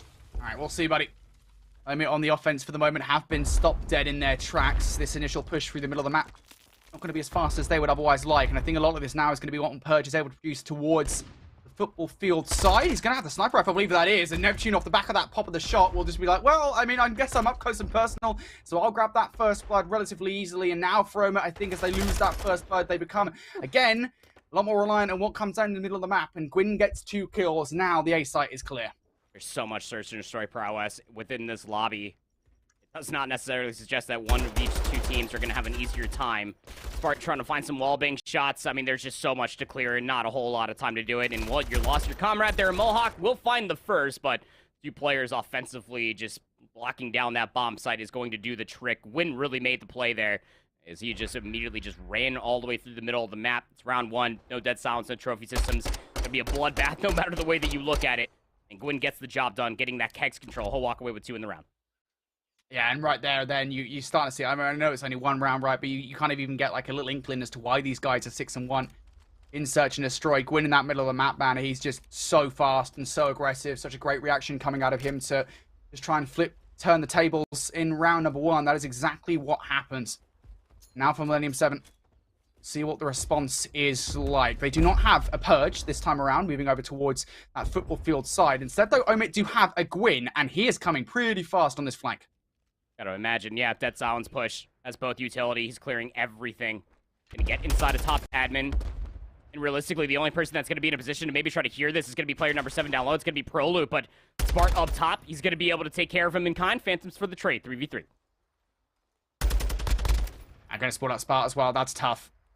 That is really annoying. I'm not too sure what the play was by Spark there, considering they already relatively knew where Phantoms was. Phantoms also getting aggressive. Oh, almost takes him down, but he will get away for the moment, and the coverage of the rock should be good. That effectively makes it a 2 versus 2 in the middle of the map, or at least over towards this side, generally speaking. Prolute's now going to know that. Gets the bomb down, and look at this very fast hit towards the top side. That's where the bomb is planted for. All the stones for Prolute to even have the confidence to hop and plant the bomb. Gives it up the site entirely. Dead Silence has been popped. It's being diffused. Prolute's going to find the free kill. Mohawk finds the last 2. And oh my god. I mean, there's a reason why when you talk about S&D prowess, time spent together, Prolute and Mohawk have been playing Search and Destroy quite a bit together over the past few years. Again, Prolute makes the tough call. I mean, he had to clear what little he possibly could. Plants that bomb over at A. The fact that nobody from M7 was even in a position to try to stop that, if not look at it or omit, excuse me, is just beyond me in the 3v2. That Prolute was allowed to put Millennium 7 in a win-condition state. Pops Dead Silence, goes for the full wrap. Absolutely absurd scenes. We go offense for offense. Into round 3 we go. Yeah, last time around, of course, on their offense, Omit start off this search and destroy by losing the first blood. They haven't positioned that player over there this time, but instead, Millennium 7 now going for the long flank, and they didn't quite anticipate. Neptune almost gets the secondary against Phantoms, but by having the better weapon for the situation, not able to get it done. And Phantoms, unfortunately, picks up a weapon off the ground at the complete wrong time. Cut timing for you. Does get taken down. And now Omit don't have much map control whatsoever. They do have control of the A site, and that's what they have to work with. Yeah, Gwyn was right here along with Yeez to clear away this bomb site. You can see that Spark is up top kitchen. Gonna throw a couple wallbang shots, but Yeez will go unnoticed. So has a frag to play with. It's gonna pop Dead Silence to boot. Yeah, there's no real way, I think, for Yeez to get out of this in a quiet manner. Have to have some inkling that he's actually got part in enemy lines, and no, they did not hear the door opening earlier on, so he's going to do exactly that, and now surely going to get the kill against Mohawk as well. Oh my god, what a turning of this round now, as Prolute now finds himself in a 1 versus 2. Again, the fact that they don't know where he is, probably the big thing that he has, but he has no information as to where these guys are, especially with the way that Yeez is playing, and Yeez, oh my god, gets snapped on by Prolute, but again, even with such a spectacular kill, Prolute does not have time to make this work. There's no time at all. I mean, the snap is great. When it's just going to be inside of kegs, he knows that he could just chow this last second. Prolute also ate some splash damage from the bomb being detonated. That's now back-to-back rounds to where the SMG, the OBJ player, makes the play happen. This time around, Gwyn was there with Yeez again, was never too far. It was an earshot away, Brody, where at least he could at least play the trade game, but didn't have to. The clock was just too stalled out. Yeez makes the play happen, plants the bomb, pops Dead Silence, gets back up top. That player that was up top for the clutch situation would have been Spark. He's understanding it just as well as anybody that he has to get removed from that position so that way they can put themselves in the utmost winning percentage. But The reason why we talk about Yeez, man. 1.31 KD in search, opening duel win percentage 52%, and a 62% true engagement success rate. Yeah, Christian's been frying in search. Absolutely has through into it at the moment. Now it's to draw the first blood in this round. Not going to get to do so. It's Gwyn that takes that one away. And, well, in the flurry of trades that go down, that is heavily in favor of Omit. Very quickly, it's Spark left up all on his Larry. And, well, I thought he would get away, but as that stun connects, somehow is still actually alive here in this situation. They do have to be cautious because he has the doorway to work. That stun will connect as well, but also connects on himself, and that's really unfortunate. He was already weak. If he perhaps would have got away completely free and clear of that stun, he might have been okay, but even then, it's a lot to ask for. And I love that gut check call. It's coming out from Omit defensively. I mean, they read the situation at hand, Brody. They understand in the last offense when it came down to this Millennium 7 roster, they're very pick-oriented. They want to try to enforce their way with about 2 ARs, trying to maneuver across these longer lines of sight. You know, Omit don't even give him a chance to breathe. Yeah, Yeez gets gunned throughout the door, but I mean, the follow-up, the trade game, and everything else in between is one of the reasons why we talk about this Omit team being 9-4 in Search and Destroy through Season 3 of the Elite. Now have a 2-round lead. Brilliant start here from Omit. Now they want to extend it. Digital look over towards the right side here. It's Purge takes on Spark from afar. It's a bold chow. A little bit might just be a distraction here. A little bit of smokes and mirrors to try and draw some of these Millennium 7 players out. One of those players might be drawn out. Neptune does have an opportunity on the other side of these doors to really cause some havoc, and there it is right away. In he goes, out he goes with the kill. He's in and out. Stun is also going to clear his exit. Regen should be coming through. The only player that might be able to be a threat to him would be Phantoms, but elsewhere, Yeez is making moves. No! Mohawk, not the nade you're looking for, takes Neptune out from the flank. Mohawk, luckily enough, able to find that trade along with Smart. Now at least Phantoms, again, just gets caught timing. I mean, if I'm Phantoms, I'm staying away from these stairs, man, because it's back-to-back times. He's over there, he gets caught with a weapon swap, this time with Dead Silence trying to be popped. The hipfire's pretty gross. Smart makes the aggressive play, now 6-4 at the end of this round. He almost gets Smart, to be fair. If he gets a better look of him in that situation, he's actually okay, because, of course, the Daddy would have been gone. But still, oh, man, that's rough. Imagine if that team nade just completely obliterates the round for Millennium 7. You're going to be so, so annoyed. Oh, dear. But it doesn't. Millennium 7 find a way to answer back here. Now only just 2-3 down in this Search and Destroy. Off the start, nade being thrown out by Phantoms to some information towards that stairwell. It's not going to get anything. Instead, a lot of this Millennium 7 is going to be angled towards Courtyard. Prolute is just trying to clear the space, slice the pie, and instead he gets sliced up there by Yeez. Tempered aggression this time around defensively. Is Neptune going to get across here? That sounds about to run out. And now you got 2 players that are inside the bomb site. The biggest issue is that the bomb needs to be retrieved. And this is going to be an isolated moment both for Neptune and Spark. Yeah, he can be heard, though. He's making a lot of noise. No Dead Silence to talk about. It's already been expired just to get to this position. They just don't have anything to work with in this situation. They've also got to go and retrieve Brom, and now Neptune has to kind of scarp a hit. Triangulated between those 3 players. Spartan is actually going to go grab that bomb. He's about to earn his Dead Silence as well. So I don't want to count out Spartan Neptune in this situation, the former LAG Academy duo, just yet. This is a massive 1v1. A lot of space there to be cleared, and Neptune will lose it. I mean, Phantoms has been all the way in the backside of Pride Rock from, like, the majority of this round. Spark also going to get timing. Yeez for the jump shot across. Just going to play with his food. There comes the switch from Gwyn inside the site. And this just slight aggression, as far as defense is concerned, is really catching M7 off guard here, Brody. Again, it's an unorthodox setup when you think about it, especially for this round when the way you're looking at it. Yeez just playing prone once he sees that door open up from Prolute. He just goes prone underneath the gun barrel from Prolute, just ADSing, expecting for a player to be there on the A control zone. Phantoms being all the way on the backside of Cliff. There's just so many of these positions off of a standard yet somewhat aggressive defensive setup for Omit. Just catch M7 off guard. The trade game just a little bit too good defensively for Omit thus far. We'll have to see if they can convert this offense and put themselves up on point. It feels like some of these early round plays from Millennium 7 have been so reliant on what they've been able to do in terms of these flanking plays, whether it be Prolute or Neptune, sometimes even Spark, just getting players in from behind and being annoying. And Prolute is going to be that guy. He hasn't got the Dead Silence just yet, so has to be relatively slow with this, but he's about to have it. Players on the other side. I don't know if anybody's actually watching this directly, though, so he might still be able to get in from behind and infiltrate, and well, there it is. He's just not expecting it. Instead, he was looking towards a flank from Courtyard side, but Prolute, he's coming from another direction. That Silence halfway discharged. Looking to press on in. You can see the reaction coming through as well from the rest of Millennium 7 trying to collapse around this play. Gwyn going to be able to find the trade onto Prolute. And Purge is actually able to find that final blow. Finds 2. Now it's up to Spartan Mohawk, 2v2.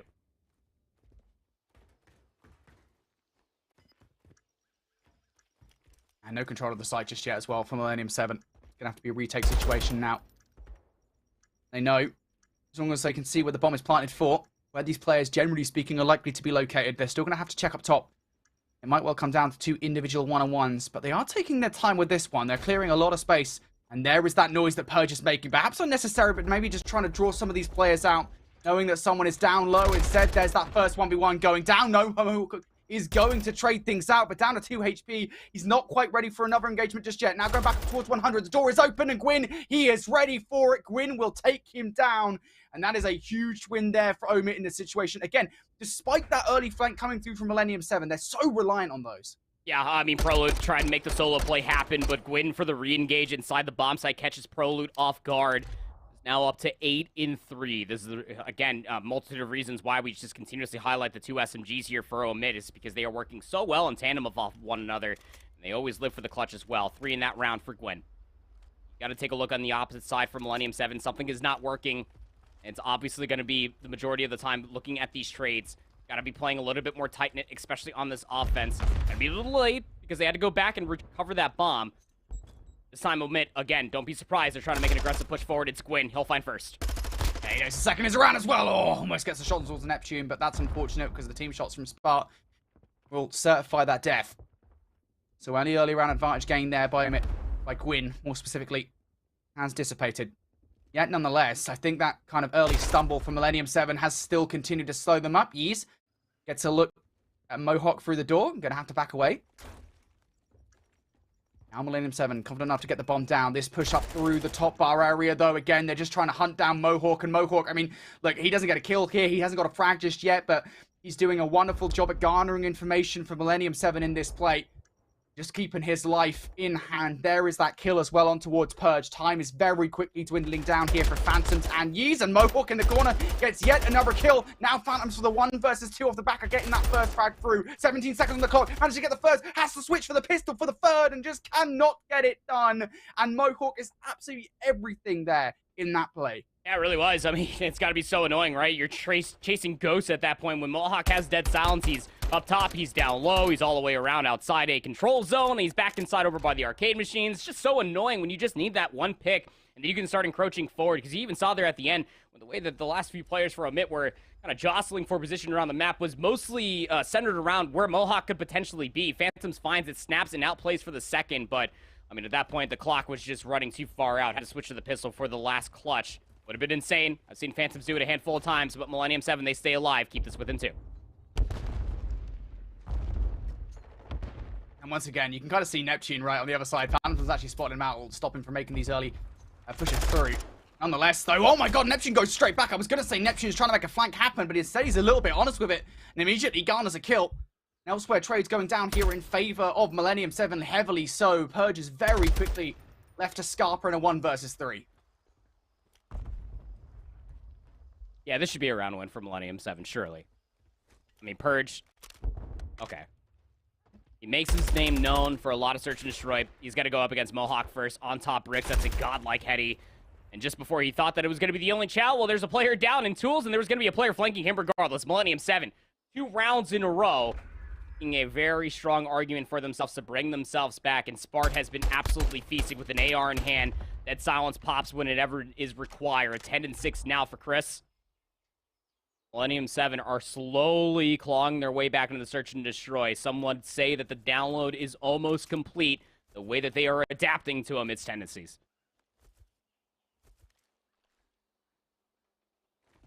Yeah, it does very much feel like at the moment, Millennium 7, again, they're very heavily reliant on this early aggression.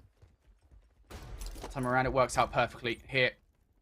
Aggression coming out for a moment. They've already got players, I think, more accurately, Gwyn inside a site.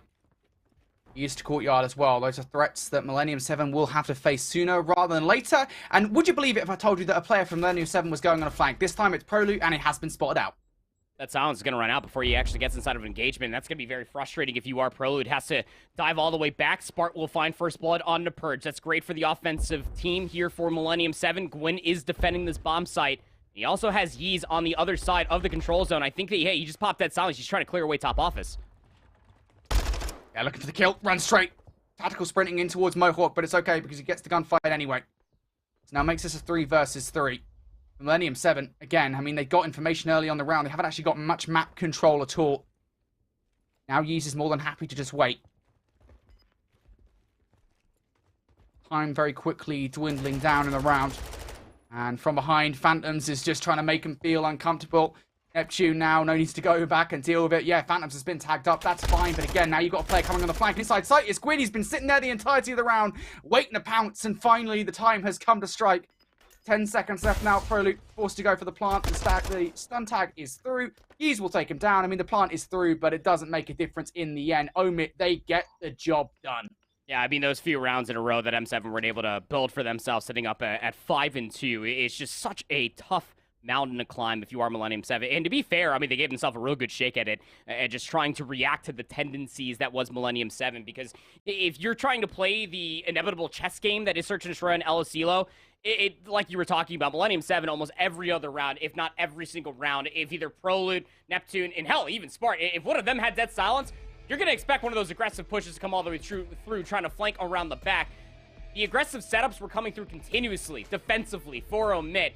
But it's the discipline that is exemplified for Omit defensively is what's catching this Millennium 7 roster off chance for every single time that they're looking for a gunfight. I mean, you talk about just the overall tendencies for this Omit roster as far as Search and Destroy is concerned. They take a very forward approach, but they're waiting to get the information and then popping dead silence. Comparatively to Millennium 7, which off rip, I mean, I love to be able to see the executes come all the way through, but to pop dead silence, to run all the way across the map, to come up with absolutely nothing, just to sprint all the way back to go for a standard setup, I mean, you're 100% just playing into Omit's hand at that point. The game plan works out for them to tie up the series one apiece.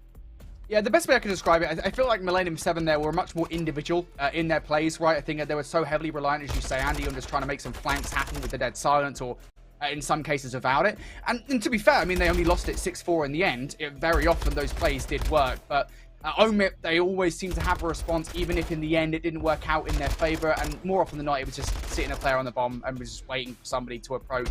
That player was Gwyn a lot of the time, just very heavily reliant on making sure that Gwyn won those gunfights inside sight. And it works out for Omit again. I will say, though, that was a lot closer than I expected it to be, considering Omit have dominated this game, this map mode combination, the entirety of this season so far. They have sit at 7-1 in this one. So I imagine if Omit do end up winning this series, I think Hive will keep a close eye on this one in that video process later down the line. It's just also funny, just as a quick little conversation, because Hive, X Street Mom, they also love El Asilo Search to Destroy. But true. I mean, regardless here for Millennium 7, that's why I was kind of timid just to talk about the overall stats. That was 1-1 here from Millennium 7. I mean, they have just such a long tenured history when it comes down to Search and Destroy. Spart 12-7 just was not good enough to couple along with the continuous flanking pressure that both Prelude and Neptune were trying to go for. But it was the overall teamwork, cohesion, the fundamentals for Omit. The trade game through the majority of those early rounds was just too much to bear. Yeah, Gwyn didn't exactly have the sexiest map number 1, but he shows up discipline and all here in the map number 2 for a 10-6 stat line. Yeah, again, Gwyn in Search and Destroy, right, coming into this one, he is one of the players that you would want to watch out for in just S&G, generally speaking. It's kind of like, normally it's kind of funny, right, a player like Gwyn, you'd expect him to be, like, hyper-aggressive, but he wasn't in that one. He was just kind of, like, waiting to pounce time and time again, and that does show out in the vast majority of the gunfights he won inside the site with 10-6. So a really important point there for Omit, a real important success point. Generally speaking. So great start here for Omit here in the Search and Destroy. They're able to tie the series up at 1-1. I think Millennium 7 will feel very thankful that they did not win the hard point in the manner they did. Next up, though, is going to be a Hotel Control. A control that I don't think we either expected really to see. We kind of expected either an Expo or an El Asilo. But either way, we've got Hotel Control coming up next. That is going to favor Millennium 7, at least in raw stats. We'll talk about that after this break.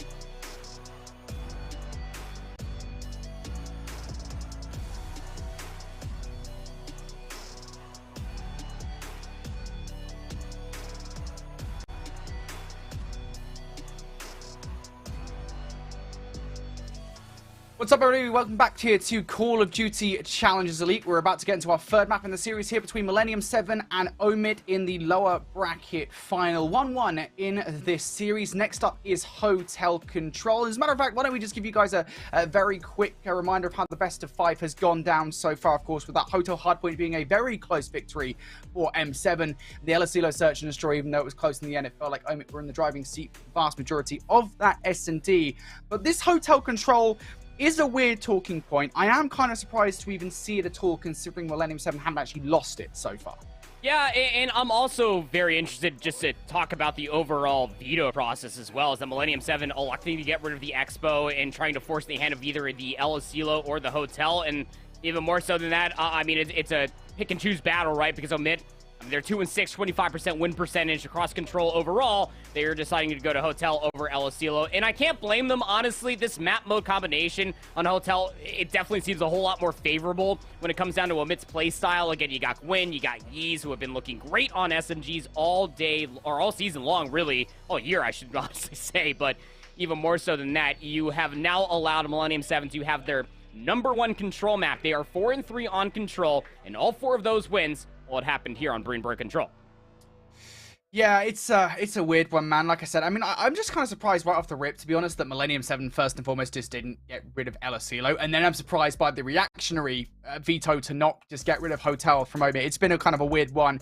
I'm sure there are reasons for it, obviously, as we said. I mean, the coaching staffs on these teams, even though we do see, I think, very obvious blunders in the veto process here in Challenges very often, they do most of the time know what they're doing. So maybe there isn't a reasoning for this. Honestly, I don't know, but we do have players to talk about when it comes down to this Hotel Control. You wanted to talk about the ARs, so that's what we're gonna do here, and there is a good reason for this, right, Andy? Because the AR players, you know, they're so important to getting map control here on Hotel. Yeah, and honestly speaking, when it comes down to Control, honestly speaking, when it just comes down to fundamentals as far as Call of Duty is concerned, we have all these conversations about Neptune, Prelude, they're dropping numbers, they're performing well, same for Gwyn and Yeez. Why is that? It's because the ARs are just doing a great job behind the scenes, locking down these longer lines of sight. It almost feels like every other map, especially for a respawn, that Phantoms is going to be good. To go on a certain amount of spree is always locking down a lot of damage, has been the name of the game for Phantoms with that AR in hand for quite a long time as far as Call of Duty is concerned.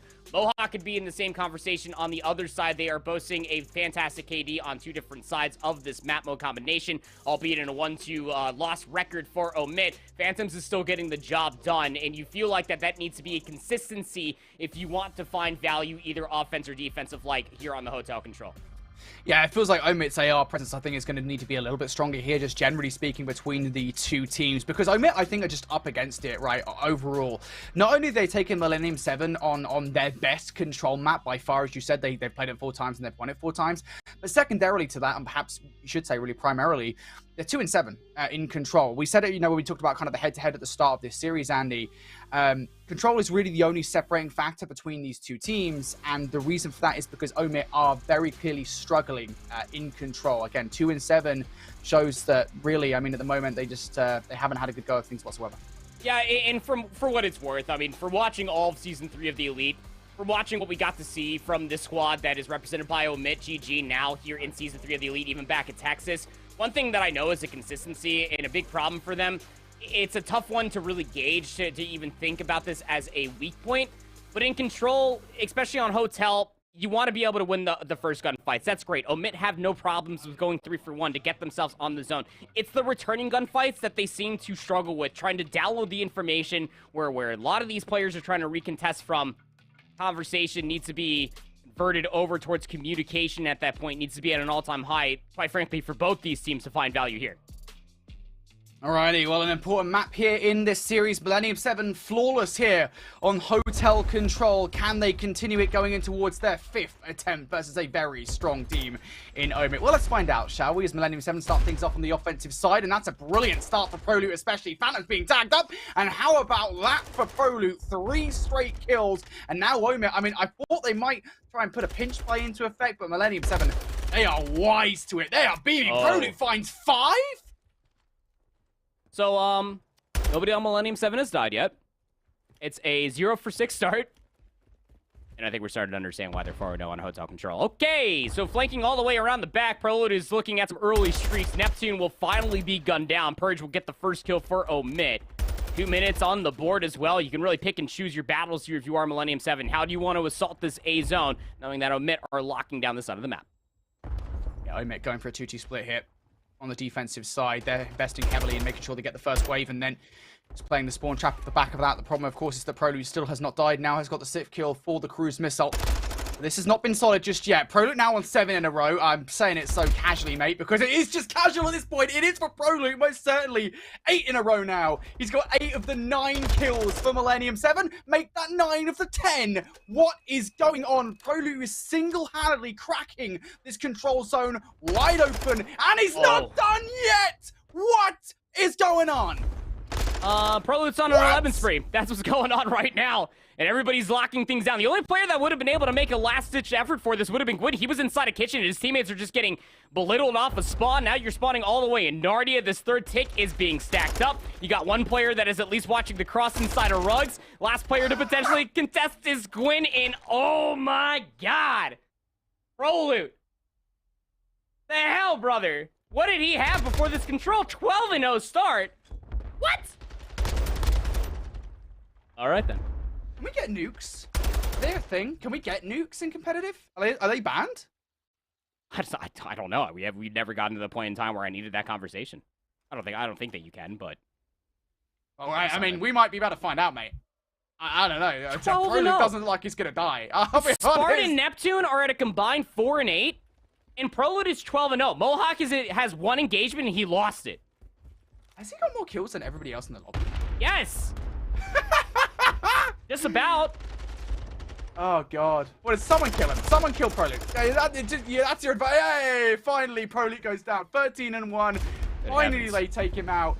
Yeah, I mean, that's the relief, right? Omit, finally they clear the space over towards A, and now I feel like Millennium 7 again, you start to kind of face this choice here. How much do you actually want to invest into this? You have to be cautious, because if you do overinvest, you might find yourselves at a disadvantage for the right transition from A towards B, but they're going for it regardless. Again, Prelude still feeling confident.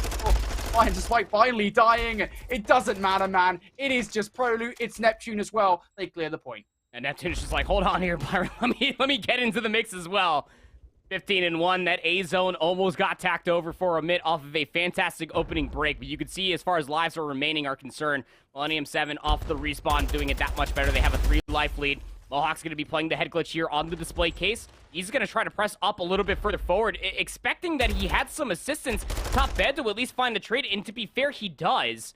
But all this pressure is surmounting over by B just means that Omit can spawn parallel to A. And Millennium 7, wise enough, will be chalking this just to allow themselves to get set up inside of bedroom for a full B defense.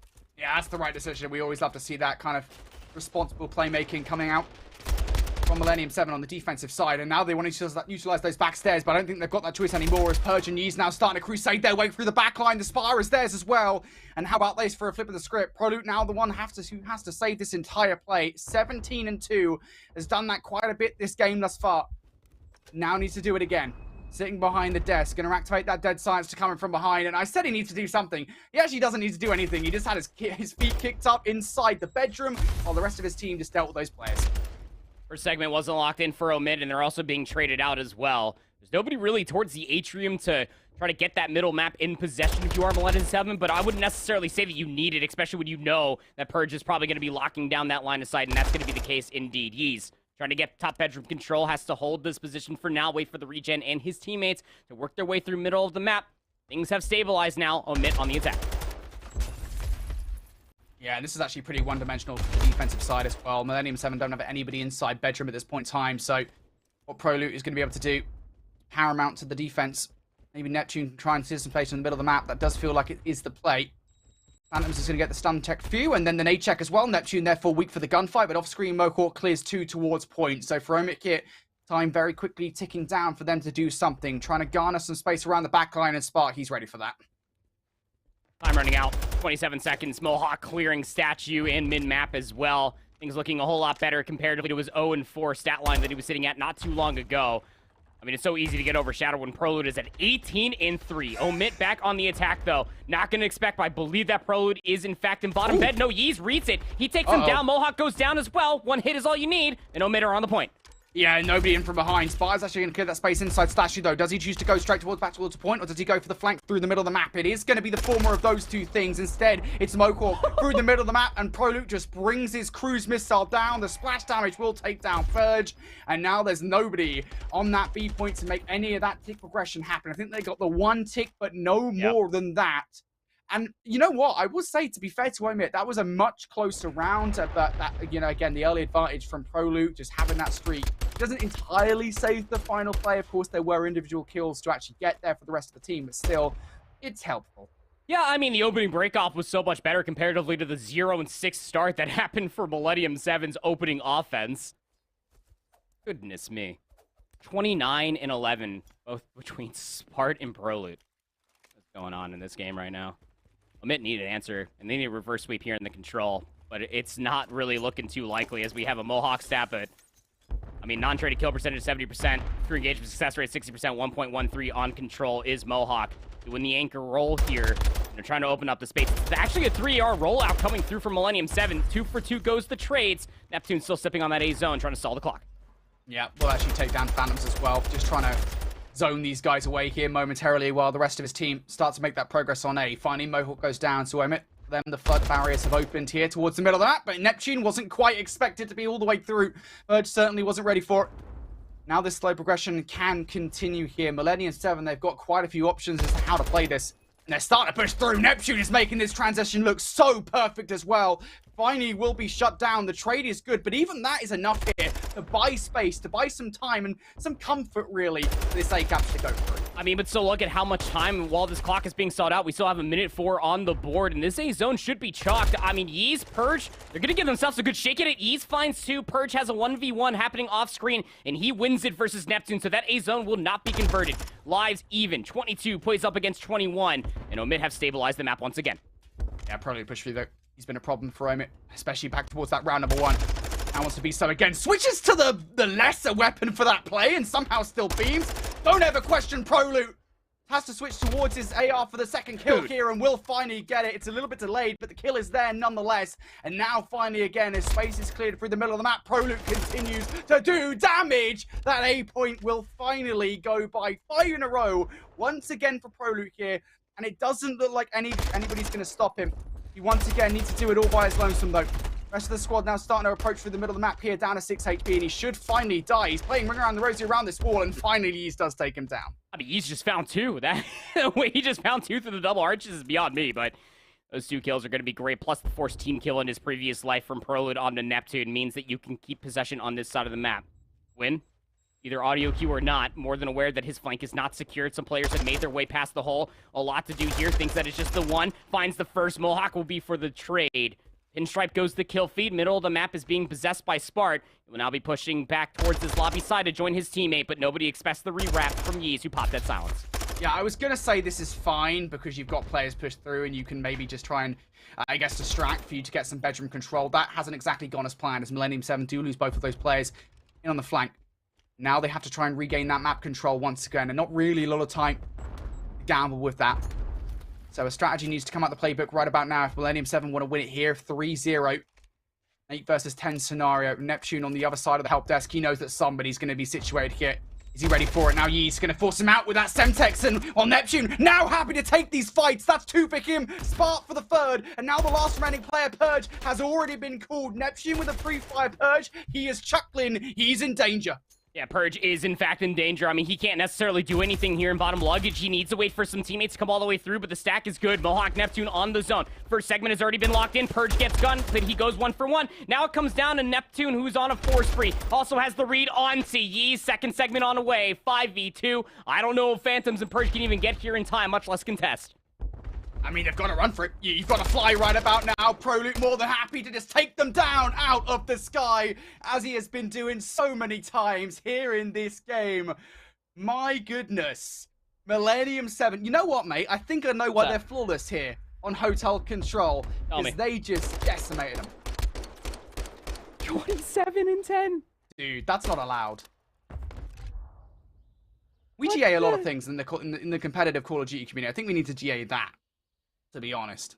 This is your fault, Vegas, for allowing Prelude to come back here and just reap challengers. I mean, that shit's absolutely absurd. The way that he just comes out of the gates in that opening offense and just milliwaps everybody from Omid. Stood absolutely no chance. They couldn't even trade him. He just goes on an absolute tear through every single part of that map. And even in that second offense as well, you got to see just how comfortable Prelude is in this game of Modern Warfare 2. Again, he's playing his life to a fine tee. Does not stay in a gunfight for too long. Uses his utility well. The bait and switch from his teammates as well. You got to tip your hat to the way that they were playing around Prelude, who was just feasting throughout the entirety of that map number 3.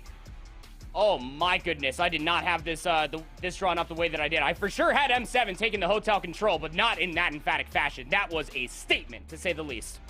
Yeah, you know what's funny is, at least from my stats, which was pre-yesterday, yeah, I had the stats down from, like, basically the first few days of play. I think there was only one negative KD across the board from Millennium 7 across all modes, and it was Prolute in control, who had a 0.95. Not too sure what it was coming into today. I mean, Prolute showing that was wrong. This is like irrelevant. 27 and 10. He is the main character, mate. I mean, Spartan, Mohawk, Neptune, the supporting cast, they're just there. They're making cameos. I mean, Prolute was just that guy throughout the entirety of that game. Like, starting off in round number 1, they didn't have a chance. 12 and 0? What? I mean, let's just think about this for a second. Okay, so Prolute goes 27 and 10. 6 out of the 27 kills non-traded. That has to be fake news coming through from the stat board here in Modern Warfare 2. There's just simply no way with how many tears he went on. The person that's closest to him is Neptune at 18 and 15. Like, what is that? 719 damage per round? I believe that one for sure. It probably was a little bit more for all I care. I'm not too sure. All I can tell you is that Prolute was feeling like Tej, man, because he was just flying it and absolutely frying here on Hotel. If you told me yesterday, Brody, when you pulled that stat and you were looking at Prolute being under 1.0 KD, I wouldn't believe you, because he completely goes against the grain then. He just comes out absolutely flying, frying. M7 have a 2-1 lead here in the series for lower finals. Yeah, forget Vegas, mate. Prolute just completely wiped the board. Apparently, we've got something to look at on Twitter, so let's see kind of what's going on over in the Twitter first. Is Daniel Dobsky, our very own here from Clutch GG. Prolute is still alive. Oh, I love that meme so much. Great movie as well, by the way. Just, if you guys want to get involved with this, by the way, this is a really good opportunity for us to say this right now. You can also be your own Daniel Dobsky, which I know nobody actually wants to be, but you can get your tweets here on the broadcast by tweeting us with the hashtag ChallengersElite and getting us involved in that tweet as well at WeAreClutchGG. We might get your tweet on broadcast. We probably will, let's be honest. So tell us what you thought, mate, about Prolute going absolutely ham, because we want to know. We want to know. I always want to hear the community's thoughts, especially when it comes down to challengers, because especially when it comes down to challengers as a whole, there's so much passion down here. The community, the fans, and everything else in between absolutely thrives. I've got to see it through a handful of events this year so far, and it's just really nice to see just the overall turnout that's coming through, watch parties and everything else included. So get active, get on your social media, get those thumbs moving, and let us know what you think. Fortress Hardpoint is up on the docket next for the map 4 and potentially the final one. Again, this is another map mode combination that can go either which way. When you're looking at it from Omid's perspective, they have spent some time here. They've played it 5 times. 3-2 is the record. However, on the opposite side, the 3 times that Millennium 7 have played it, they have won it all 3 times. Yeah, this is one of those weird ones, right? I think, in regard to the El Asilo search and destroy and the hotel control, I think, those were just very obvious veto blunders, as it were, for the respective sides. For this, though, I don't really think it is, even though they are technically speaking flawless Millennium 7 at 3-0. You also, as you said, have to consider the fact on the other side, they are still positive here on this map mode combination at 3-2. So I don't think this is a bad pick by any means for Omid, but it is most certainly now something that they have to win. Especially when we talk about kind of, again, like the records going into a game number 5. Like, if they do get to a game number 5, technically speaking, Omid is still favored there in that one. So, yeah, this is going to be a real tough one again for Fortress Hardpoint, though, just generally speaking, right? I think, we look back towards kind of the Hardpoint play that we saw in map number 1, the potential for clutch from Millennium 7. And that has to be, I think, the concerning thing for Omid. Is just like, we crushed them in the first 3 to 4 Hardpoints, and then they somehow came back through. That is possible. I always say it when it comes down to Fortress Hardpoint. This is one of those maps that can really get away from you before you know it. Yeah, it's very easy in some instances to be able to string together a handful of these hard points with some electric SMG gameplay. And who would have known it? Prolude's coming off of an absolute banger of a map number 3. Could be consistency if you ask me. Plus 41.8 differential in the 3-2 stat line for Omit when it comes down to this map mode combination. Plus 60 differential coming through for Millennium 7 and the 3 times they played this map mode combo. All right, well, Omit, they want to force us into a game number 5 to survive. If not, they finish in top 3. They still get a nice chunk of the prize pool, but they'll want better than that.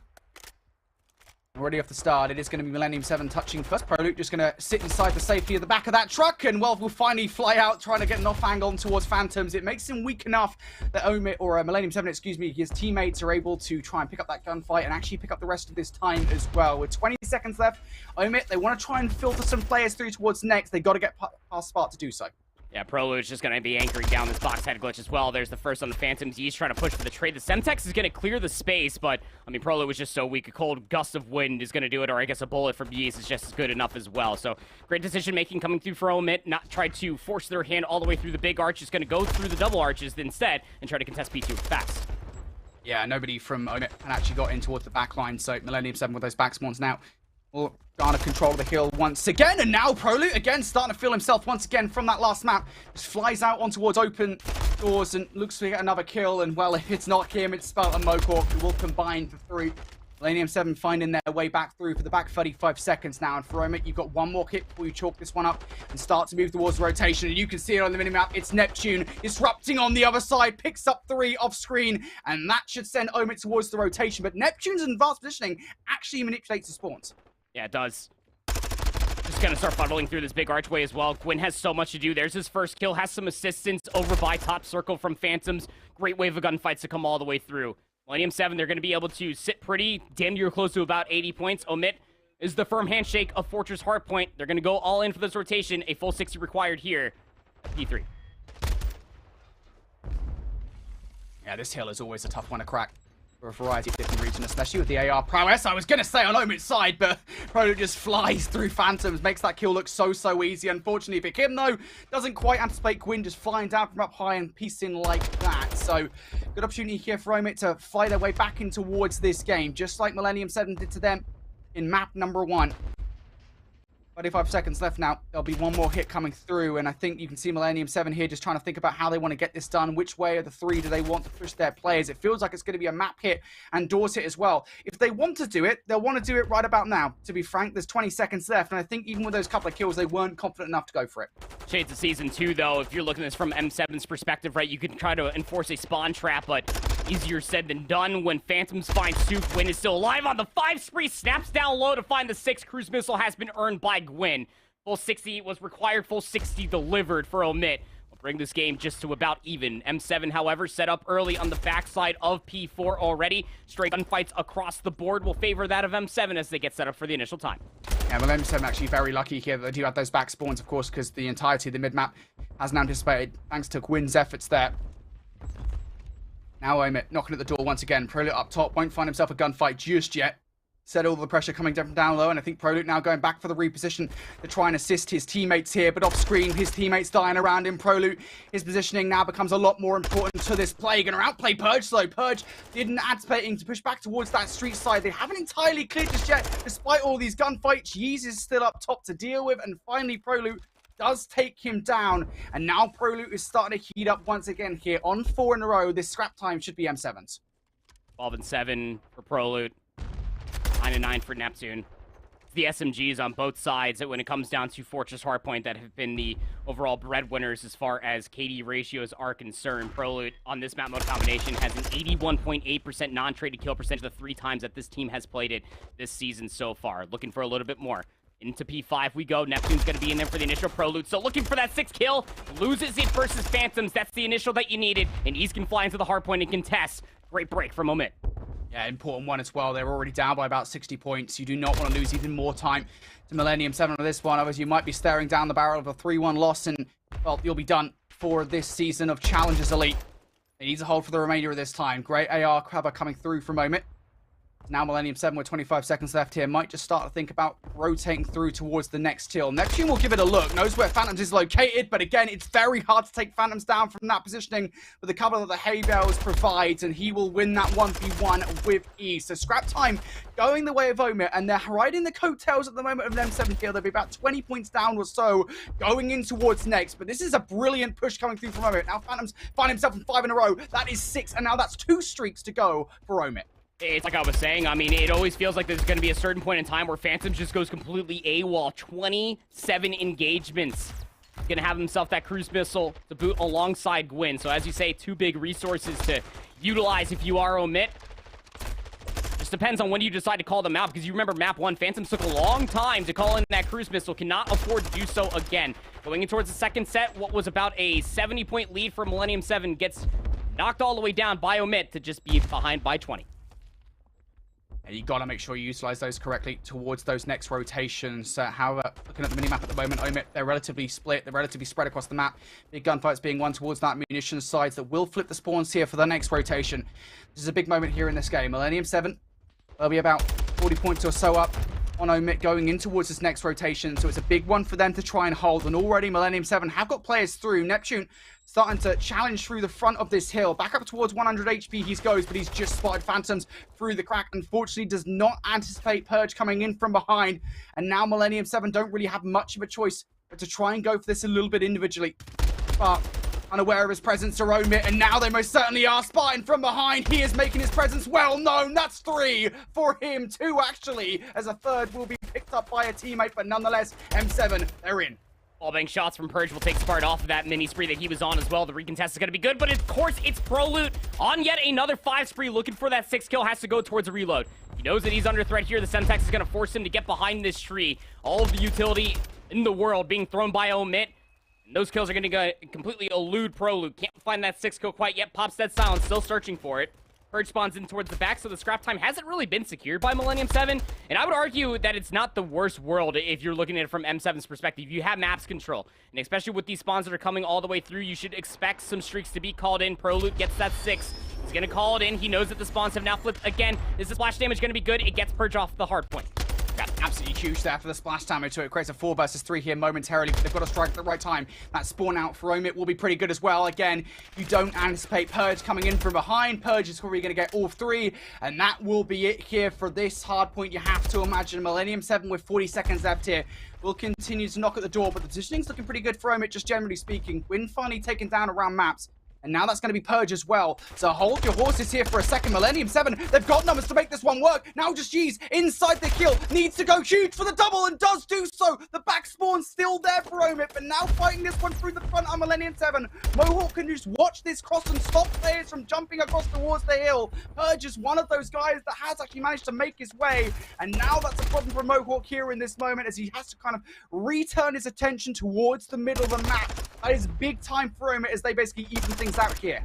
The kills in the contest time is still going to be good to keep this game about even comparatively to where Omit would have been closer to 200 points than where they are now. 188 to 183. Millennium 7, much like the first set of hard points, are set up early, but he's popping dead sounds. He's already trying to contest top boat versus ProLoot is going to win that first gunfight. Now that opens space up for the rest of his teammates to push that south lane. And they need to deal with him as well. You can see Mohawk just gets absolutely shredded by Yeez. Now most certainly space has been provided. Yeez now knows somebody's in the corner. Does he? Yes, he does. Checks it. Now Yeez looking for more, but Yeez has already created that space required for Omit to find their way through. Millennium 7 spawning out towards the middle of the map. Omit, they've got 2 players inside. Gwyn, one of them sitting on kill, just trying to keep his head down with the coverage being provided by teammates. Omit doing such a good job at this point of keeping Millennium 7 out, but again, ProLoot now the player to try and get his way back and through. Just 5 points separating these 2 teams, as Millennium 7 even know that this time is important to go for, but they have no choice but to go for rotation. In the first time ever since the beginning of this game, we will have a lead swap. Omit will take that lead, albeit by a small margin. Millennium 7 don't exactly have firm control through the middle of the map as well. I mean, they're kind of lost as far as where Omit are coming from. Yeez pushes forward, goes 1 for 1 in the trades. Player number 2 is Phantoms. If you feel like that he needs to go sooner rather than later, he's actually going to take this time to call in the streak. What do the trophy systems look like? It doesn't matter. Splash damage is not safe from the trophy systems. Takes care of Spart. And the collapse is on. Just last player inside the hard point is Mohawk, and his assistance was inside the open archway. The collapse is good. Omid have broken in. Oh, Purge almost gets that second kill against Spart as well. Spart needs to keep his life and unfortunately cannot do so. So a lot of time here still to grab Promit. Prolute now with the Dead Silence. Gonna go in from behind and gets the shots in enough to push Gwyn towards Maps. Gets him out of the kill here momentarily. Neither team now soaking up this time as just 2 points separate these two teams. And even again, this time, Gwyn needs to go for it down to 50 HP or not. He knows that it's a valuable 15 seconds. Over towards New we go. And Yeez is going to be the first player there. Nice trophy system kill coming through from Mohawk intentionally or otherwise. As Millennium 7 here just behind needs to try and contest. Purge getting a little bit too far forward there. Didn't have any assistance whatsoever. Just wanted to try to contest some time. It's information regardless. Yeez Gwyn able to find 2 kills. Look at the proactivity also coming through from Yeez and Purge, trying to get themselves inside of Art so that way they can try to contest this hard point. But M7 still have the close spawns and Prolute not too spawning too far away as well. Mohawk is still alive with his hard point. You have to remove him from this position. Oh, Phantoms managed to get that kill as well. Now, Phantoms, can he do any more than that? No, unfortunately not. Prolute will double up. Neptune for the third. Millennium 7 looking pretty confident. Now, where do Omid spawn here in this situation? Only one player able to get past the 50-yard line. That's Gwyn, and he goes down. Spart finally falls, though, and he was the only one watching that doorway. Gwyn decides now is the time to bring this streak down, and it is absolutely the right choice. Omid can still finish things here. Gwyn going to push players in towards munitions with that streak. Do they have the coverage now to close things out? Neptune tries a flank, is going to be shut down. Mohawk towards the front, he goes down as well. Omid, they look like they could do it here. Prolute for the last attempt, and Prolute goes huge, but over towards New. The gunfight is there for Omid, and they finish things off on P2. We're going to a game 5. Oh my lordy!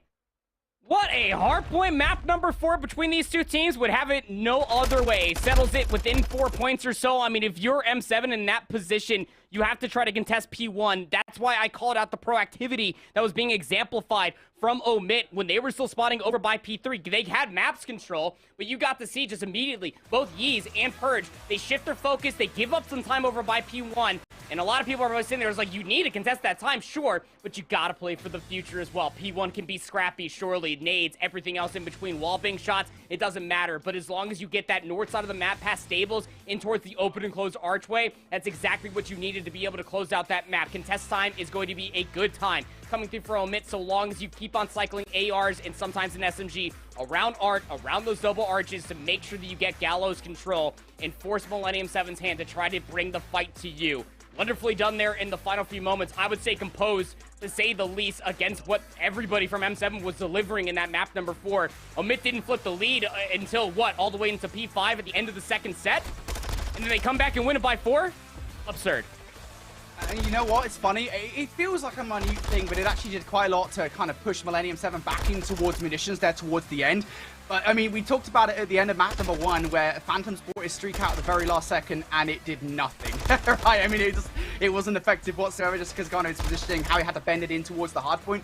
This time around, it actually does something again. It sends Millennium 7 inside, creates the space required for Omid to find their way in towards the hard point. And while they don't actually get it done there on P1, again, a massive 1v1 to close things out. Mate, what an incredible game.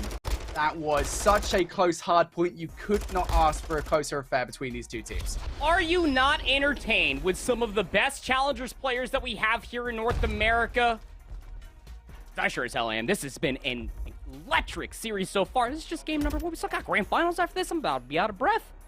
It's much better streak usage. It needs to be talked about coming through from Omid, specifically from Phantoms. The way that he called that streak in earlier on, and you're even seeing the one from Gwyn. I'm not too sure, honestly, where Spart thought he was going. If he thought he was going to be safe over inside of top rails, that door is open. The splash damage is going to be good. And the kill comes through, and that opens up the space there for Omid. Here's the final few moments. I mean, Prolute does a great job to be able to contest that time. But you even see off screen right there, Purge contests. He goes all the way through that north lane that was more or less open because all of M7 were so laser focused on trying to keep Art in their favor and trying to contest P1 because they had to, that Purge slips to the net. He gets inside of P2. He wins the only gunfight required to get the last second win this game by 4. 27 and 22 for Phantoms. Goes on that amazing 6 spree in the middle of the game. Gwyn, earlier on, goes on a 6 spree, gets a cruise missile as well. 23 and 24, 28 and 30 for Purge as well. That's a lot of engagements if you ask me. But Prolute, I mean, the guy can only do so much. 31 and 19, and that is back-to-back performances in between the Hotel Control and the Fortress Hardpoint. And this guy, Prolute, is absolutely frying. Goes on that 7 spree, 24 kills. It was 31 non-traded as well. Almost has a minute and 30 of hardpoint time as well. I mean, come on. There's only so much that you can do in that moment of time. The follow-up is that much better from Omit. Shades of the Elosilo Search and Destroy. The trade game, a little bit too strong for Omit there at the end. You know what's funny as well is that Prolute actually went huge in those final moments. Like, he got that double, right? He kept the game alive. It was just unfortunate that Spark could also not produce a 2-piece over by Gallows. Yeah, insatiable, mate. God, we bloody love challenges, don't we? Oh, always give us great games here in the lower bracket finals as we're going to a game number 5 here between these two teams. Hotel Hardpoint, that is up next. It's going to be a banger to close out the series. Only one of these two teams can move on to face Hive in the all-important grand final. It's going to be a banger. Don't go far, folks. We've got that after this break. Eventually.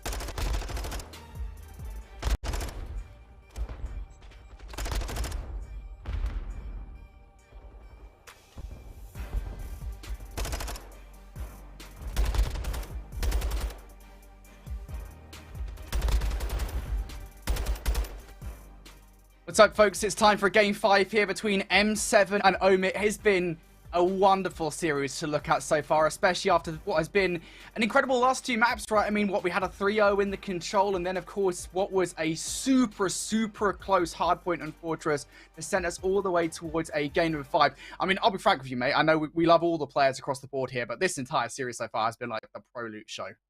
How can you not just talk about Prolute? I mean, throughout the entirety of the series so far, you see it right beneath our faces. This guy has been frying throughout all 4 maps so far. 92 and 54, has a 1.77 KD. Like, what is going on right now for Prolute? What, a little bit of that, and plus some more going in towards this Hotel Search and Destroy, where both teams have only played it a single time. They each won it a single time. The only thing that we can really look at as far as recency is concerned is that map number 2, which Omit were able to win 6-4. They were exemplifying a lot of good tempered aggression where they weren't getting too over-accentuated with a lot of their opening breakoffs. It's just getting in these very annoying positions where they were catching a lot of M7 off guard. As you take a look at the specified map set, it still blows my mind that both hardpoints were even confirmed at a combined 29 points. But hey, here we are. It's Grand Finals day, baby, and M7 and Omit are absolutely delivering on the goods.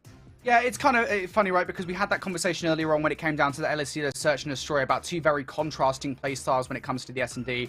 And I don't know if it was specific to the LSELO or not. I know in LSELO it does offer a lot of lanes for you to kind of just send players through on the flank. And, well, I mean, I think it's fair to say M7 were trying it over and over and over again. But Omit were much more structured as a team. They were much more staunch in their defenses, just not really kind of falling for it, not really kind of taking the bait, as it were, of those M7 players pushing forward and luring you back towards the base. Millennium 7 and Omit, will the same thing happen again here? I don't know. Honestly, I do expect the kind of same aggression from Millennium 7 as they look to push forward and send their SMG players right in on a flank. But off the rip towards this one, we're seeing a couple of players over towards the connector side. Omit already pretty much entrenched in towards A. Well, M7 really thought that Omit were going to go for the broke play, and that's just because you have no utility going into round number 1 of Trophies No Dead Silence, and a lot of teams have been going for B first, so they embellished themselves over by A. Not a quick plant, though. Omit trying to wait for a pick before they try to lay this bomb down. Don't hesitate too much here if you are Omit or even M7, because the rotation could very much so still be called for. Yeah. M7 at the moment, I think, just trying to threaten, stop this bomb from going down, because when it does, you can see kind of retreat perhaps occurring for Omit towards the bar side, or Spar side. And it feels like it has been the case, at least for Gwyn. He moves all the way towards these back stairs to keep an eye on Statue and Chandelier. Maybe some timing can be caught by those M7 players. On the other side, though, towards Bedroom again, there's a couple of players from Omit that have managed to entrench themselves inside. And elsewhere, Phantoms has already drawn up with that first blood. Every single gunfight at the moment, 1v1s being won. Spartan, the last one left alive. And while Phantoms can't finish that kill, well, he can in the end, apparently. I was going to say, if it wasn't him, somebody else is going to take that player down. And I'm sure going forward, it's just a round 1 unfortunate affair that if you saw M7, they were trying to go for the Hail Mary call, that it was going to be a BXQ coming through for Omit. I'm sure going forward on defense, M7 are probably going to keep a player, if not inside of luggage, top lights, or hell, even inside a bedroom. They just cannot allow this Omit roster to completely get coverage over by that A bomb site. It's very tough to retake that in a 4v4, especially when you have players all the way on the back staircase inside of P2, more or less. Just locking things down as far as the flank is concerned. Round 1 won for Omit on their offense. M7's turn this time around. They are rushing towards A. Yeah, immediate trades going down, this time in favor of Millennium 7. The AR's too strong. Neptune and Mohawk do trade things out, and now Phantoms kind of stuck, forced to make sure that they do not push through towards Bedroom side. That is the hope, if anything, because he's got to waste a lot of time for Gwyn to make that journey. Still not playing the bomb as Neptune. They don't fully understand where a lot of these players are located at, which is why Sparta's going to elect to look at the flank that could be all the way through Chandelier. Neptune is just staying on his toes, watching that push through that could come all the way through Couches. Some shots did come through, I believe, on the Phantoms up top. Whether those connected or not, they still don't know that Gwyn is locking things down over here through mid-map. And now they do. Neptune, I think, will have seen him, while he planted that bomb. And the nade will not connect, of course, due to the coverage of the trophy system. So now M7 with all of this information, it's just a matter of actually working off the back of it. Again, Gwyn has to be perfect here, and there's just no real way to take a player off the back stairs. It's just such a powerful position. And as we said earlier on, they knew exactly where Phantoms was. He doesn't really have much room to maneuver and faces down a double down of 2 players on the other side for M7. So they will trade things out here. Yeah, it's just the numbers advantage that you have just naturally by 4-player rushing over here by this bomb site, isn't it? Because, I mean, once you immediately get the immediate information of the player down low, albeit finding first blood is the immediate trade out, and the knowledge by proxy where some of these players might be lurking at to be able to find that second numbers advantage in favor of M7 the majority of that round, Brody. And well, as far as a recontest is concerned, if Gwyn had an AR, I'm sure he might have had a different argument to holding down that longer line of sight. I don't believe had dead sounds to try to make a route happen. Regardless, we go offense for offense. Round number 3. Here we go.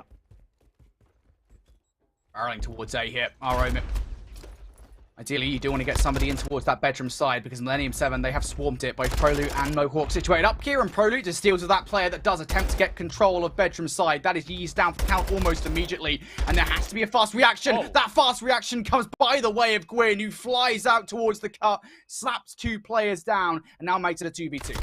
Oh, he's still trying to chow for more, and a Mohawk's going to cut him down. Leaves Phantoms in a 1v2, has to recollect the bomb. He's going to throw some shots, thinking that he can get the quick trade on the Mohawk, who gives up that positioning. Goes all the way back over towards Jacuzzi, and Phantom's going to get information on towards the next. It's Prolute, who's hitting it fast around the back, and Phantom just would not expect for the velocity that was Prolute, just hitting it all the way through Statue, came back around over by D1. You'll see it here in the final kill cam. He just comes flying around the back to be able to get that last kill. And it's like I said, I mean, you go back towards that round 1, the immediate adaptation, if you are M7 in their upcoming defense of what you just saw, immediate focus. Top, bottom bedroom. You had a player inside of couches, 1 player watching mid-map. They wanted to play for retake over at B if that was going to be the execute that Omit were looking for. They thought M7, or Omit, rather, that it worked so well the first time. Why not try it a second? Just try to quick rush over by A. This time it comes up flat. 2 rounds on the bounce now for Millennium 7. They want to make it 3. Got to get past Yeez to do so, and that stun should make him uncomfortable enough here. Omit forced all the way back in towards deep bedroom. This is a lot of map control given up off that initial trade, of information. Bomb is immediately going to be planted. You try to retake this. I mean, look at the lurking position coming through from Neptune, just waiting for players to try to cross in his line of sight. You have so many different angles you have to clear if you are Omit as far as this retake is concerned. Yeah, Omit have to make the decisions pretty fast here. Still nobody going down from either of these 2 sides. And, well, despite Yeez clearing out a lot of space in bedroom, he hasn't cleared out Neptune. Neptune now just going to get that easy picking onto Gwyn as well. And very quickly, Phantoms now finds himself in the 1 versus 3 situation with not a lot of time, not any time, to be honest, to do anything in that situation again. And that early barrage, I think of, what was it, stuns and nades being thrown towards bedroom side. Just getting bedroom control, like, immediately right off the rip is so key. Yeah, and you saw the lack of hesitation this time around from M7. They had more than enough coverage, ARs included, on the backside of the bar. At least confirmed via the stuns and nades like you were talking about, Brody, for the bomb just to get laid down, and the Neptune gets in the bottom side of the elevator. You saw that he had essentially a lot of different angles to look at. He will walk away with 3 in that round, SMG in his hand for that offensive attempt. Though Omit were able to win the first round, it has been all M7 in the past 3. Omit have to find a way to stop the bleeding right about now, to be frank. Something special needs to be produced from these 2 teams, and it's going to be a 2 versus 2 scenario on both sides of the map. Upper side towards restaurant. Prolute now starting to fly, and he runs right into the opening side of Gwyn. He's ready to take that gunfight. So now 3 versus 3 scenario. They've already lost Purge in the round. And they're still thinking about it. You see Gwyn with the bomb in hand. He's still trying to push over by Chandelier. Dead Sound's going to run out before he even gets close towards that B bomb site. Neptune's going to confirm that there's still a player of Phantoms all the way to the backside of the bar, but Yeez pops Dead Silence. There's the first. How about a second as well? Reads Spart for the next, but the AR just a little bit better in that gunfight. Winslow hasn't planted this bomb over at B, and I don't think that Spart's going to expect them to be over by Ruggs. Just wonderfully done for Omit. They split their offensive efforts. They send 2 players down over by the bar, 2 players over by Chandelier. And they just deal with everybody from M7 as they were just quite literally sprinting into their line of sight. Wonderful execution coming through from Yeez as well to pop that silence, get behind that glass area outside of the jacuzzi to find 2. And a real good look at number 3. Just did not have the right weapon, I would say, for the gunfight versus Spart in the TAC 56. But regardless of the matter, you said they needed to stop the bleeding. Omit will do just that. They'll bring this within 1. Yeah. Response coming out from Omit. Now fast, through the middle of the map they go. Spart should tag at least 1 with that stun, but of course you don't actually know how many players you've got tagged up with the stun. Doesn't matter anyway. Prolute has already got himself on towards the site, and again, that confidence off the back of the first blood is good enough to get this bomb down, and even better, you've already got some modicum of control over bedroom. just another quick plan over at A. How many times is Omit gonna allow this to come all the way through? Because you just allow for a post plan to be so good. 4v2 for the retake, and the majority of this is all coming through mid. Yeah, Prelude goes down, or Mohawk goes down, excuse me. Prelude's still alive around this box, and he needs to try and waste some time here for his teammates to come. The Power Rangers have to come together here on the site. But in a Might and Morphin on towards Purge, he was putting a lot of shots towards this player, towards Prelude. None of them really connecting, and Neptune will close things out. Yeah, numbers just way too strong. And, you know, I think through these first 6 rounds, to be honest with you, Andy, it feels like we've been watching a different Millennium 7, certainly to what we saw earlier in the LSELO Search and Destroy, right? Because it's not individual at all. I mean, the only time when I would probably make an argument for that is the way that Prelude, knife out, Dead Silence Pop just rushes through double arches on their previous round, straight into the waiting hands of Gwyn. There's a replay of Yeez in that previous round. There's the second as well. Just twisted beyond belief as Christian, expecting for Spark to still be there. Headshot multiplier does still go Burr. I don't care if it's been nerfed. It still hits hard. 4-2 goes the scoreline. Playing much more cohesive, I will say, and agree with you there from M7, Brody. We're seeing that again through the middle of the map. Come M7, and immediately the team shots from Neptune and Prelude, just too strong. Purge will fall. 1 and 6 isn't exactly having the most stellar of games here in Search and Destroy. Gwyn thought that maybe he could catch them off guard in from behind. Instead, he is the one that has been caught off guard in from behind. Goes down, does Gwyn. And yeah, now Yeez and Phantoms. I think this is what you call in trouble. You're forced to play individualistic here. If you are both Phantoms and Yeez, that you have so much ground to cover and only so much time to do it. Phantom's going to start clearing away more of this A-bomb site. Yeez is going to join him in his efforts. That opens up the flank, and you can see what it means. Prelude and Neptune, they're about to be pushing through Chandelier. Yeah, maybe if you could collapse on some more to Mohawk, this is an okay situation to be in, but you don't get that. Phantoms now has to pull off a spectacular 1 versus 4. Can he get it done? Wide shoulder being thrown by Neptune. That's enough for the information, and he might have even seen the bomb in his FOV as well. It's just tough for Phantoms here. Got to do something. Almost snaps on towards Mohawk, to be fair, and actually gets some shots in towards Neptune. Probably brings him down about 30 to 40 HP at least, but still, it is not enough. He was definitely red screened here. We'll see it from Neptune's perspective. He was just having a crazy map number 5. Yeah, just probably 2 bullets away from actually getting that kill on a Neptune. What a good snap on a Mohawk in the middle of the map, who, again, after all those kills came through, didn't really have to leave that fountain side. He was just watching everybody, just watching that bomb site, and once Omit finally committed towards that A bomb site, well, Mohawk was locking things down. Neptune, by the way, up on 5 in a row. 9 and 3 goes the scoreline here for Neptune. Series point from Millennium 7. Yep, Millennium 7 have been goated here in this Search and Destroy. Now want to close things out here in round number 8, but not sure if they can get it done just yet. Immediate trades will go in their favor now. A chance to pick up the bomb, and Neptune will have that. And I think most importantly, Neptune has stayed alive here in this play on that 5 in a row. And Omit, once again here, Phantoms and Purge, they're split. And you're forced to try to retake the middle of the map if you are Purge. Phantoms, his information is going to be traded out. Some shots came through, so he has to wait for the regen. Purge, though, has so much to do, and he's stuck out in the middle of the open area. Dead Silence 1 and 6. Spart's been watching the flank since yesterday. Now Phantoms 1v3 to stay alive in the tournament. Yeah, 1v3, 1v4. Couldn't do it last time around. Shots going out towards Spart, and there you go. Omit down and out. Millennium 7 might have lost the earlier Search and Destroy. It won't happen here, though. A dominant showing on Hotel to guarantee a spot in the grand finals. I mean, again, the way that this round number 8 just panned out for M7, you really felt like that Omit with the coverage bottom bed and through the middle of the map, they were going to be able to find those kills. I thought Neptune was dead to rights. We were watching his perspective from the beginning of that round where he just dolphin dives into the info area, and he saw 2 players bottom bedroom, and I was like, oh, man, he's getting gunned for sure. They already lost Prelude. I thought that Neptune was going to be soon to follow, and I sat there, my jaw smacked against my desk, and then crashed on the floor because the assistance from both Mohawk and Spart to not only confirm those 2 kills, but to allow Neptune to stay alive is just so massive for the success that is Millennium 7, again, rectifying the issues that was being showcased in that map number 2. A little bit too individualistic, trying to get a little bit too big for their bridges on trying to force out these engagements with that silence pushes earlier on. This time it's all teamwork. Unless Neptune gets that bomb planted, and he was just going everywhere and trying to fry everybody in sight. 9 and 3 for Neptune, 6 and 3 for Spart, 7 and 3 for Mohawk. Yeah, say what you will for Prelude. Yeah, he went 4 and 6, but the dude did drop a massive amount of numbers in the past 2 maps for this team. Just felt like that Omit had no real answer as far as Millennium 7 is concerned for their rollouts, their reads, their team shots, and everything else in between. Yeah, I mean, like, I think I said it in the middle of the Search and Destroy. It was a stark difference, and I guess it's just the change of setting, right, between El Asilo and Hotel in the way that M7 were playing the Search and Destroy. They were playing as a team. It really was as simple as that. You know, they were getting things together. I don't think there was ever really a single time. I think you might have identified maybe one or two where ProLoot was playing on his own, but beyond that, where I wasn't seeing a double chow come through from M7. I mean, they were just playing so well as a team.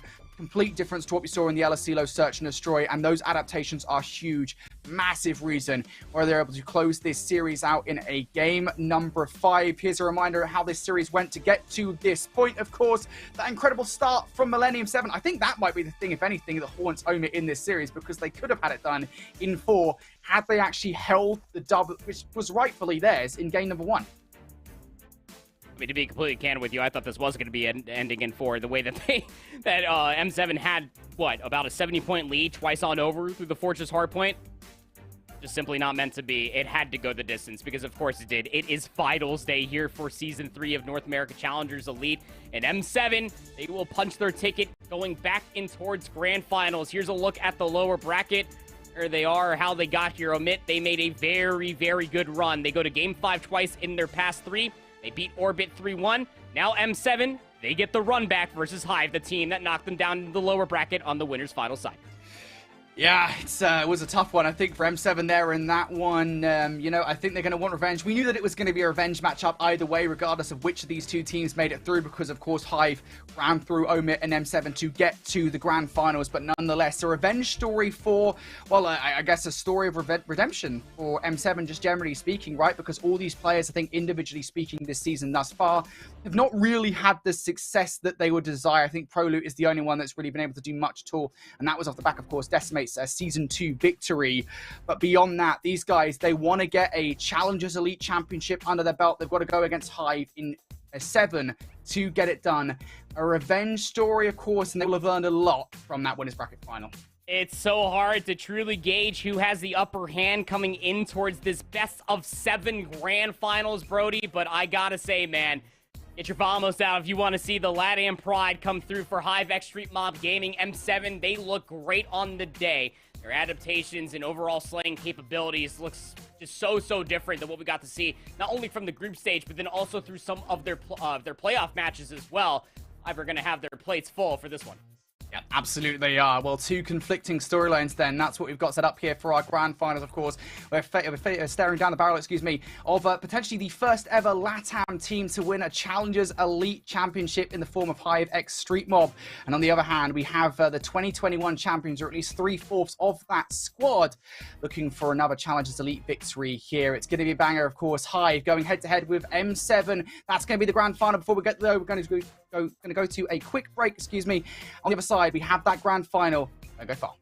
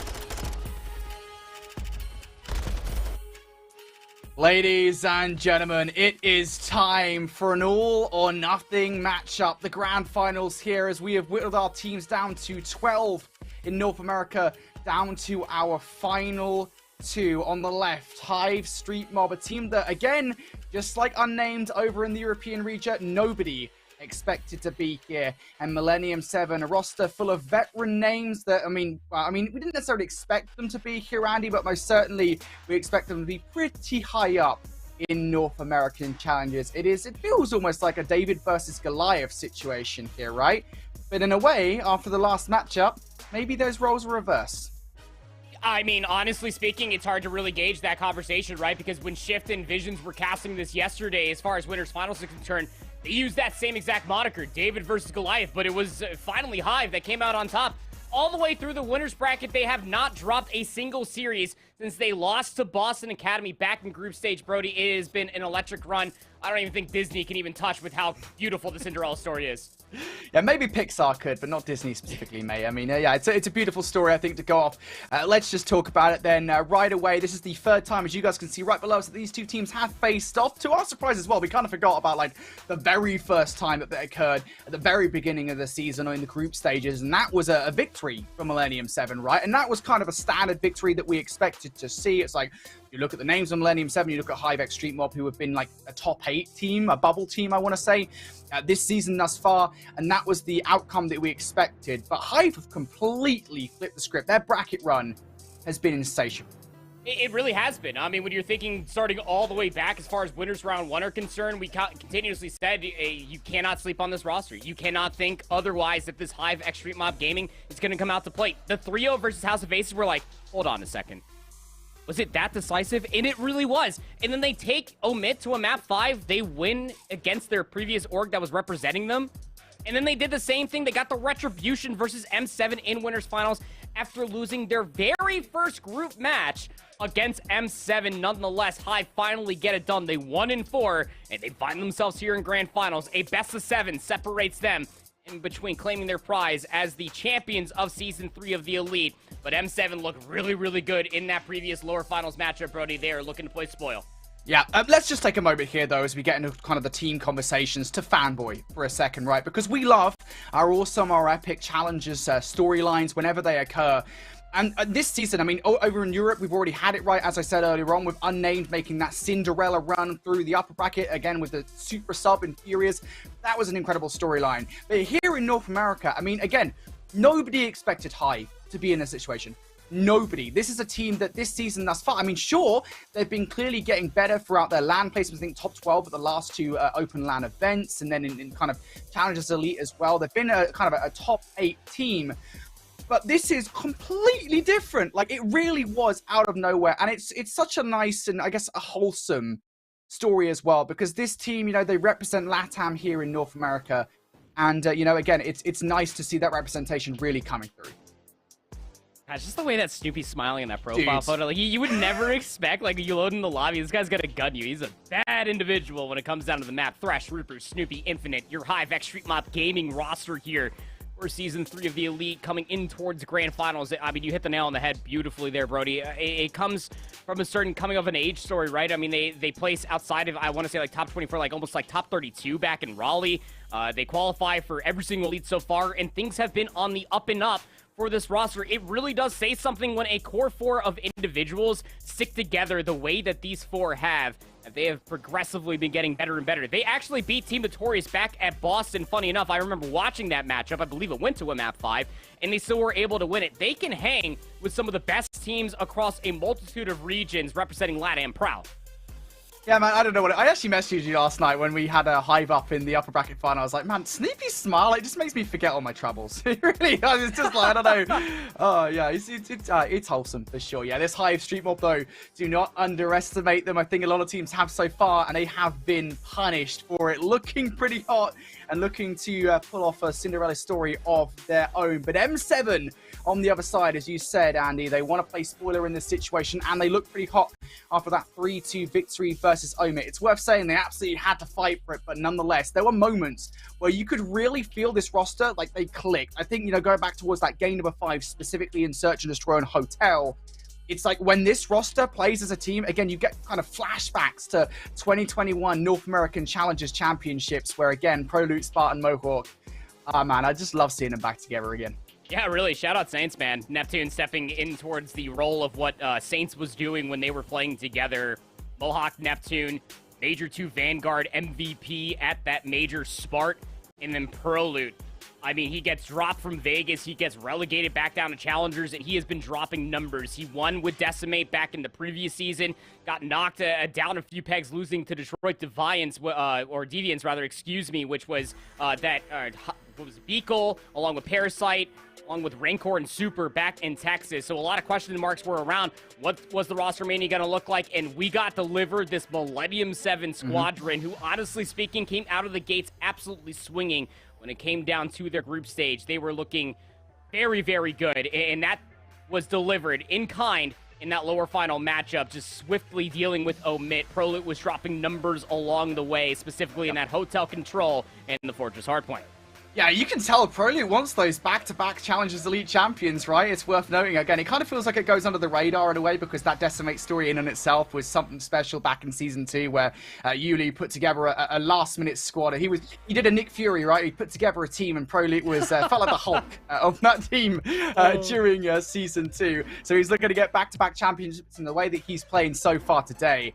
He means business. But let's talk then about the head-to-head for you guys, show you guys kind of where the strengths and the weaknesses lie for these two teams. And again, it feels like a very similar story for the most part. Control is kind of neither here nor there in most cases. Search and Destroy, both teams extremely strong.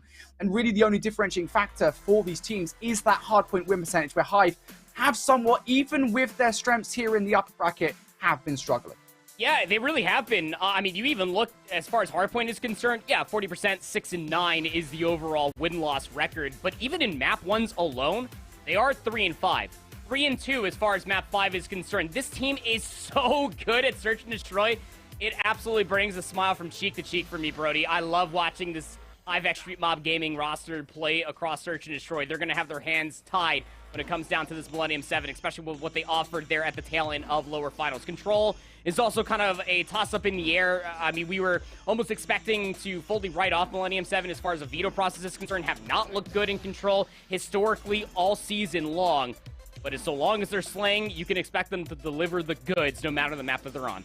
Yeah, absolutely. Well, what players do we want to look at then for this one? Well, I think it's time to look at that smile again, don't you, mate? Because I think that's a really good idea here for these two teams. Snoopy on the left side, Hive. He's been doing pretty well this season, and it's been kind of the case, I think, just generally speaking for Hive X Street Mob, because I think you and I both agree that you can pinpoint the moment that Hive became a legitimate threat to a number of teams in the North American region was when Snoopy got added to the roster, and since that moment, he has been doing serious damage for this team. Yeah, he really has been. I mean, when Snoopy bursted onto the scene, everybody was starting to ask a lot of questions like, who is this Snoopy guy? Where's Woodstock at? What's going on over here as far as this HiveX Street Mob Gaming is concerned? And the reason why we're taking a look at both Snoopy and Neptune, because we know what Neptune is going to do across the map. He is going to be flanking. He's going to be looking for these opportunities to try to disrupt any sort of setup, no matter the map mode combination that we are on. Snoopy will be doing the same thing on the other side, but it's what they do in tandem is Snoopy alongside Thresh as that AR. It just enables him so well. 66.1% non-traded kill percentage is what Snoopy is boasting across all three game modes, with an electric 56.5% true engagement success rate. Across all three game modes, everything that he's played so far through Season 3 of the Elite, about 57% of the time that Snoopy is getting into an engagement, it garners either a kill or assist. That is absurd. Yeah, indeed. Well, I know you guys will be screaming at the TV screen right now, or the monitor screen. I know we're all gamers here, so we'll be playing and watching on monitors at the moment. What is the map set for this best of 7? What maps return from the last two encounters here, and I think specifically from the upper bracket final? I'm almost surprised in a way to see the amount of maps returning that we do have, specifically the Embassy Hardpoint to kick off the series, and then, of course, the Elasilo double affair towards the end in Search and Destroy and in Control. Andy, who comes off better between these two teams? I don't know, Brody, because, I mean, everything as far as the series record is concerned, map record is concerned across all of these maps that we have being played, you're right to point out the one simple fact that about, what, 4 of these maps that are inside this best of 7 series, we've seen them being played before. The Embassy Hardpoint screams to me more or less than anything. When they played against each other in groups, M7 won 250 to 239. When they played yesterday, M7 only won by 4 points on the Embassy Hardpoint. Is it going to get closer? Are they only going to win by 1 point? Or are Hive finally going to be able to take a map 1 off of M7? I'm not too sure. It all comes down towards that maps 2 and 3 is where it starts to favor a little bit more for M7. We got to see what they look like on that hotel control. They're also 2-0 on the hotel search and destroy. But the later that this series goes on, the further we get along, if it starts getting down towards map 6 and 7, that's where things start to sway heavily in favor of Hive X Street Mob Gaming. Yeah, they really want to get towards the end of this series if they can, although if I've learned anything about Hive X Street Mob, I think it's not to underestimate them, even when the odds are stacked against them. And it's fair to say they are here as we get in towards map number 1. I think it's time to say, vamos, so let's go! It's the grand final of North America, with Millennium 7 starting off on the side of the map that will put them in control of the hill first, traveling towards the hill, go Hive X Street Mob, and well, they just slam straight into the ground. Yep, Neptune Spark. Both picking up 2 kills along the way. That means that Neptune can continue to fly, try to clear away top paper. It's not going to disrupt the spawns, at least not quite yet. As you see right there, M7 versus Hive, 250 to 239, 250 to 246. The last 2 times that they played up against each other. Hive getting closer and closer as the year has gone, or as the season goes on, excuse me. But what an electric start coming through from M7. The only player that might be trying to upset this is Infinite. He throws a shoulder out from Laundry, gets gunned immediately. This is a lot of time that M7 are collecting off of P1, Brody. Yeah, this isn't terrible for Hive X Street Mob though on the rotation. You know, they've got control of P2 here for the moment. They've got players positioned to deal with anybody from Millennium 7 that wants to start to push on through, specifically towards the back administration side. And Snoopy on the screen at the moment, really getting aggressive here through the cafeteria. This is very far through cafeteria. He actually made a ton of noise there that would alert the player right above him to his presence, but apparently that has not been communicated to Mohawk, who goes down regardless. That'll send Prolute for a freeze for the moment, and Snoopy just returns back towards the hill to help out his compadres. That's 4 in a row for a start for Snoopy. Finally, here goes down, but that's a lot of space cleared there on that initial investment. Hive X Street Mob, they get the first good look. I mean, Millennium 7 so far throughout this map number 1 has been outslaying, but if you're finding the right kills around the hardpoint, like what you're seeing between Thresh and Snoopy, then you're going to be able to collect the majority of the time. Even Thresh, knowing that he wants to take the gunfight versus Mohawk, get some good damage. Snoopy might be trying to push to get that kill, is actually electing to go all the way through Kitchen, where Neptune was holding his irons, waiting for the push. Well, Snoopy was just about 30 HP, so a cold breeze takes him down. Although Hive X Street Mob, they were able to collect a majority of time off of P2. Did a great job of answering back what M7 had off of P1. Millennium 7, surprisingly enough, have the majority of the control on the west side of the map, so they'll hold the rotation to new. Yeah, this is actually a little bit scattered, I think, in terms of rotation coming out from Hive X Street Mob. Yes, they got the kind of the better look of P2 overall, but right now, in terms of this rotation, they're too scattered for Millennium 7 to actually be threatened. We need to see some individual efforts here coming out from players like Infinite, maybe Snoopy on the other side to try and break.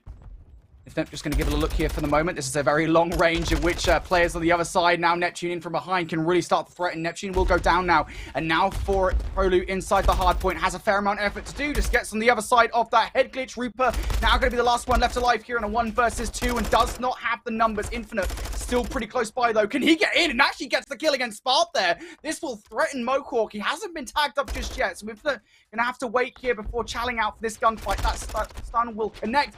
Goes wide for the kill and will take down Mohawk there, but nonetheless, I think Hive X Street Mob, they took so long to try and get in towards that hard point, didn't actually get any time off it. It's just so tough for if you're our Hive X Street Mob to try to contest that hard point, especially with how Millennium 7 were just continuously keeping control of the middle of the map over by the tennis court side, and you can see what that's going to garner them as the rotation over towards 4. Hive X Street Mob, though, very close by. They're getting control of the hallways. Prolute, though, looking to flank all the way back around. He has a lot of players of Hive X Street Mob to look at. Luckily enough, Neptune comes through the inner hallway to find 2. Prolute for the 3rd. Millennium 7 break back into the hill.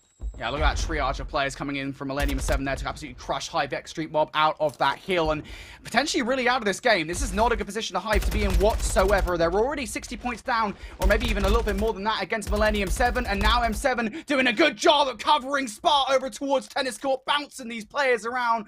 Prolute off screen also gets hit 6 in a row for the streak. This is great if you're an M7 fan. They are fully storming this game ahead at the moment, and Hive now need a great hold over towards new. You cannot afford to get broken once again. Neptune already starting to threaten here. Those first 2 shots going out towards Infinite, now confident enough to take the fight, but that is a little bit premature as he goes down. Shades of the map number 1 yesterday. This is where Hive got the majority of their time, is inside of P5. Their setups are normally a good one with the majority of SMGs, and, well, with Thresh playing this head glitch all the way into the backside of the truck, just keeping Spart at bay. Off screen, though, Snoopy's also trying to find a little bit more pressure through the mid scoop as well, shifting their attention back inside the hard point as well. Now you get the information that it's mostly coming through the middle of the map, where you guess it, Infinite was waiting for the chow yesterday, has some assistance to boot. HiveX Street Mob turn a bad situation into a good one, walking away with the majority of time here at 5. Yeah, a lot of coverage being provided at the moment. That was a combined like 7 or 8 spree between all the players there on HiveX Street Mob. Finally, though, some resistance being offered up here by Millennium 7, as I think at this point in the hard point, HiveX Street Mob, with 10 seconds left on this particular kill, they're just kind of positioning themselves for the next rotation. Infinite will be the last one left alive on a 4 spree, by the way. So this is actually a pretty enticing prospect for Infinite on a potential rotation towards the next hard point. He'll want that streak, especially as there already is one on the other side. Millennium 7, though, at this point in time, they just want to get this wave of kills. You can see them on the minimap. They want to get this wave of kills and then get in towards the hill, and that is a massive one to stop. Yeah, that is a massive kill. If you're looking at it from Prolud's perspective against Snoopy at the tail end of P5, was trying to get top paper in his favor. He knows how good that can honestly be to garner a majority of time off of P1. But the map goes back to almost where we started way back at the beginning. The difference is Rupert is top kitchen. He's going to be able to find 2. He guns 2 players in from behind. That means that the bridge is open. The only player that might be trying to contest is going to be Neptune. He's actually on the table here, almost guarding P5, just playing his life to an absolute fine tee. Trying to buy some time so that way the rest of his team can try to maybe recontest this. But I would say the job is still well done for Millennium 7. You got about a 30-point lead. You got your SMGs trying to finesse for your life as well, as Spart is playing the Godheady ahead of the P2 rotation. Yeah, you can't let this hill go to Millennium 7. This needs to be a pretty fast break coming out from Snoopy and Rupert around this backline, and Snoopy's already been tagged up by stuns and nades, and finally Mohawk there going to double up around the backline. That is a very quick clearance for him, and of course, we see him on our screens right now. Prolud at 11 and 7 still has that streak to go, and this would be a really good kill to use it as well to put some serious distance between themselves and Hive. They have to hit this now, and they have to break now as well. It's yet another flank coming through from HiveX Street Mob. One coming through the side door, and he has been dealt with in the form of Reaper. Now Snoopy towards that back truck. Heady has actually taken one down. Thresh and Infinite now picking up some kills as well. So Prolud now isolated in for the scrap, and just like that, Hive do get in for the back 25, but is that good enough? Still trailing by about 60 points. All these 20 seconds might be soaked up by Hive just because Millennium 7 are going to chalk it, set themselves up in the middle of the map, going in towards P3. You know why they teach history lessons going back through grade school? It's because it might just be doomed to repeat itself. Got to be careful here. If you are Hive, you got to be able to try to contest some of these very, very pressured points when it comes down towards P3. And as you already lost Thresh down towards that south lane, the majority of Hive are trying to retake this through the middle of the map. Thresh already trying to contest inside of servers. It's straight gunfights galore. Just 2 players for M7 in the hard point. Yeah, I thought Infinite might have actually been quieter there, but instead he's now going to come straight up to the ladder, and Spart more than happy to take that gunfight every single day of the week. Unfortunately, he still gets overwhelmed. So this is a fast break now coming through from HiveX Street Mod, and yet even that is not enough. Players spawning out on the other side of the map. Rupert isolate inside a 1 versus 3 and can't even get the first. Neptune will outplay him in that scenario. So Hive, they momentarily touch. Prolud actually brings his streak down to ensure this time does go the way of M7. And now you really do need it. But with 25 seconds left, of course, that decision, I think, for Hive, just going to jump ship. It's the right decision to make here. You need to start focusing on this rotation and actually get a full 60 off the back of this next. I mean, if you get a full 60, you're bust here if you are Hive, right? Because you're still trailing by a hefty margin for M7, who two times on P3 walk away with the majority of the time. Thresh being at 8 and 14 doesn't exactly help out your cause. But what is helping out your cause on the opposite side is Neptune, 19 and 13 for him, 18 and 12 for Mohawk. The slaying is still very much so on the cards here for Millennium 7, 223. But Hive do have the setup inside P4. And Neptune trying to find a route that would confuse these players in Hive. Looking for any players up top that might be trying to outplay them. And Infinite, well, he just gets tagged up by McCork. He just spots out the elbow. More than happy to take his head away off the back of that as well. Prolud following up with no one. Now Rupert, now Fresh. The players inside and no more. 35 seconds left here on this hard point. Millennium 7, they could finish it here. That was the eclectic break that they required. And Hive will now barrel back towards this hard point. Infinite flying on through. Can only pick up one. What can Rupert do? Absolutely nothing. Fresh now the last one in off screen. He goes down. That might be it. Yeah, it's looking like it might just be over here as far as map number 1 is concerned. Just the slaying, too much pressure to deal with. Neptune even off screen going back and slaying back out. There's a slight contest, but it does not matter. Thresh is nowhere near this hard point to contest in time. It is done. Millennium 7 take map 1 again. versus Hive in a best of X series. 250 to 172, the biggest discrepancy so far in Embassy Hardpoint between these two teams. And that's wild as well. Embassy Hardpoint, just generally speaking, is... Again, I never know this actually statistically. I would like to know it. Somebody from maybe the CDL can, like, tell us or whatever, or even in our challenges, what, like, the closest map is on Hardpoint between all of the map pool that we have here in Modern Warfare 2. But it always feels like Embassy games go down to, like, the wire more often than not. They're always, like, a 250, 240 game, and that has been the case in the last two go of things between these two teams. But as you say, that one's significantly more convincing, and just a few key rotations there that I think M7 managed to hold. I think looking back towards the first rotation, they hold a full 60 off the back of P3 and then make a perfect rotation over towards P4 again. And I think in the rotations where we require Hive to hold it, they get broken, I think, significantly too easy. I think that if you're Hive, though, you're not really losing too much sleep after losing that map number 1. I mean, through 2 times that they've played this Millennium 7 roster in this season alone, well, it's been on Embassy Hardpoint, they lost it both times, but even regardless of that, they don't exactly have a winning record through Season 3 of the Elite, taking map 1, but even in that sense, they still always push the envelope to at least win the series, no matter the map that it ends on. He'll be really trying his heart out. I mean, 43 total engagements, 21 and 22. Just the only player to really find consistent value. Infinite's force spree was definitely felt going in and around P3, but it was just for about 17 seconds or so. It just felt like that the kills were not sufficient enough for Hive to be able to turn one of these hardpoints into a majority of time, minus that P5 in the first set of hills. Mohawk, 20 and 14, 3,100 damage. Neptune, 22 and 16. Was an absolute nuisance to deal with because, of course he is. That's just Neptune's vendetta whenever he loads into any map mode combination here in Modern Warfare 2. 22 and 16 with 2,500 damage in a minute and 10 seconds worth of the hill. He's just going to get pro'd off. He had 2 minutes and 40 seconds worth of OBJ time. 15 of his 17 kills were non-traded. Keep in mind, even throughout the entirety of all that, it just felt like that he just was never uprooted, not confidently. And the reason being is because you have just really good ARs. This is a consistency that we got to see from that lower finals from this Millennium 7 roster. Spark, Mohawk working so well in tandem with one another, giving the SMGs the space to provide the kills that they need.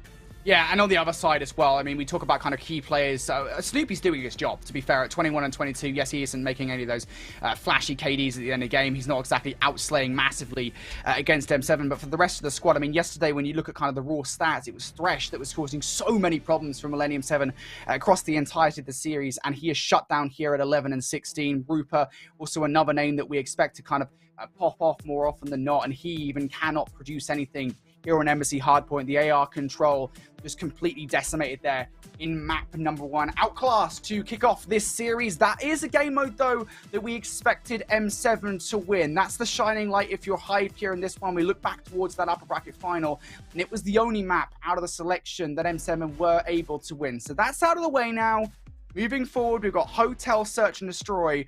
The concerns don't exactly end, though, because I think Hive will have been watching that lower bracket final, where we did see, of course, I mean, it was a masterclass from M7, to be frank.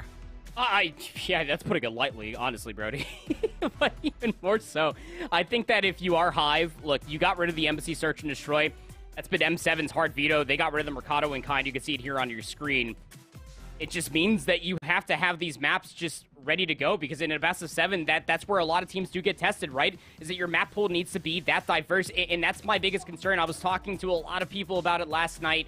When it comes down to this Hive roster coming into a best of 7, is that how deep is their map pool, honestly, because they've been losing so many different maps in between Season 1 into this moment in time across lands, that it feels like on every single map that they have more than enough playtime on it. It's just about how they show up on the day. Going into the Hotel Search and Destroy again for M7, they won their second one just in that last map, number 5, in lower finals. Hive have played it 2 times. They have won it once. They lost it once. But it's the loss that almost sticks out a whole lot more. They got absolutely beaten down when it came down to that loss there on the Hotel Search and Destroy, that it honestly knocked them down a few pegs. Their team KD across the Hotel Search and Destroy as a whole, Brody, is just at a .98, that you feel like, again, that Snoopy can show up on the day and can get some assistance from his team to be able to keep M7 at bay. Yeah, I think the key thing for me is, you've just got to try and find a way to isolate these players on M7, because, again, we go back towards that last best of 5, and the difference in between the El Asilo Search and Destroy, in which M7 got mollywopped, and then, of course, the Hotel Search and Destroy, where M7 were putting on a show. And again, I noted it. The key difference was that M7 were playing as a unit. They were consistently double hitting things. And I don't think then that Omit really had much of a response in that game number 5. They were consistently getting isolated. And I think that needs to be the game plan here for Hive, right? Try and find a way to kind of bait out Prolu. You know, he's definitely feeling himself off the back of that last series. Get him to try and challenge you and take him down as he does that. You just got to try and find a way to get these guys alone. It's going to be tough, though, because as I said, I mean, the way that M7 were playing in that last Search and Destroy, the way that they were playing pretty consistently as a team, they looked in form. This is going to be a big map for them. I will say this much, is that although M7 were showcasing it more in the LSU Search and Destroy map number 2 in the lower finals versus Omit comparatively to the Hotel, where they were showcasing a whole lot more cohesion, more often than not, like through the middle round adjustments, even in the early stages of the round, you'll probably be able to recognize that a few of these players, specifically both Prolud and Neptune, are probably going to be isolated a majority of the time. But what stands them out above the rest and what makes them a cut different than most SMGs is the timing that they fish out along with isolating themselves. They are fishing out these timings to get behind enemy lines off the information that the ARs are providing. That's what makes this team so deadly in Search and Destroy, and that's why we have to have a lot of question marks around it. For Hive on the other side, they have always made a name for themselves in Search and Destroy with being gritty, the tenacity of this roster continuously to try to scrap through all of these rounds and try to force out a round 11 and then just finally just really break the mold as far as what their rollouts look like, their post plans continuously just everlasting changing, really looking towards Infinite as well as Snoopy to be able to do exactly what I just talked about between both Neptune and Prolud, fish out these timings and just really try to make M7 as uncomfortable as possible. Easier said than done. Yeah, it is easier said than done, isn't it? Again, you know, we're trying to kind of figure out ways in which you can take down M7 here in this Search and Destroy, but it's a lot to ask for. Again, though, I mean, it's worth noting that we go back towards that upper bracket final where it was, albeit as a different map, it was an LSELO Search and Destroy that does make an appearance later on in this best of 7, but it was still a 6-2 victory, and we saw the way that kind of Hive were playing in that one, and they were isolating M7. They were doing exactly what they require them to do here in this Hotel Search and Destroy. So just kind of finding a way to repeat that, trying a way to make it happen. This is a big map victory if Hive X Street Mob can take it away from Lenemy 7. A big response as well off of what we saw in map number 1, because that was a lot of momentum that would have been going the way of M7. Let's see if they can find a way to put us up to it, though. The bomb is being picked up right off the rip here by M7, and would you believe it? It's going to be a team push straight towards A. No utility. Got to take a look at Mohawk, though. Again, opening duel win percentage, 63% of the main AR with 60% true engagement success rate. Rupert kind of caught down. No! Oh, the strafe from Spart. Going to force out a team kill numbers for Hive here on the defense. Well, you know that team synergy I was talking about? Not exactly exemplified there. Yeah, that's not what you want to see at all. Not great. Not a great start whatsoever, but still, it's going to be traded out there. Snoopy goes down, and the bomb will be planted off the back of that as well. So 40 seconds now left on the clock here for Hive X Street Mob to make a retake happen. For Reaper and Thresh, I think they're pretty heavily reliant on Infinite making a flank occur towards the statue side. He's waiting for somebody from Millennium 7 to get Egregious and Chow. I don't think that's going to happen. I mean, they've got Mohawk on the flank. Neptune towards bedroom side. Well, he puts Reaper and Thresh to bed. And now Infinite here in a 1 versus 3. Not a lot of time to make this happen. That stun will connect. Maybe it doesn't actually, I don't think, in the end. And Mohawk's just going to run away. Yeah, I mean, Infinite there in that situation. I think it just took a little bit too long to try and make that flank occur. Oh, I laugh because the way that Mohawk could have absolutely stayed in that gunfight with the stun, but you could see what it meant. He was just baiting for Neptune and wanted the entire ace. He got the ace. He delivers it. It's just insane. I mean, off the team kill, Neptune just pushes all the way forward. And in that moment where Infinite's almost expecting someone to take an egregious overextension Chow through statue, it's just buying Neptune so much time to either charge Dead Silence, maneuver across the map, get top bedroom, and catch Hive off guard. That is the biggest concern if you are Hive, when you are giving that much time up for players like Neptune to maneuver across the map. And here's a look at Thresh as well with his stats on screen at the moment. Wins more often than not. He's opening duels. 55% though, so not exactly the most comfortable victories in that stat line. Thresh at this point in time, not going to get that opening duel here. Neptune, I'll just chase him down. Quick drop shot for Kim over towards the help desk there, and very quickly the numbers dwindling here in this round. Neptune just on Prolud to hold my apple juice. It's my time to go off here in grand finals. 5-0. Unless he's on score streaks, he is 1 kill away from getting himself a cruise missile. You can never count these Call of Duty players out, though. All right, oh, he's on kill streaks. All right, cool. 1 kill away. He's going to be able to get that cruise missile. You never know anymore. I don't know. Super's got my mind really messed up about it. But Snoopy, a 1v4, I've seen this guy do some crazy things in Search and Destroy, but this one might be a little bit too far gone. Yeah, it's the fact that he's actually going to pick up that bomb as well. He still hasn't done it, flying towards these players. He's getting shots into all of them, snapping, and you can just see they're like, yeah, Nep, you can get that kill. No! Snoopy takes him down, looking for the second, and almost gets a really good look towards Mohawk there, but it's going to be denied. I mean, look, you lose the round, but that kill versus Neptune is still pretty big because players, I mean, even with trophy systems in the game, players are getting a lot better at utilizing it with splash damage. So taking that out of the play is huge. Yeah, no, I mean, not to mention, even if you don't find any kill whatsoever with a cruise missile, specifically in Search and Destroy, it gives you a top-down look for where everybody from Hive would have been located at. Information is everything in Search and Destroy, so Snoopy, I'm sure, very happy he got that kill, but he's the only one that has a kill for Hive so far through 2 rounds worth of play. We'll have to see if that could be a shift of momentum or if Millennium 7 will just continue on with their treacherous ways. 4-player stack again, pushing into info. Middle map presence. Looking pretty good now for Hive. First blood has already been drawn here by Rupert. Player down through statue side, and the response for M7 there, I think naturally, is just to try and garner some control of bedroom. They're not going to get that. Neptune going to be cut short. Now a 2 versus 4. Make this a 1 versus 3 as the trade goes down. Snoopy on the flank now, and he's just seen Prolute. Stuck in the mud. He's trying to run away. That silence if he wants it, but he's going to be able to escape death. The snap on an infinite up top. Unbeknownst to him, he's also being pitched by Snoopy inside a kitchen, and Snoopy is just flying at him. Prolute finds the first, not expecting Snoopy just to come flying out of the back kitchen door. Hive will finally put themselves on the board. The majority of that all came through the middle of the map, just being possessed by Street Mob Gaming at the early stages of the round. Yeah, that first blood from Rupert certainly did put a spanner in the works. You have to feel that for Millennium 7, and I think Neptune's reaction was immediately to, again, just try and play aggressive. Try and get an immediate trade that Hive would be stunted by, but it just didn't work. And from that point onwards, I don't think they had any map control whatsoever. Good effort from Float towards the end for the 1 versus 3. But it's not to be. Hive find themselves now on the board. Look at this from Millennium 7. It's going to be a 4-stack throat for the middle of the map. And again, you get that stun, but you don't know how many players you've actually stunned. Information is good, but how much is that information honestly worth? Spart is just going to be playing this head glitch on the side. 2 players will cross. Infamant is going to be able to get the bomb down, and he escapes with his life. Thresh can't say as much, but Snoopy's looking to rectify it. Just the fast hit around the back. Now Millennium 7 have to go all in through the chandelier push. A huge kill for Snoopy to get control of bedroom. Now for M7. It's a 2-1 split.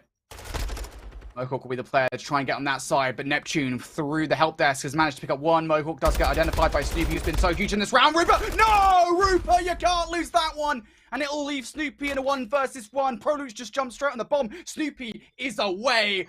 This is the play call. And through all of the years of Prolute playing Search and Destroy Call of Duty in between, that is just the greatest call. Again, you get stuck in the 1v1. Last known position from Snoopy was essentially all the way in Bufu. Yeah, you absolutely need to win that. That's tough. The Force was not with him that time around. That's for sure.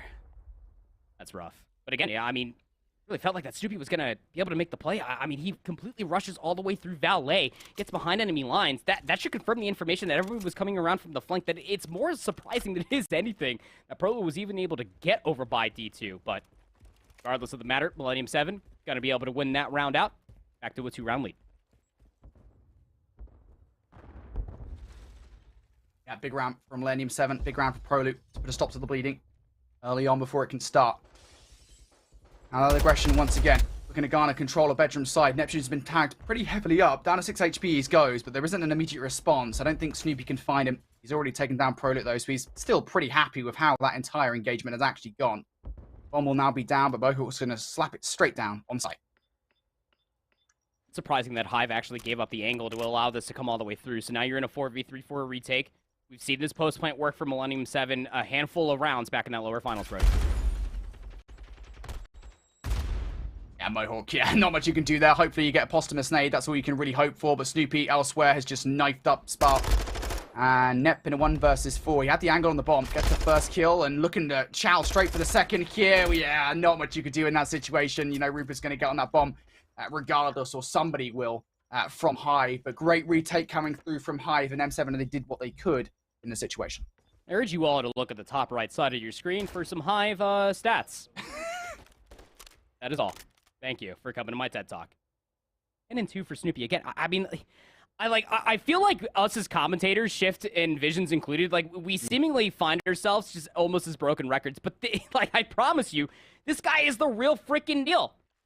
Comes into this round on a 4. Obviously, the assistance is there. Like, I'm sure that his ARs, both Reaper and Thresh, are finding good damage. It's just the way that Snoopy is manipulating the map from the angles that are being held on the rest of his team. It's just so sublime. Neptune trying to do the opposites for the opposite team. 7-4 for him.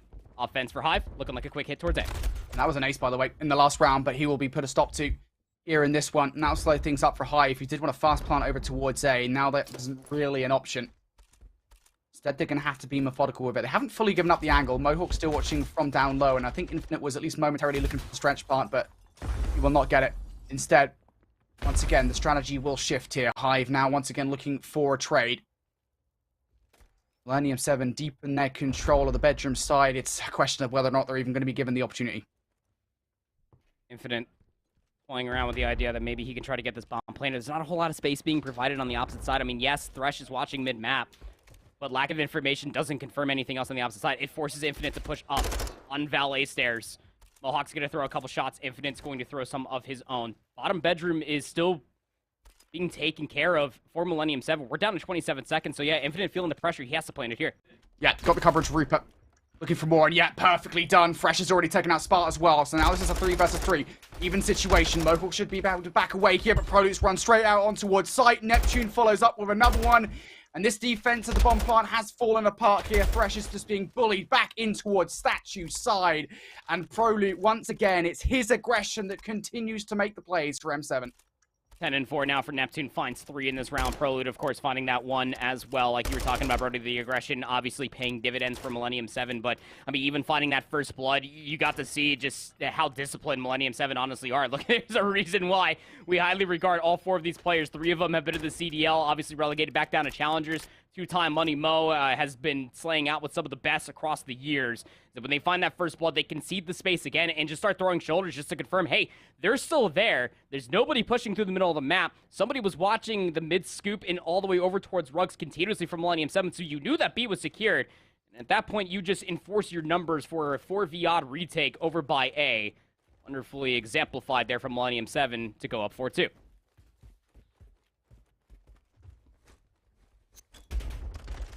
Alright, well, this round needs to be good from Hive. Again, first blood being drawn by Rupert. He's got a lot of those through the middle of the map. It does slow up M7, but they haven't quite committed to either of these 2 sites yet. And given the positioning of Prolute and Mohawk, they might actually be considering a B push. Well, not anymore. Yeah, no, I mean, it was being looked at. It was being looked at, thought about.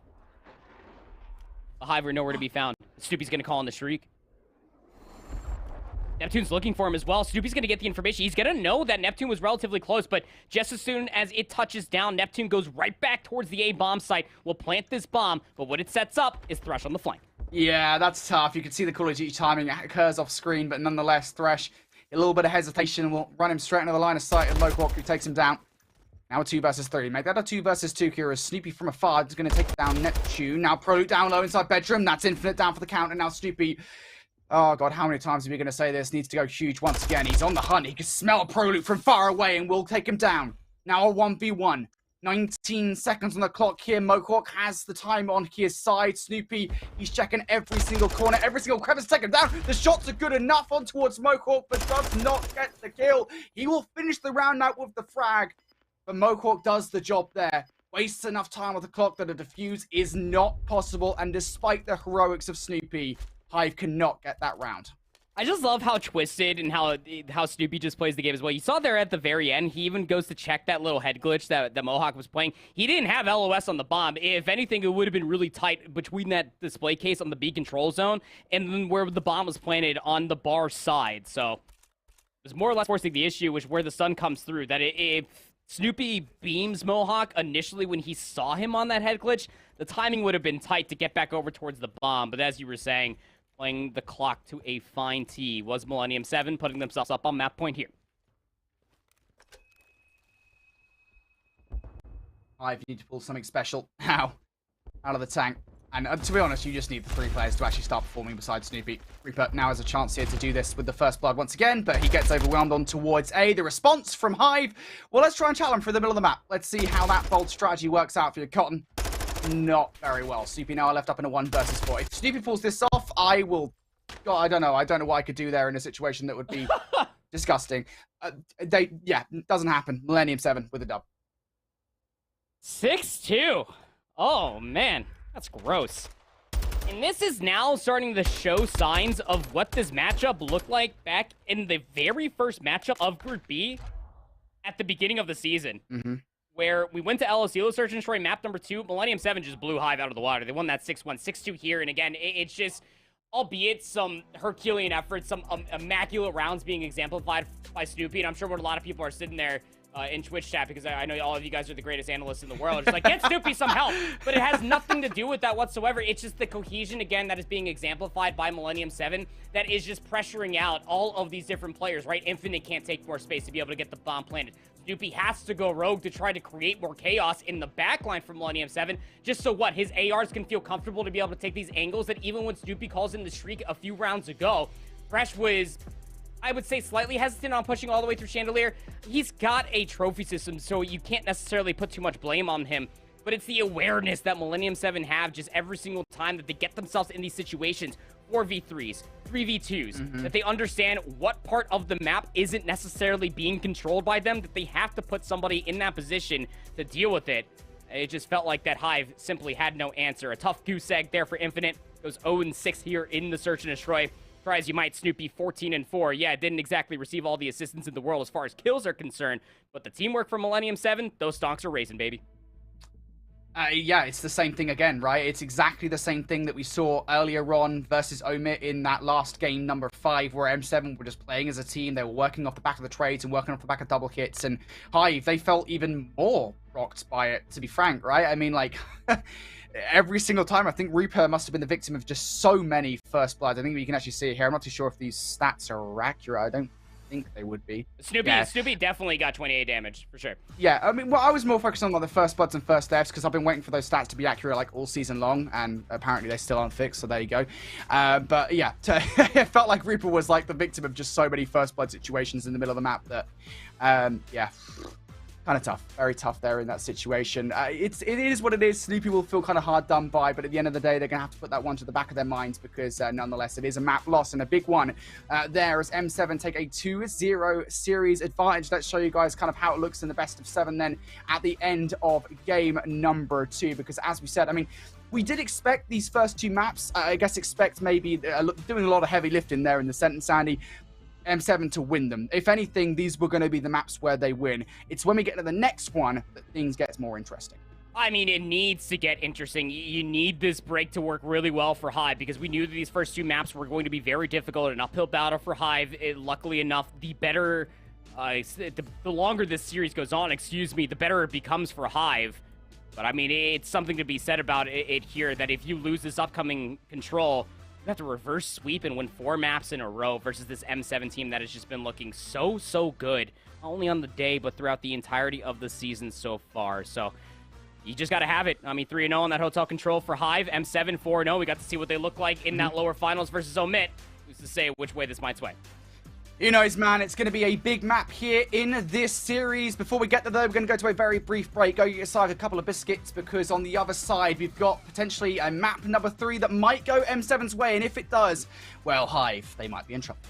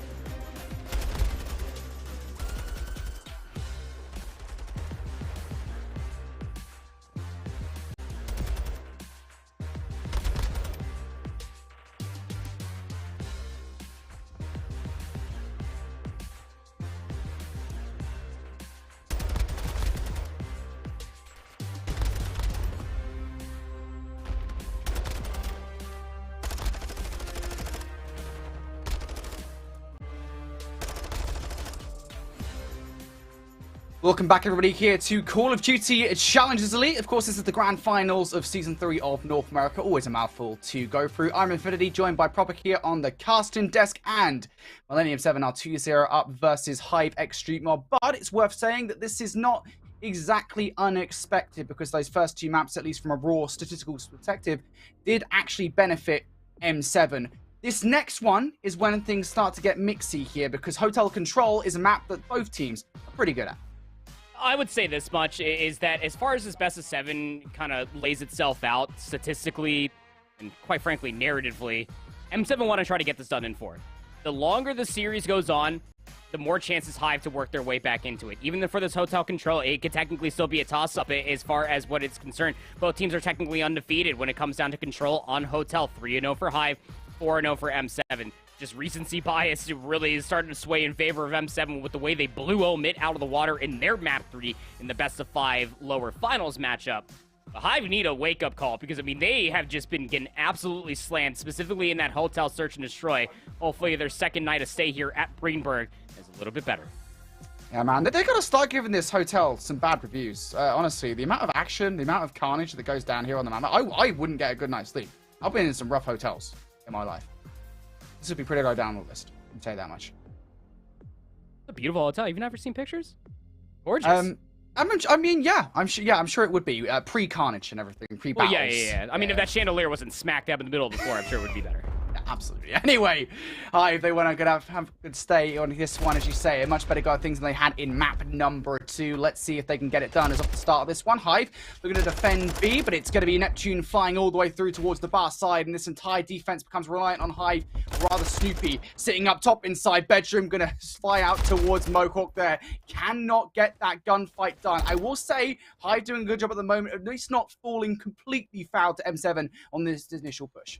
Yeah, I mean, hey, a stark difference in between Prologue round 1 in this series versus the last one as well. I mean, you remember this guy went off. It was like a 12-0 start in the round number 1 for Prologue for Millennium 7. Hive X Street Mob just hanging on, trying to read where this next hit is coming from. It's majority through Kitchen inside of A. Mohawk is on the A zone, trying to stall out that clock. Rupert is being belittled with throwables coming out from Prologue. They will actually trade Semtex kills. While all this is happening, Mohawk has been able to lock in that first segment here today. Snoopy tries to defend it, but Mohawk going to take him down. That's really the only defender close, I think, to actually be able to do anything about this, especially as Thresh actually gets eliminated by Neptune towards Jewelry's side. So now an opportunity has presented itself here for M7 to actually push all the way through. You can already see that start to come together for Neptune, who's sitting in the middle of the map, waiting for somebody from Hive to get aggressive. And yeah, he's just had the player on the other side of the wall. Yep. You can tell sometimes when these players have got their ears wide open, and Snoopy, well, most certainly did get taken down there. There is a good response coming out from Hive X Street Mob. Prologue as he goes down as well. That's going to be mostly a full wipe coming through. Yeah, stabilization of the map coming through from Hive. He's trying to be taken away from Rupert as well. He's trying to get himself inside of Wine, gets gunned almost immediately. The flank is also being looked at, keep in mind you, by 2 different players on both teams as well. Neptune somehow able to get that kill onto Thresh, doesn't not get immediately traded. Keep in mind you, that's Snoopy who's inside a spot, doesn't push for the trade. Knows that he's under threat by players close by. And now he pushes and will get punished for it. So very quickly here, the defense comes down to just Thresh in the backline. Also Infinite over towards Bedroom side as well, but he's not actually ready to deal with these players pushing towards the bar side. Mohawk, oh, that's the slightest of angles. Of course, we can see the X-ray, but Mohawk doesn't exactly have eyes on the player towards the back spot. It's going to be the pinstripe pill feed now. Thresh towards the back line has been taken down. Now it is Hive, just relying on what Rupert can do here on the defense towards D1. Neptune flies up the stairs and will take him down. A 13 versus 8, now a 12 versus 8 scenario, and M7 reduced to just 2 players on the point. Neptune still flying from wall to try and eliminate these players, and that is a huge one to take versus Thresh. Oh, Infinite was trying to go for a wrap all the way through the catwalk to get side and top bedroom, but he gets gunned. He gets the timing from behind. Spart will gun him. Neptune still on that 3 spree. It is 10 versus 4. Hive would really love to be able to get some more segments in case it comes down to around 5, but 9 plays up against 3 would be a Herculean effort for Rupert. Snoopy and Thresh should be able to claw their way back into this round. 25 seconds left to go.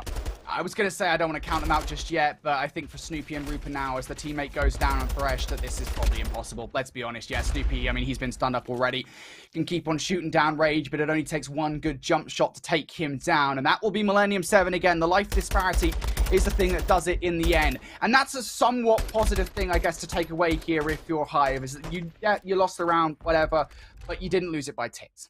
Yeah, you lost it via kills, which honestly speaking, even if segments are evened up, could be the difference maker between round 5 defense or not. Even if you wanted, I don't know. I mean, Mohawk just rolled in there, got 11 of the 30 kills that were available per side. Looking pretty darn good. Trying to do what Prolute did in that lower finals where he started off 12-0, but regardless of the matter, need an answer back here from Hive. As far as kills are concerned, you can see those stats from Prolute in the last series. 2.70, casual stuff out of Byron. The rollout, as far as Hive is concerned, is immediately looking at A. I love how they're not playing with their food, no pun intended. Yeah, you could absolutely intend that pun, mate.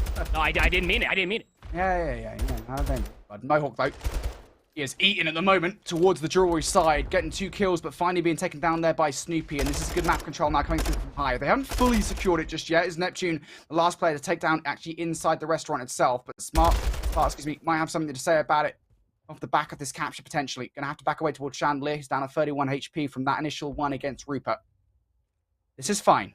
You've splintered down the players. You've got one player now coming on the flank as well in the form of Prolute as Neptune now looking for a 1v1. He suspects that Snoopy has managed to get through. And I already did talk about Prolute off screen. He's caused so much carnage. Doesn't exactly have a 12-0 start that he had in that last hotel control. But that's good enough. Yeah, I'm not too sure how he ended up missing both of those kills, but Prolute is a missing bullets as far as getting those players off the A zone. 2 segments might have been captured. Now, if you're Hive, you're spotting parallel over towards B, but still trades to speak about. The only player that's in towards the back is going to be Infinite. He's going to be looking for a couple of spawn kills, but the timing, again, is not favorable. Mohawk finds his 14th kill in this hotel control, and Prolute is not done yet. Dead Silence included on a 4 spree. Snoopy will be there for the trade, so no cruise missile has been accrued. We're starting to run out of time here for Hive to try to extend the round. Yeah, and this is full map control still in favor of Millennium 7. Yeah, that's a big kill from Mohawk. Big 2 for Neptune inside Kitchen as well. And now the options are starting to filter away here for Hive.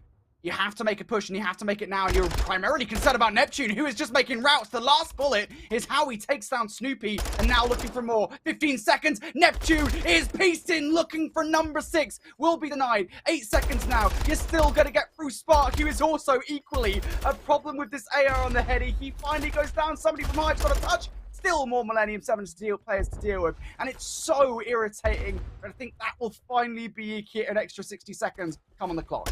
I mean, you just have to chalk it at that point. H20 plays up against 13, so much like how that round 1 ended in favor of Millennium 7 could very much so spell the same fate for Hive here in their offense. You could play the trade game if you are Millennium 7. Your biggest threat is if you get 4 dead. Nobody inside a bedroom from Millennium 7 off of that A-zone capture. They are holding their side of the map, and the reason being is a wise one because Snoopy and Infinite are trying to flank around. Yeah, being cautious here that they don't get trapped between these 2 players, these 2-2 splits that Hive is trying to put together. They've taken down the first, and of course, Prolute knows about the second. Oh, he did. Maybe he's just repositioning for this gunfight. Confident enough that they could take Snoopy down. Snoopy now just looking for the route. Found it. To take down Prolute. Now, this should turn the attention at the very least to Mohawk coming off the spawn. Now it just isolates Spart on the point itself. Snoopy is so integral to the entire play. Spart is now down as well. You got to get past Snoopy. He will actually have to hit the reload here, and players have filled through towards the statue side. That stun will connect from Prolute, as will the nade as well. That pushes the player away. The progress is slowly but surely being made, and Snoopy is still alive. And look at the spawns as well. Infinite spawns back kitchen as well. Snoopy needs to do a little bit more work. There's kill number 6. Slides out for number 7. Prolute will take him down, but the cruise missile has already been earned. Now 2 players on the B zone. Third segment being tacked up very quickly, by the way. You got to contest this. If your Prolute dives towards the point, contest at the last second. It's just Thresh along with Snoopy in bottom luggage. They're fighting the kills, but the wall banks from Spart might be the end-all be-all. Can Rupert get to the point and buy enough time for reinforcements to come back through? Yeah, I don't think it's even that. I just don't think anybody from Millennium 7 could touch in time, despite the heroics of the 2-piece towards the end. It is not enough, and that's a huge round coming through from Hive. They win it by ticks in the end, and they win the round at all, to be honest. They were down quite significantly in terms of lives, and Snoopy does so much towards the backline there. Just the distraction play is brilliant. Yeah, no, it's fantastic. Even, I mean, that's what you just expect out of Snoopy. The guy was getting away with highway robbery on this map, but in Search and Destroy, just trying to trickle that on over here for the swing map mode combination, or just not even a swing, a must-needed map win here for Hive. 16 and 14 now for Snoop. Infinite not having a good shake of things. Is only at 4 and 12. 16 and 9 for Mohawk on the opposite side. What is this defensive roll going to look like? Again, Hive almost expecting that it's going to be a lot through the middle of the map. 3 kills come through, 1 via team kill, but it's Spark Prolute. They get the last few kills, and now they can stall the clock here today. Yeah, a lot of ifs and buts as to whether or not that team kill actually did affect that entire defensive play. Nonetheless, though, the result is that M7 now looking to try and get control. Prolute has been dealt with towards Jewelry side now. That gives Snoopy the autonomy to push through, but unfortunately for him, the trade's not exactly in their favor. Spark gets 3, just like that. That's a 4 in a row start for Spark off the back of this one. This is a point capture, regardless of how Hive feel about it, and it's fast one, too.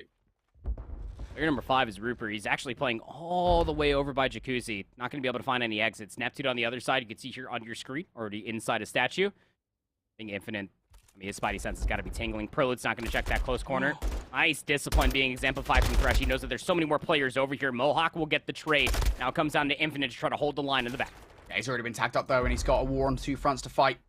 And nade, going to bring him down to 1 HP. How about that for a matter of survival? Infinite is dead to rights and finally does go down. Neptune, though, the last remaining player, and hold on. I thought for a second that the dream was dead here from Millennium 7 on this particular push, but Neptune is keeping it well and truly alive. Now looking to do more damage around the backline here. He's got Infinite and Fresh potentially pinned in towards the Spark. There's Infinite. Fresh will take him down. But Neptune gives his team a really good look here as now this flank will continue to come about. Snoopy trying to flank the flank and does do so against the first kill. Millennium 7 now just reduced to Prolute and Mohawk on this play. 18 plays up against 18 as well. Player number 3 is going to be Mohawk. He's very much still alive over inside of P2, and the awareness as well. Once those kills came through, he knew that the spawns were going to be coming through over by Jules, and he'd be right. But Hive, off of that respawn, actually elect to go back through the middle of the map, try to reinforce the bedroom side to give Rupert some much-needed assistance as he is now trying to reposition, potentially come through bottom or top luggage, and that position is going to be a good one. Prolude's on the zone all by his lonesome. The read, noise cue, I don't care. Great shots coming through from Rupert, along with Thresh taking Prolude off the zone. Hive stay alive on defense. Yeah, that was massive. Fair play for M7 to actually just go for it, but regardless, they didn't have any map control whatsoever. There's an all 4 corners of the map to contend with. Now they're going to have to go for it again. They've got to clear out bedroom in the process. Not able to do it just yet as both Snoopy and Infinite starting to reaggress. Mohawk not going to recognize that Snoopy's coming out from behind despite the call being made that, hey, Snoopy's coming through that top catwalk side. Now map control fully in favor for Hive here. This looks to be a defensive victory of 24 seconds unless Millennium can find a way to get across the map. Mohawk is going to trade out his teammate there who does end up falling. Spark towards the bedroom side to pick up another one as well. So now M7 looking to make a last-ditch effort. Through the middle they go. Thresh should be ready for it on the case. He picks up the first one. Prolute's going to stop the clock though on the other side of that block. And that's going to be a kill that Hive actually have to fly out for from the middle of the map. From behind comes Rupert though to take Prolute down. There goes Neptune. There goes Spark. And there goes the round. Yeah, wonderfully done there by Rupert throughout the entirety of this defensive round, just to only allow these 4 seconds to come all the way through. Thresh will take down Mohawk in return, but even when that A-zone was being tacked over, you saw what Rupert's task was, is that he just had to continuously put himself inside top bedroom, just finesse around top valet, whatever you decide to call it, and he was just doing it to a fine tee.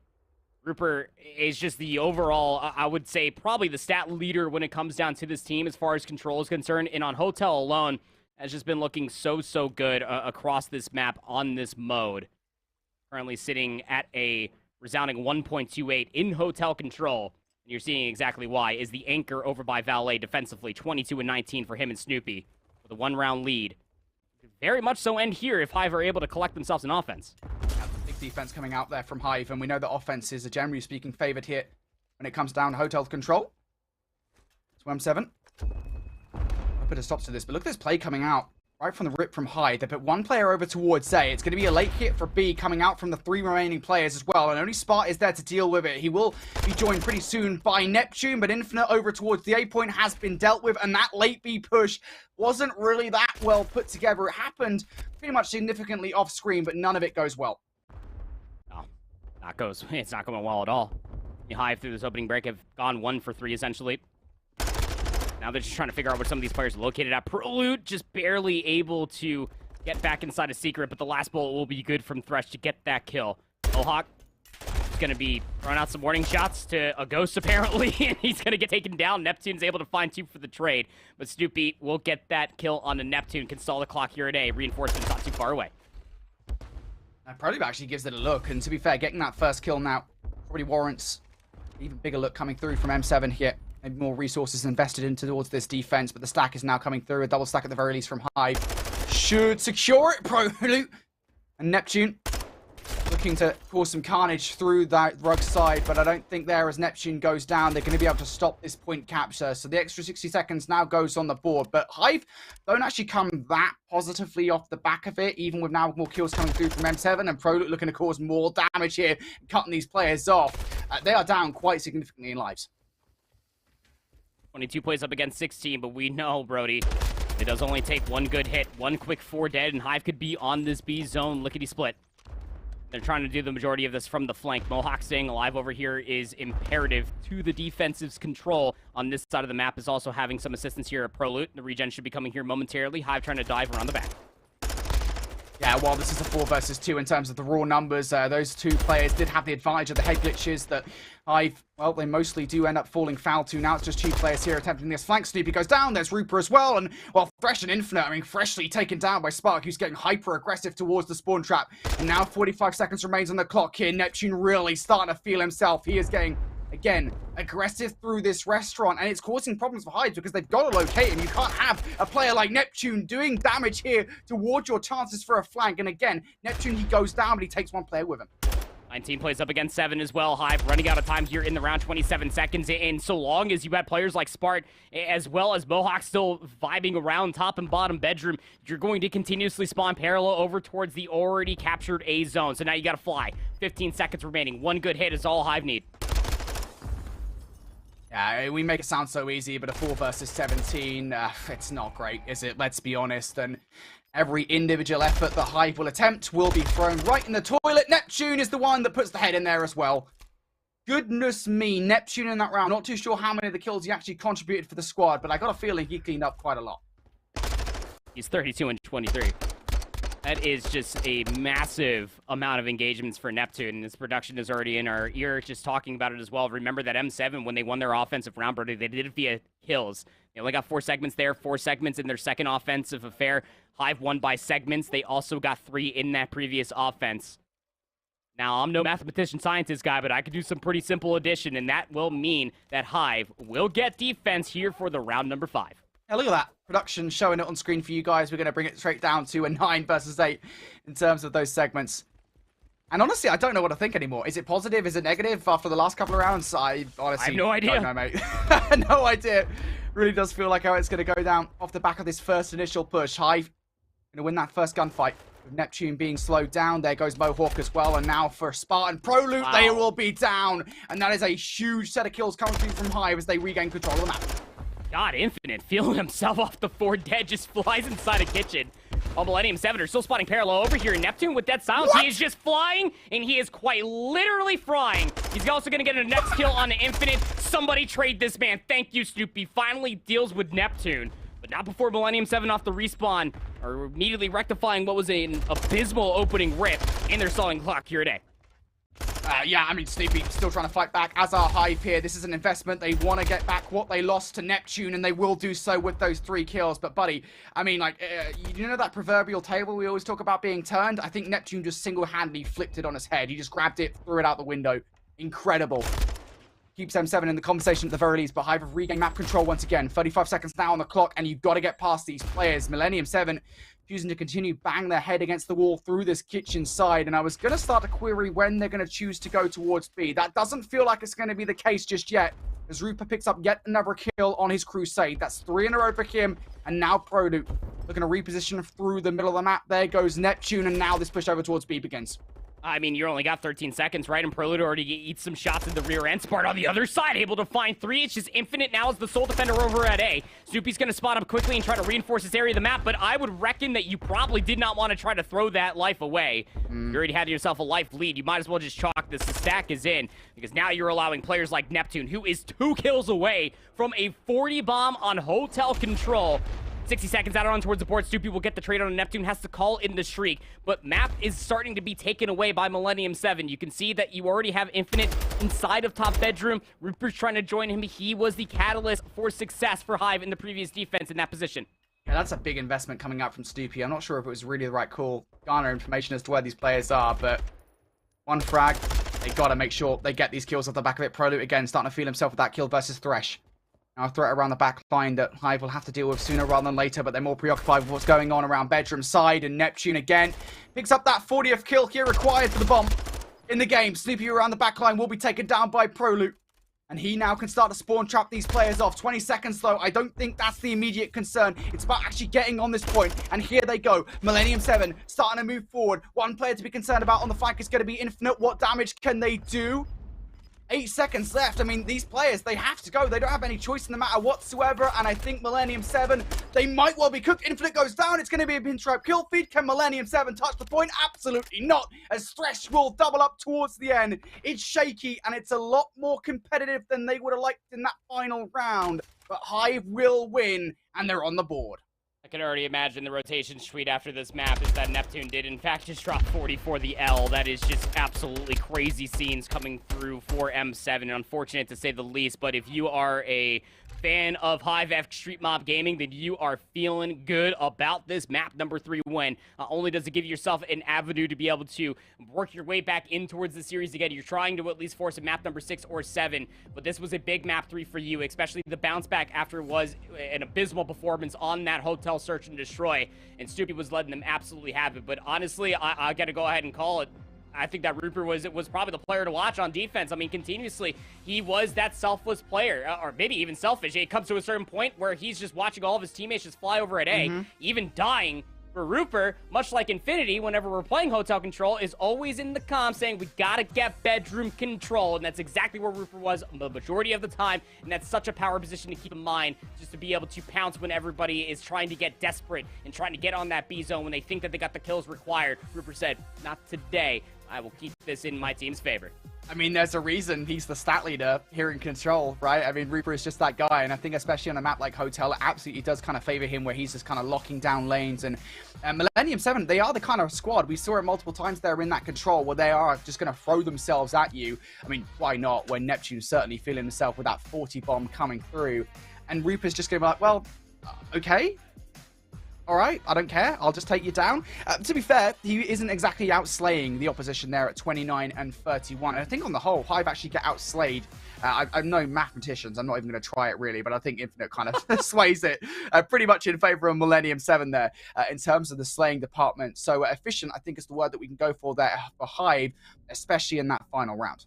It's just like the biggest outlier. I mean, Infinite finishes 13 and 31, 29 and 31 for Rupert. That's a lot of engagements. I mean, it felt like that when we were looking at a lot of these rounds, almost all 5 of them, the lives were almost down to just single digits on both different sides. I mean, M7 winning that offense via kills, I come back to bite them in the rear. I mean, an offensive win is an offense win, but I mean, Hive answering back with a segment progression win in their opening offense was the turning page for this Control, as they only needed to get 3 in their second offense to get that round 5 defense, and it worked wonderfully for them. Hive Street Mob finally get themselves up on the board after getting blown out of the water in that first set of hard points on Embassy, and really the majority of all of it included, and then especially on that Hotel Search and Destroy map number 2. At least this will extend to a map number 5.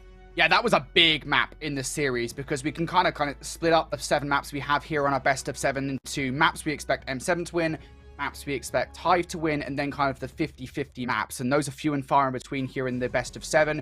We went into that one with both teams being flawless on Hotel Control, and it is Hive ultimately that come out with the better of it and give M7 their first loss. Of course, one of those other 50-50 maps will come in a game number 7, if we do get it there, which is another map in which both teams have not lost it thus far. But next up is going to be one yet again that does favor M7. They are 3-1 here, I believe, on Hydro Hardpoint compared to the 1 and 2 of Hive, and that will give them an advantage. I think, to be fair, as we said when we came in towards this best of 7, Andy, I think the idea for Hive is to get towards the second half of the best of 7 where it does favor them. Really does just go to show, right? Because given how map number 1, 2, and 4 all favor M7 from at least a raw stat perspective, that map was very important. Yes, it really was, and it's hard for me to truly justify even really relying on all the stats that I've been able to collect all throughout Season 3 of the Elite, really all year, honestly speaking, when you're looking at this Hive Street Mob roster. But for M7, we were sitting there saying the same thing, you know, some maps that were going to be looking better for Omid in that lower finals. M7 actually came out absolutely swinging, just playing some really good Call of Duty on the day, but you really almost have to really lean in towards HiveX Street Mob Gaming, because you remember the narrative I spun at the beginning of this grand finals is that I was very uncertain as far as Hive. Yes, congrats, you made it to grand finals, but what does your map pool honestly look like? Luckily enough for them, as you saw there in the best of 7 screen, is that when we get towards that map 5, 6, and 7, actually starts to sway in their favor. A little bit more comfort when it comes down to those last few maps. It just comes down to being able to get there. So you got that buffer. You were able to win the hotel control. That is M7's first time losing it in Season 3 of the Elite. Hydro Electric doesn't have a winning fashion for Hive, but again, like what we're talking about here, Brody, getting to those that double dose of Elasilo and the Fortress Search and Destroy, that's where you can expect Hive to turn up. You just got to get there. Yeah, I think the struggle for me, though, at the moment is, again, we kind of compare what we saw in the last 2 best-of-5s between these 2 teams. I know it's Embassy Hardpoint, and again, you know, we expected, in a way, Hive to, or M7, excuse me, to win that map. It was the fashion in which they did. It was more convincing. It was more well put together on the whole. So, you know, they were getting full 60s away from Hive, where Hive weren't really doing anything. They were getting broken relatively easily. So if that kind of thing holds true again towards Hydro, this will not be a good time towards Hive. Hive need to come out swinging in Hydro here. We'll see how they get away with the start. They're on the worst side of the map to kick things off. And immediately now just trying to find a route in from behind. You can see Snoopy on the minimap looking to test in towards P1 and Infinite and Rooper. Well, I thought for a second there they might try to sneak their way through towards the rotation to immediately flip, but that's not going to happen. Yeah, M7 starting off on the favorite side. And again, you know, I don't like to sit here and harp on an individual, but Infinite really needs to have an immediate turnaround. 14 and 18 map 1, 06 in map number 2, 13 and 31 there in map number 3. He has a .49 KD so far. Map number 1 for Prolute, you can see there on your screen, had a great time there on the Embassy Hardpoint. 2 minutes 40 seconds worth of OBJ time, a 1.42 KD. And this opening break in the setup of the map is a good one for M7. They don't lose the P2 spawns. They get 22 seconds off of P1. They'll have the initial setup here at New. And finally, here we go. Dun, dun, dun, dun, dun, dun, dun, dun. It's Snoopy on the flank. See what he can do. I thought you were just going to continue with that. I could if you want me to, but I'm not sure everyone would enjoy that. Right. Here we go. Snoopy finally going to open up the doors and take down Spot. Now towards the front as well. Kills being made here by Hive. This is actually a pretty fast break coming on through. Prolute will offer up some resistance, but that resistance is quickly met by Snoopy, who in from behind will be putting in the shots here to flip the spawns only momentarily as Millennium 7 will they regain control also pretty quickly. That was a good effort from Hive, but it's not good enough.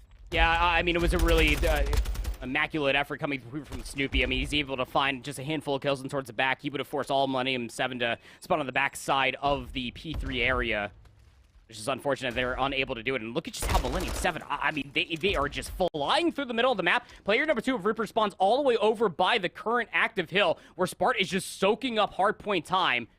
Millennium 7 are going to have a 60-point advantage coming in towards New, and oh my god, Street Mob, we got to start finding some kills here. Prolute is on a 4 spree. Hive do have the close spawns, but Millennium 7 have the setup. Yeah, to be fair, this P3 hill is not the easiest to rotate to and get that kind of early time. These spawns can kind of be janky more often than not, but Hive now starting to garner some kills, and they will remove Millennium 7 from the hard point. Spark goes down. That's all the players. Now, of course, you can kind of see Rooper. You can see kind of how careful, how cautious he is being with making sure he does maintain those spawns towards the back line. It wouldn't be long before M7, as soon as he moves, do get a player in there. But now they've got nobody up top. Neptune will exploit that perfectly off screen as he picks up the kill to remove 1 player from the kill. Now Infinite wants to kind of make up for what he did in that map number 3. Starting to move forward, but does get shut down, part of a double there by Prolute. Millennium 7 continues to knock at the door here, despite there only being 10 seconds left. HiveX Street Mob, they will garner that time. And that's a good chunk of time for Hive to get, but once again, they do not get control of the spawns, and it's Snoopy going for a swim. Oh, I just always, sorry, he always looks like he's about to run out of air when he hits these water routes, but barely gets to the oxygen in time. This remains within 50. Going over towards rotation. How about it from Neptune? You cannot swim no more. No, can you flank either? Neptune finds 3. Has Thresh nearby inside of, or Infinite, excuse me, inside of P2, but Millennium 7 once again have the setup. Yeah, it's Neptune, mate. He's king of the seas. You could feel that one coming from a mile away. Now on 3 in a row. One player has actually gotten past him. Of course, they're on land, so he's not going to sense that player. Rupert, who gets in from behind, and actually will double up here. Neptune's going to have to double back towards the heel, and this is good now for HiveX Street Mob. They can get this last 20 seconds. Even if they don't, it's not the end of the world. Rupert, he is determined, though. Goodness gracious, Rupert. That's 5 in a row. Will be shut down there. And a massive kill for Neptune to take as a cruise missile will be denied. But nonetheless, Hive, they take 20 seconds or so away from Millennium 7 towards the end of that hard point. That is good time to get, but you need a good hold on this next. Yeah, you really do. 49 plays up against 122. You feel like if you get broken up very quickly here, if you are Hive, I mean, this first set of hard points was already kind of chalk, but it might just get chalkier. We'll have to see. Rupert has an SMG. He's playing inside of Ruins. Gets some shots onto Neptune, but Spart will get the headshot onto Rupert. You still have players to be worried about inside the hard point. It's Snoopy, but Prolute drops down from above. Will find that kill. Spawn to Flint. Yeah, not great. Not good news at all here, really, for Hive. I said it, I mean, we kind of cast a curse it in a way, right, that they do need to actually hold the vast majority of time at the back of this hard point, and they've just not been able to whatsoever. It's been all M7. Needs to be a fast break coming through. Snoopy will fly towards Prolute for that kill. Looks up top, the right area to look, but unfortunately none of those shots are going to connect. And Neptune, well, his shot's a little bit crispier, as we can tell, as he's now, what, on 10 and 7. 14 and 7 for Spart as well. That scrap time going the way of Millennium 7. They are in commanding control of this game, Andy. And Hive Extreme, we always say, you know what, if you're in this position, there is a path back into the game with the back of this P1 or P2 power rotation, but it has to be good. It has to be perfect. And I mean, it's just unfortunate we're already saying that you got to play somewhere near flawless hardpoint at the end of the first set. I mean, that was a crazy start coming out from M7. Again, 14 and 8 for Spart, 11 and 7 for Neptune. It is no easy feat to find this much value with an SMG on a map like Zarqwa Hydroelectric, as Neptune is going to be stuck in an engagement. Or off screen, he saw just Thresh watching it via X-Ray and his teammates' perspective. Snoopy will be able to take down Neptune. So spawns are at least being looked at for P2. Millennium 7 will be spawning out. I'm trying to soak up P1 time to boot. Yeah, that's a big trade going down there for Hive Extreme Mob as they do stop Millennium 7 from breaking towards those next rotations. They need to be careful though, because Prolute now, he's going to be the Snoopy of the play. His lungs have been well filled. He's going to come up to air for a moment, and I don't think he actually got enough air there in that situation, so kind of panics to try and get control of his lungs once again. Big 1v1 around the back line here, and Prolute going to win it versus Infinite. Now the spawns should be influenced. You can see the last couple of Hive players running all the way back, but Prolute going to come to use the coverage of this dam. Rupert just going to sit and wait here for Prolute to come up. I don't think Prolute's probably going to do it, to be honest. He's probably just going to sit there and try and influence the spawns, but the call is made now that the players are not spawning there. Prolute's going to have to come up for the challenge, and that will not work out. Can Neptune take Rupert down? Yes, he can, and the trade is not good from Hive X Street Mob, so the break is also there from M7, and now, again, one of these crucial moments in the game. It should still be forcing north to south spawns, at least through the middle of the map, if not closer towards P3, just because you have possession of P2. There are even numbers across the board for both teams on that side of the map, which is why you saw Prolute's efforts really come up a little bit sour. Just because he thought that he was blocking the spawns doesn't mean that Hive did not have players on that side of the map to keep things interesting all the way on the west side of the map. 180 against 116. 13 seconds left to be soaked over here on P2, and Prolute wants all of it. Snoopy's going to be in for the engagement. Prolute wants the kill, and he's going to be able to get it as well. And while all of that has been happening, Millennium 7 playing for the future, already set up over here inside P3 and over by P5. Infinite, however, has slipped the net. You got to get in towards Millennium 7 setup inside P3. They're about to be over 200 points. I think we're going to need a soundboard at some point, to be honest. Mate, Spar, what is that? That's disgusting. 4-0 for him. He knows exactly where Snoopy is coming from. The prediction is good. He's a bloody clairvoyant. Now looking for more of the around the back line, and Rupert will finally take him down. But I was going to say we need a soundboard, bud, for the amount of times. Might as well have a button ready to press it that we would say we need a fast break coming out from Hive X Street Mob. There will be one, but I don't know if I would call that fast. They're at the best looking for a 30-30 split here off the back of the early antics from Spart, and I think Millennium 7 here with 25 seconds left. This leader's advantage means they can just give it up and go to new. Yep, that's exactly the right call there, Brody. Again, 214, what is going to be about 149 for Hive X Street Mob in their bank. Millennium 7 can continuously just play for the rotation because you can keep on trading 15s for 15 or 15s for 20s or even 30s at that point in time. Just by the mathematical differential, Hive won't be able to come all the way back inside the game. Neptune, did he see Infinite swim there? It's very tough to be able to tell via Codcaster, but that water is murky. It doesn't matter. He's going to be able to force out the team kill via Thresh, gets traded out regardless, but the setup is already good. Millennium 7 inside the new hill. Yeah, and this is arguably harder to break than P2 is in some occasions, right? Just because of how staunch those back spawns are. Spart using the coverage of that water, as you said, the murky water to keep out of the line of sight of Fresh. This is going to go to the left side here. Down in the water he goes, and the bullets in the woods. Fresh, he hasn't got the gunfight just yet. Fresh will snake out Spart in that particular situation, and now the players from Millennium 7 are going to be threatened. They're going to have to remove themselves from the hard point here momentarily. Still 20 seconds shy of victory. They're not going to be able to get it off the back of this hard point anymore, as Rupert, in the position that he was in last time around, finally will go down. And for Millennium 7, Yeah, you get removed from the hill. Yeah, you don't get all the time you desired, but 15 seconds when you're this close to victory, that's fine. Yeah, it's perfectly fine. Gonna put them within striking distance. Just 4 seconds is what's gonna be required. I mean, Snoopy's gonna try to delay hit this, but it's just Rupert that comes up with the kills on the opposite side. And again, if you're Millennium 7, this is a pick-and-choose battle. It's just one good break is all they need in towards B5, and they got numbers around the back and a pinch from the front. His name is Spark. Yeah, Infinite perhaps with a delayed hit could maybe save the day here. Spark is actually going to get taken down inside by Rupert, so Ibex Street Mob need to be perfect. Cannot get broken really even a single time. If not, the close spawns would have to save them. Neptune now around the backline here. He's taken down one of the players that were threatening. Snoopy would be the next one on the list, but fortunately for him, did not account for Infinites. Now Prolute having been tagged up here, just going to fly in towards this hardpoint. Player he was around will remove himself for the moment. And again, that's even a few seconds that you don't want to give away. Now just one player inside. Snoopy, it's all or nothing. And Mohawk takes him down with an aid. That will be it. Millennium 7. Rightfully so. For so many hardpoint performances there, so many individual hill performances there. Yeah, they win that map. Oh, yeah, absolutely. That's now both hard points done and dusted here in the Best of 7 series, and it both goes in the favor of Millennium 7, just playing really, really good hard point. It's Spark that shows up to the plate here in the Zarqual Hydroelectric, and I honestly, maybe I'm the buff for Spark.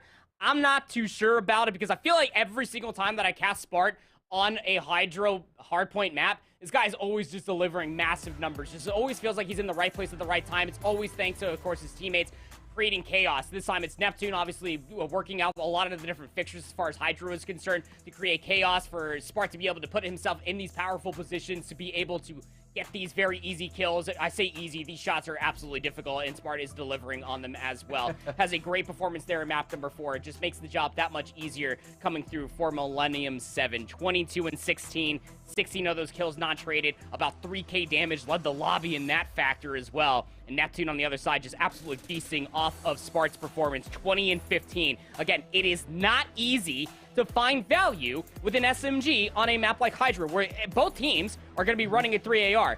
That is cramp level of performances from Boss Academy back in Season 2, baby, where he dropped like 40 kills with an SMG on this map mode combination. Obviously, half of that, but you get a little asterisk next to it, Neptune, because he did drop 40 in the previous map, so it's okay with me. Yeah, you know, it is what it is, right? I mean, just incredible performances coming out individually on Millennium 7. You know, when they need to show up, they absolutely do. Every single player is doing what they need to do, right? And it kind of just results in this situation where Hivex Street Mod, again, just like Embassy Hardpoint, they don't feel like they're ever really in the driver's seat of the game. I mean, they had a couple of moments where they were taking some time away. I think it was like an individual performance from Rupert, maybe on like P4 on the first set where they take 20 seconds away. I mean, the scoreline isn't that indomitable, but it was just the fact that it never really felt like Hivex Street Mob were actually in control of the game, especially when it came down to that first set, and you just can't let a first set of rotations happen like that because you're very unlikely to recover from it. So it is what it is. In the end, again, though, we did say it with kind of Hardpoint not being the best game mode here for Hive, and with the map being as favorable as it was towards M7, it was something we expected to go M7's way. Yep, and hey, just to echo what Shift and Visions were talking about yesterday as far as the best of 7 is concerned, we know Hardpoint isn't exactly a favorable game mode for Hive, that it had to be the Search and Destroys and the controls that they have to win. It makes your road to be Season 3 champions a little bit more difficult, certain sweat being dripped down your brows for sure, but nonetheless, the task at hand is going to be just that, as Hive have to win the next 3 maps if they want to claim the prize as Season 3 champions. M7 just need to win 1. Backs pressed against the wall now for Hive. The Cinderella story just so close to being crushed by the boys of Millennium 7. Next up in the docket is going to be an El Asilo Search and Destroyer reprise from the last series here between these two teams. Last time around, it was Hive that were able to take it. Of course, we know that El Asilo was also a bit of a struggle here from Millennium 7 from their earlier best of 5-2. A lot to talk about in regards to that map. Before we get there, though, you know what we're going to do. We're going to send it to a very brief break. Go through, take a breather, guys, because on the other side of this break, it's going to be a map number 5 here. Could well be the decider.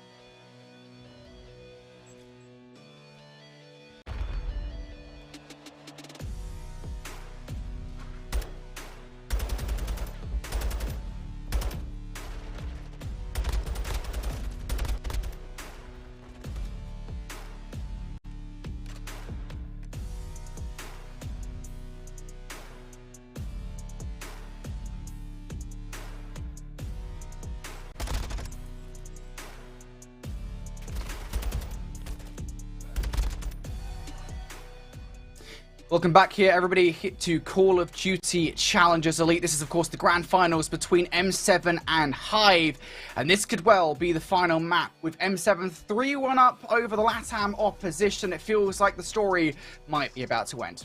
Yeah, it's not looking too good for Hive. Although, that said, we were talking about it. If you are Hive, it was going to be an uphill battle. We know that their map pool probably does not run as deep comparatively to the competition, but they are gritty.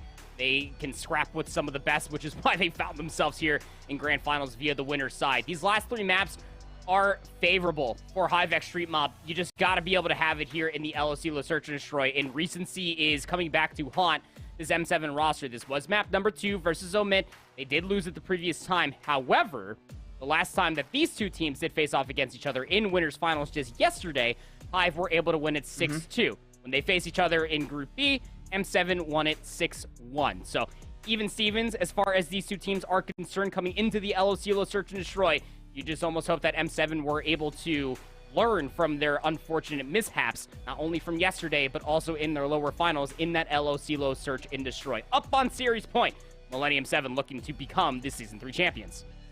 Yeah, and I can recall really that last series, the last LSCLO Search and Destroy that we saw M7 play. Of course, it was versus Omit earlier on. It was kind of individual plays galore that weren't really working out for them, albeit, you know, Omit, very much a different beast when it comes to LSCLO Search and Destroy. It was one of the more favorable maps, so M7 tried again here. Will it work versus Hive? That's the question. First Blood's going down. It's Thresh who gets aggressive this time around from Hive. The First Blood will go in his way, but trades have been made.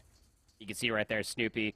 Got to be the player to watch out for. I mean, 1.27, opening duel win percentage, 60%, clearly lost his opening one, as we are now on a 2v3. Bomb looking to be planted here for Neptune. You will be able to plant it and stay alive to boot. It's not exactly been planted, actually, for that favorable of a spot. I don't believe so, anyway. That might well go Hive's way if they do get to that point where they can even defuse the bomb. Right now, they're on the hunt for these players, and of course, this is round number 1. You don't have Dead Silence just yet. That kill for Rupert would put him pretty close, and he actually gets a couple of kills here. So now this makes a 1 versus 1. Spark going to activate the Dead Silence right at the end of this round, just to try and take the bomb, and Rupert takes them down! Goodness me! That is a snap. I mean, the first one, you can definitely say that Rupert worked for that kill. The second one was a difficult one at that. Through Dead Silence and all, Rupert as well through the middle of the map, caught Spart lacking in the middle of the attack sprint because, I mean, I'm sure that his teammates and even Spart, the amount of Search and Destroy that he has played, was probably just sitting there thinking to himself, I gotta go check this bomb, because realistically, Rupert could have just hopped onto it, just absolutely gun Spart, sprinting out of the arcade. Rupert will find 3 in the round and will clutch things up for Hive to win round 1. Man, what a start from Rupert. Jeez Louise. He means business. He certainly meant it over the last couple of maps where he has had some good games, even if it hasn't meant victories for M7 in all of them. Or for a Hive in all of them, excuse me. Now, Hive on the offense. Where do they choose to go? They've got a bit more utility to work with, of course. Rupert has already activated his Dead Silence. And from behind comes Neptune, and here are those individual plays that we were talking about from M7. This one will work out pretty well. Neptune's going to get tagged, so that silence should run out, but he's just going to play inside that corner and just at least keep the fence line secure. This puts a lot of pressure onto Infinite. Does have some assists inside the building. That's going to be player number 6 is Snoopy. Prolute doesn't have that silence, but now he joins his running mate here of Neptune to try to push Thresh out of top office. Yeah, first 2 shots are Thresh, but not any more than that. Neptune goes for a little delayed hit, and that will outplay Thresh for the kill. Now Snoopy and Infinite here left up in a situation. Snoopy thought that maybe he could get some trades off against those players up top, but as the door closes on him, both figuratively and literally, this round feels like it might just be out of reach here for Hive. Infinite, what a time it would be for him to step up in this series. 1 versus 4 on the cards. He has no Dead Silence, no real choice but to just kind of sprint around and Spark. Well, we've heard him, but the headshot multiplier says hello and goodbye just in quick succession, but no more to be found on that. It's a tough position to be in. Yeah, it really is. I mean, 1v4 for anybody is going to be tough. I guess maybe unless you're Super from EU Challengers and he has the boomstick in hand on this memo combination, you can never count that guy out. But regardless, I mean, numbers advantage aside, if you are looking at it from Infinite's perspective, already exhausted Dead Silence earlier on in that round and not having it, somehow still is able to win the gunfight against Spart through the stairwell, but The likelihood of him trying to get over towards B, not knowing what was over by the cliffside, maybe even top base C of the garage itself, is just diving into the unknown. 2-player stack over towards top admin. A great flank came through from Neptune and Prolud in that previous round.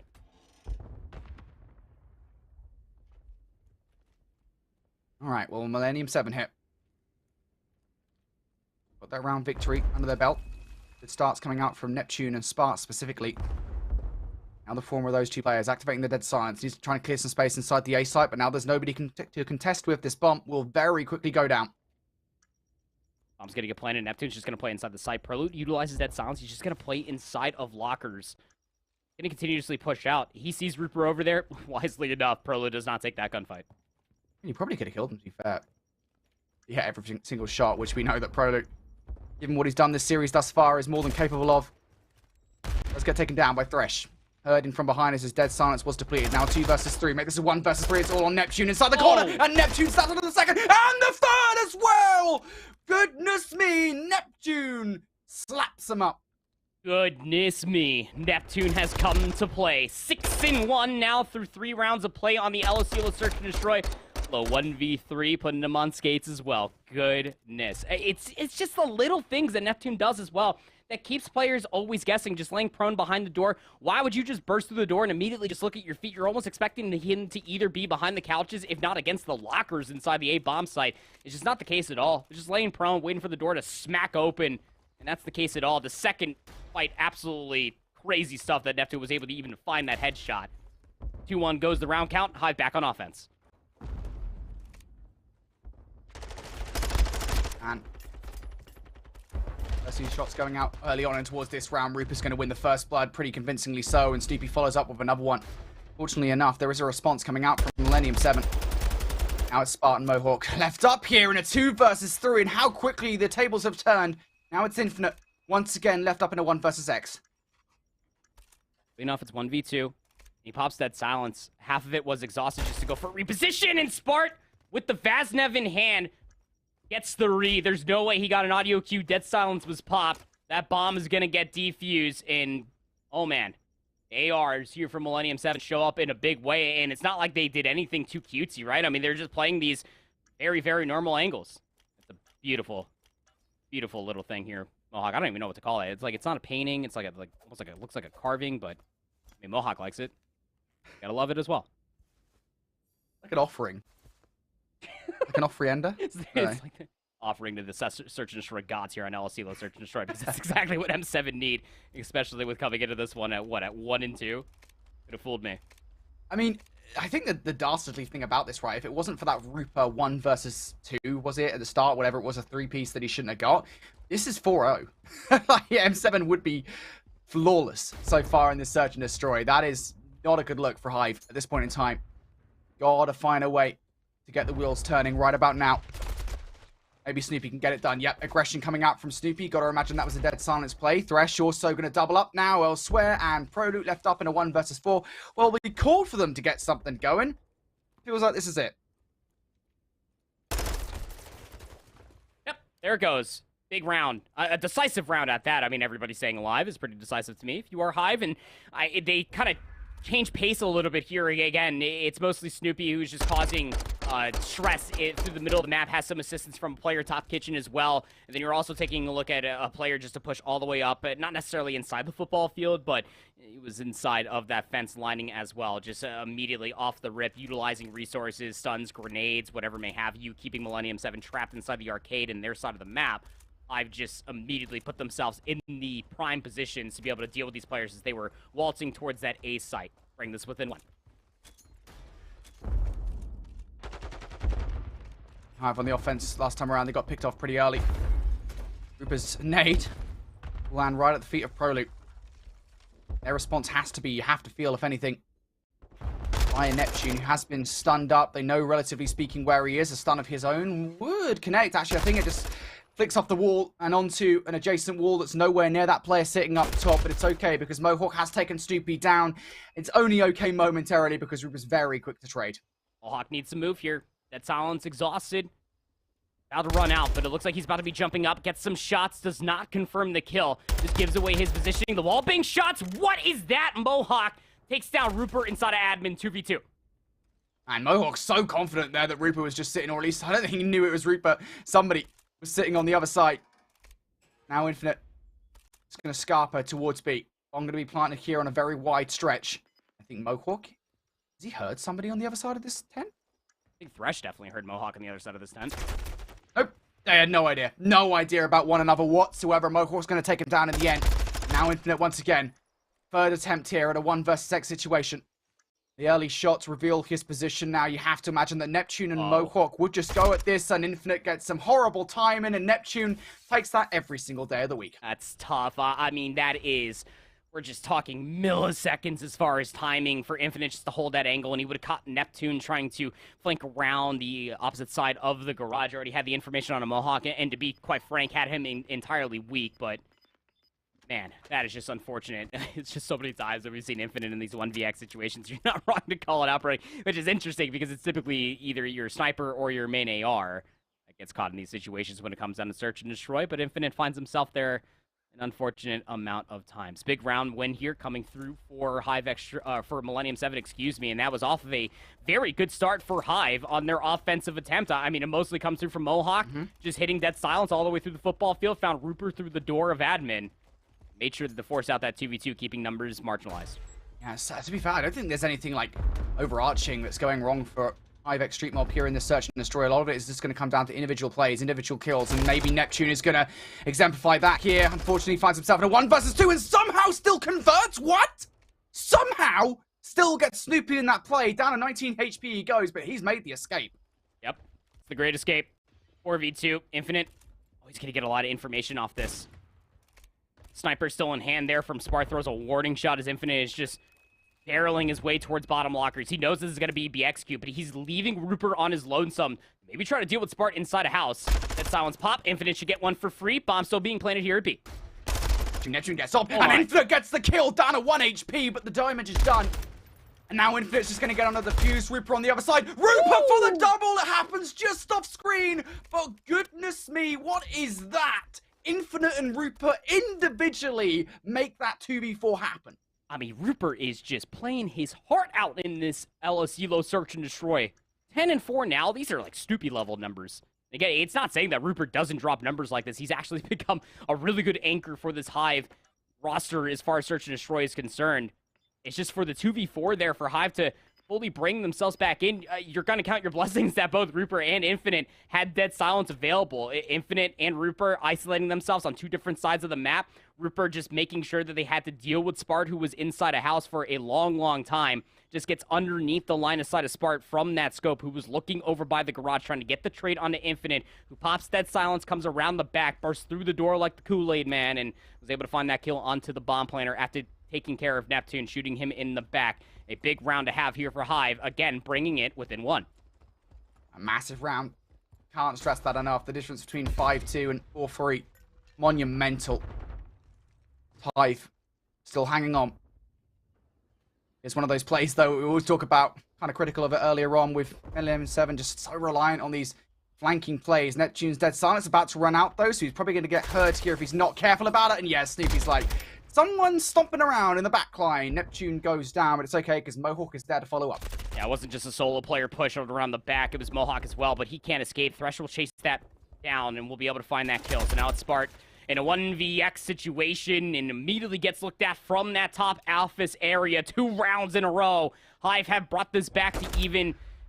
And I'm starting to get a little worried here because that round looked a lot like what M7 was offering to omit. In that LOCULO search and destroy back in lower finals, it was a very isolated play around the back. If Neptune can find value with the Dead Silence and take the care of the player in that bottom window of the house, it would have been great. But exhausting 2 Dead Silences just to go 2 for 1 around the backside of the offensive spawn is just not going to be good enough. Hive are feasting. Rupert, 12 and 4.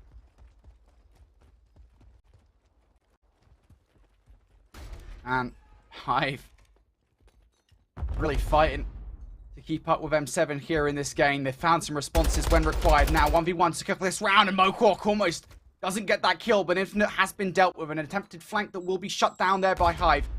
By M7. Now Snoopy inside the A side. Snoopy snaps on towards the double. How many clutch 2 pieces are we going to see here in this game? Oh, and the Semtex that Snoopy threw a handful of seconds ago tags Spart. So Snoopy's going to allow to get the regen to come all the way through, and some spam shots are coming through from Mohawk as well. Spart's going to pop Dead Silence. Snoopy repositioned over by Kegs. I don't think that Chris is aware of it, and Snoopy doesn't even need Dead Silence. He jumps around the corner. Bomb still needs to get collected. 40 seconds remaining, 2v2.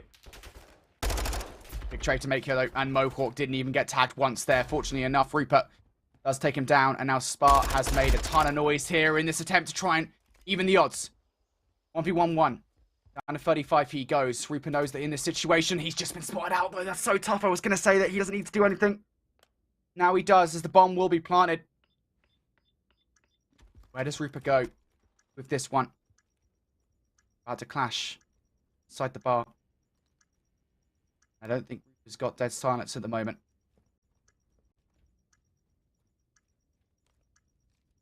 Spart will have his. It's just a case of slowly trying to keep an eye out for where Reaper is. There you go. Now Dead Silence has going to be activated for Reaper, so he has to check every single corner. Swings wide for the kill, and Spart will win it. A huge clutch coming from Spart as they find themselves on championship point. Oh man, that Dead Silence that Spart popped in the middle of the map completely eludes Snoopy. He was just dancing around around the kegs. It was almost felt like a rig rather rosy, honestly, looking at the mini-map, the way that Spart and Snoopy were just so close and yet so far away from an engagement from one another that when Mohawk goes down, I honestly thought that Hive were going to be able to collect on the kills, but with Spart's Dead Silence able to find the trades required, also the jump across, whether Spart saw it or his teammates were calling it out in the comms, they knew exactly where Reaper was going to be coming from, Dead Silence and all. Spart made the play, Vaznev in hand, championship point for M7. One more round. The game mode, the map mode combination that has failed them in the past. Now is the time to go clutch.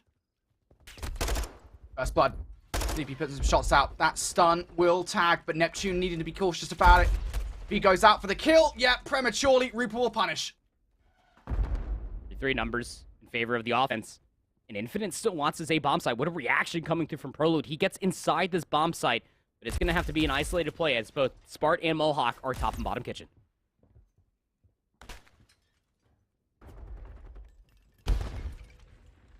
Ah, that's tough. That advantage for Hive is completely dissipated now with Mohawk getting that kill, but Spart being tagged up eventually will falter. Now Mohawk again trades out once again the playmaker here in this round and might well be looking for the kill against Infinite, but doubled up on. Now Prolud for the 1 versus 2. The Season 2 champion trying to be a Season 3 champion as well. It's a 1v1.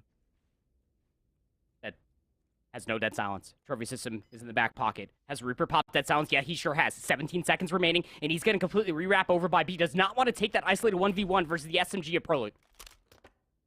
Does he even get the bomb down? That's the question. Yes, he does. Prolud just going to wait for Reaper to make the first move in this dance. As you say, that lack of Dead Silence might well be the kicker for Prolud in this play. So many different areas to check. Reaper needs to be cautious, to be fair, that he doesn't actually give himself away. Sitting up there from behind. He's got the right angle. He's got the right angle. Reaper's been spotted out. Reaper for the first 2 shots, and Prolud is down. Not yet.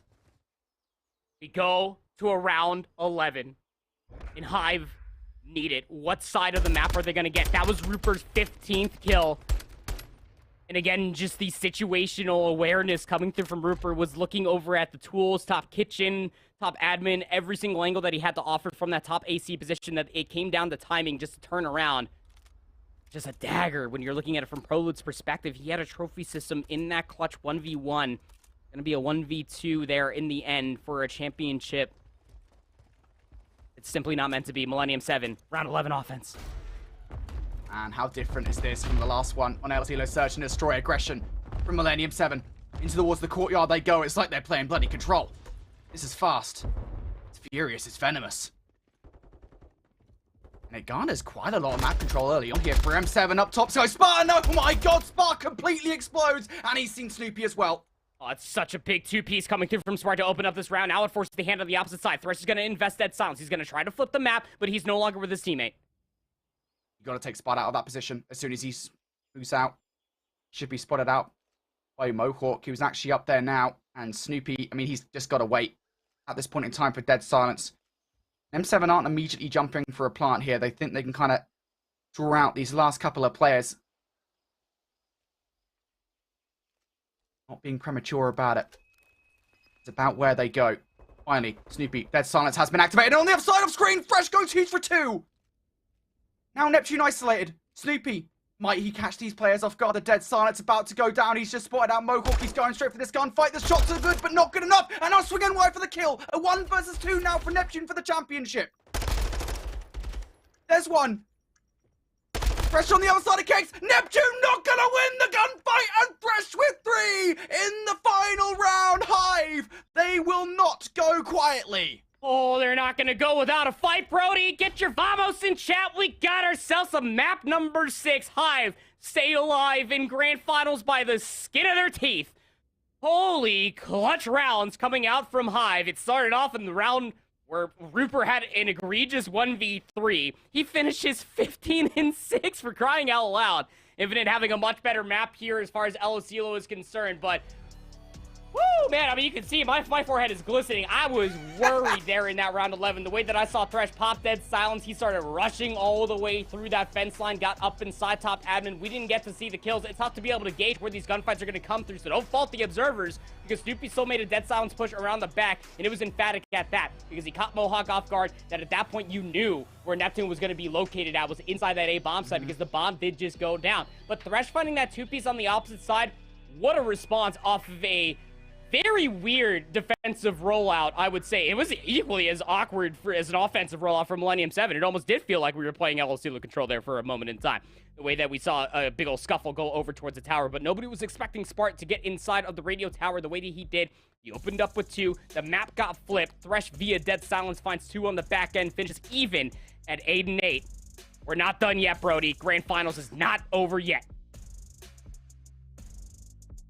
Man, I was concerned because even during that final, that penultimate play from Snoopy, right? He almost didn't get that kill. Mohawk almost escaped. And I was concerned for a second. And man, how many crazy plays, how many clutch plays did we actually see in one map of Search and Destroy there? Like so many. At least one. At least one. I hate you so much. Yeah. So many, man. I just, like, even going back to, like, round number 1, right, where Rupert comes out and pulls off that amazing 1 versus 2 clutch right from the rip. If that doesn't happen, Hive are done. Oh, man. I can't believe it. I'm going to go back and bottle up that El Cielo Search and Destroy and just drink it all over again later. What a map number 5 as Hive will stay alive in the best of 7 grand finals. They'll win around 11. It'll force it to an El Cielo Control for map number 6. And again, I'm going to be that broken record. The longer we stay inside this best of 7, the better it becomes for Hive X Street Mob. You go over towards the El Cielo Control. This has been the control map every single time that these two teams have played off against each other. It has been map number 3 2 times over. And Hive have won them both times. 3-0 in that first matchup back in Group B, in the very first matchup that we had here in Season 3 of the Elite between these two teams. It went to round 5 yesterday, and Hive were still able to win it. So if you're looking at this from Millennium 7's perspective, ooh, things are getting a little weird for that camp because they got to ice things up. You do not want to go to that Fortress Search and Destroy versus this Hive roster. It does really now feel like a do or die scenario. I don't want to count M7 out at all because, like, M7, I mean, we've already seen in Search and Destroy, the El Cielo Search and Destroy here, significantly closer, and arguably they should have won it comparatively to what we saw yesterday in the upper bracket final. And yet it doesn't change the fact that the differentials is so vast in that game number 7. You know, again, Hive haven't lost Fortress Search and Destroy. There is a good reason for that. You don't want to go down to it. Man, I can't believe what we're being treated to here, mate. It is just an incredible grand final here in Season 3 of Challenges. It almost makes me sad in a way that we have to wait so long for our next, like, dose of challenges after this. We've got, like, 3 weeks until qualifiers or something like that. I don't know. Yeah, just incredible so far. It really does feel like a do or die moment here. Again, a reminder, folks, this is, of course, the grand finals. If you're just tuning in with Season 3 of Challenges Elite, Hive, the overarching story for them, just like Unnamed over in the European region, this has been a Cinderella story, a team that's been sat on the bubble of the upper echelon of North American talent for the longest time. I mean, their placements this season have been pretty consistently at the major opens, the major elite championships, top 8, top 12. They've been consistently around that point, and they didn't really feel like a challenger for the top spot. Now they are. Gotta put some respect on it, right? Because, I mean, look, when it comes down to Latin America, as far as a region is concerned, I mean, what? We're getting, like, barely even, like, 7 to 8 signups as far as their cups are concerned every single weekend. If you are not inspired to really show what LATAM has to offer, look no further than what Hive have been able to put together here through the entire season, and even through some of the season of throughout Vanguard as well. They are really putting that region on the map, slaying out with the best, via winners bracket side. And again, when you're looking at it from North America's perspective, hell, even from Champs last year, if you remember, Brody, through Vanguard Champs, we saw that LATAM team come in, talking to everybody behind the scenes. They were like, yeah, LATAM, not really worried. LATAM, APAC, it's a joke of a region. No more. Put some respect on that region's name. They are absolutely delivering it. That said, I mean, look, M7 are still up on series point here. The LOCLO control could spell defeat for Hive, but history, again, might be doomed to repeat itself. This very much so could go to map number 7. Yeah, it could do. It could do. It could. They're doing a lot of heavy lifting there, mate. Yeah, it's, I don't know, man. I just don't know. Especially when we, like, kind of revisit the control from earlier on in the series, right, and how close that one was. Had to go down to a round number 5, and Hotel it was just so back and forth between the two teams. We didn't even know going into the round number 5 whether we wanted an offense or a defense. So who knows what you want at that point, just given kind of how back and forth that was. But it has been an incredible grand final so far, and an incredible season 3 so far. So now is as good of a time as any. Well, we've got some moment here to breathe, just to let you guys know that you guys can get involved in the conversation at this point in time as well. If you guys want to get some comments, you want to tell us what you think about the grand final as it currently progresses, you can do so via our social soundboard. Just add us on Twitter. Just talk to us. You can talk to us directly. We talk to our social media manager.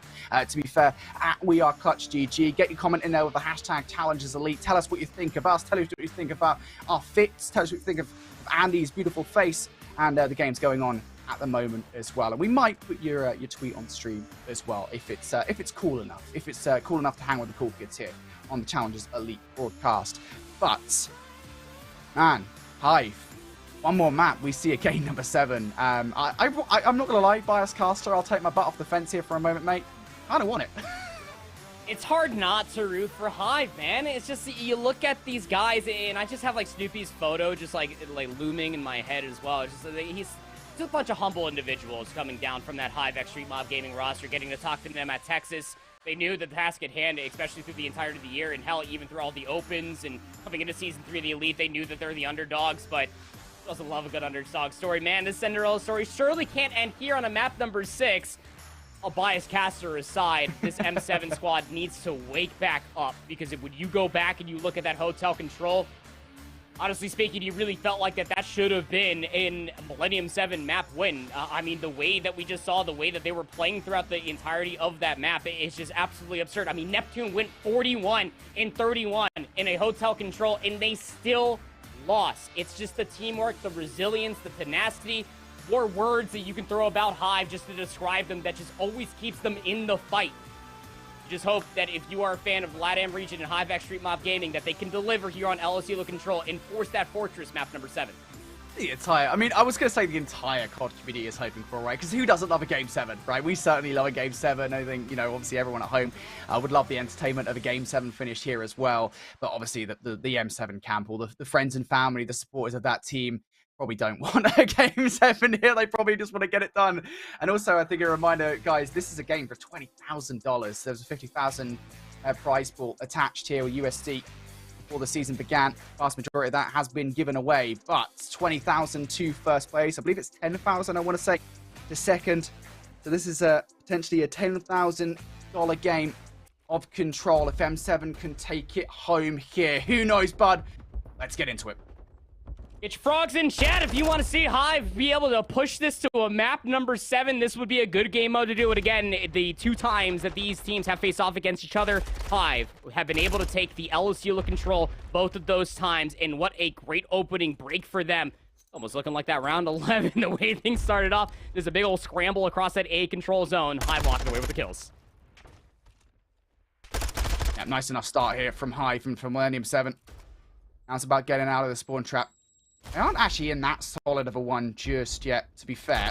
Infinite's the furthest player pushed forward, and I'm kind of surprised about the reaction there from Hive, that they don't push further forward right off the back of that first wave of kills, but nonetheless, the pressure has now been alleviated. Millennium 7 can start to push forward here and start to get some kills off the back of it. Neptune A weak down to 20 HP. He goes, has now been stunned up, but it won't last that long due to the battle hardened perk that he's got attached to his class. Kills now being made from M7. That's a point capture. It should be, yeah, absolutely. Hive would do well just to chalk this. They're only down by a single life, but you want to make sure that you can maintain presence here on the backside of the rock. Frolich is already playing for the future. Oh my goodness, I thought he was going to have that snap in the crackle, and some would say pop there on the Rooper. It was about to be a crazy spree coming through from Prolute. Would have been a potential cruise missile, but 60 seconds added on towards the board. You'll take that if you're M7. Yeah, I think the good news, I guess, for Hive here in this situation is that they haven't immediately given up that transition right. They've played pretty staunch, and they've got themselves ready to go. Again, some of the plays I'm seeing are weird. I'm kind of glad I saw it at number 6. I was keeping an eye on what Snoopy was able to do there. I'm thinking, like, why don't you just push forward towards green? But now he's actually done it. Around the backline here from Millennium 7, though, through Brick's side. But good start coming out from Mohawk to deal with Rupert up top on Pride Rock. Now for Thresh and Infinite. A lot to do here to make sure these players do not filter through. Infinite's going to come and join his teammate, but doesn't anticipate Prolute to already be in that back alley. Rupert down once again off the back of the spawn, and Thresh has been hunted down. Needs to try and play his life here for as long as humanly possible, but can't do it. If he's still around the back, he's actually going to drop from that admin position area. He takes down Spart. Infinite's also able to take down Mohawk. Neptune for the trade. 2 players on the B zone. Reinforcement spawning parallel here, Brody. Yeah, Rupert's the closest player to do something about this, and actually he wasn't being watched at all whatsoever. Rupert survives, and survives even long enough there for Thresh to come out and come with a 2-piece. Millennium 7 have still got players on the point. Again, Hive have not got somebody towards that green side, so it'll be close spawns now from Millennium 7. They'll be able to push forward. With 30 seconds on the clock, time dwindling down here for them to do something. Rupert dealt with before he can get aggressive. That's a big kill to make because Rupert would have been a threat in around the back line from that back window. Would have really put a stop towards the devices, the designs of Millennium 7 over towards this point. Now Neptune and Mohawk going to double up on the point. Coverage being provided by Prolute towards the window as well. Hive, you gotta go. Second tick about to come through, and the players for Millennium 7 all falling down. All down on Neptune on the point, and he can't produce any more than the 1 frag. So 13 seconds, you can very much so contest this. If you are Millennium 7, you just got to be able to deal with these players. Snoopy's got an AR up top, and this guy's already just been electric with the Vaznev. Long-range shots would be just as good. Prolute's going to touch this B-zone, try to stall off this clock. Got to get Infinite out from Kegs. Hill will deliver. Spart's the last alive on the zone. Yeah, I can't do anything there as Thresh will double up. Mohawk going down at the final moment, and whoo! Sigh of relief there. Godness, I don't know why my voice just cracked there at that moment, but Hive, they survived that barrage. And it's kind of fortunate in a way, right? Because there was just a couple of clutch 2 pieces that got them control of the point, but they didn't really have any control over the bar, over green at all on that DBB defense. No, they really didn't. It's just, again, they are so scrappy. Our Hive X Street Mob is just so entertaining to watch. Thresh is feasting there at the end of round number 1, 10-4 for him. Rupert, again, going unnoticed outside of tools, was very clutch at just making sure that Hive could contest the way that they did, albeit for Prolute's heroics around the back. Will only be 5 segments captured there from Millennium 7.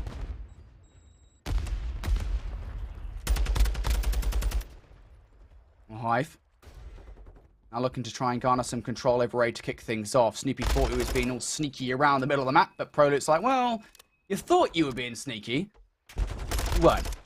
Gonna take him down. Now starting to get aggressive towards that top tower area, but going to get shut down by Thresh. So an opportunity here for Hive to start to aggress towards this A zone. And, well, as Rupert follows up with another frag, Spart has his eyes on that top red tower position, knows that taking out Thresh is really paramount to putting a stop towards this A capture whatsoever. And also Neptune coming on the flank as well. There are opportunities here to Millennium 7 to close the door on this A capture, and Neptune is gifted a kill by Infinite. Yeah, I don't know why Infinite just goes flying into the waiting arms of Neptune. Could have been the A-zone capture. You just hold the line there. You had top tower control. You had some assistance inside the A-zone, and now it's gone from bad to potentially worse because Neptune's still alive here inside of Billiards, trying to find a couple of spawn kills. Doesn't have Dead Silence, but he has so much more to do in front of him. Trade this, please. You cannot allow Neptune to stay alive in this position. Finally, Infinite delivers. 27 seconds remaining in the round. Yeah, Hive just don't look like they've got anything at all here, to be honest. You need to take out Prolute. That's a good start. Now, next up is going to be Mohawk. Sitting in a corner that I don't know necessarily if Hive will actually expect him to be in. And yeah, well, Rupert certainly didn't expect him to pop up like that. Trades are good, though. Are they good enough? Neptune now the last player to deal with.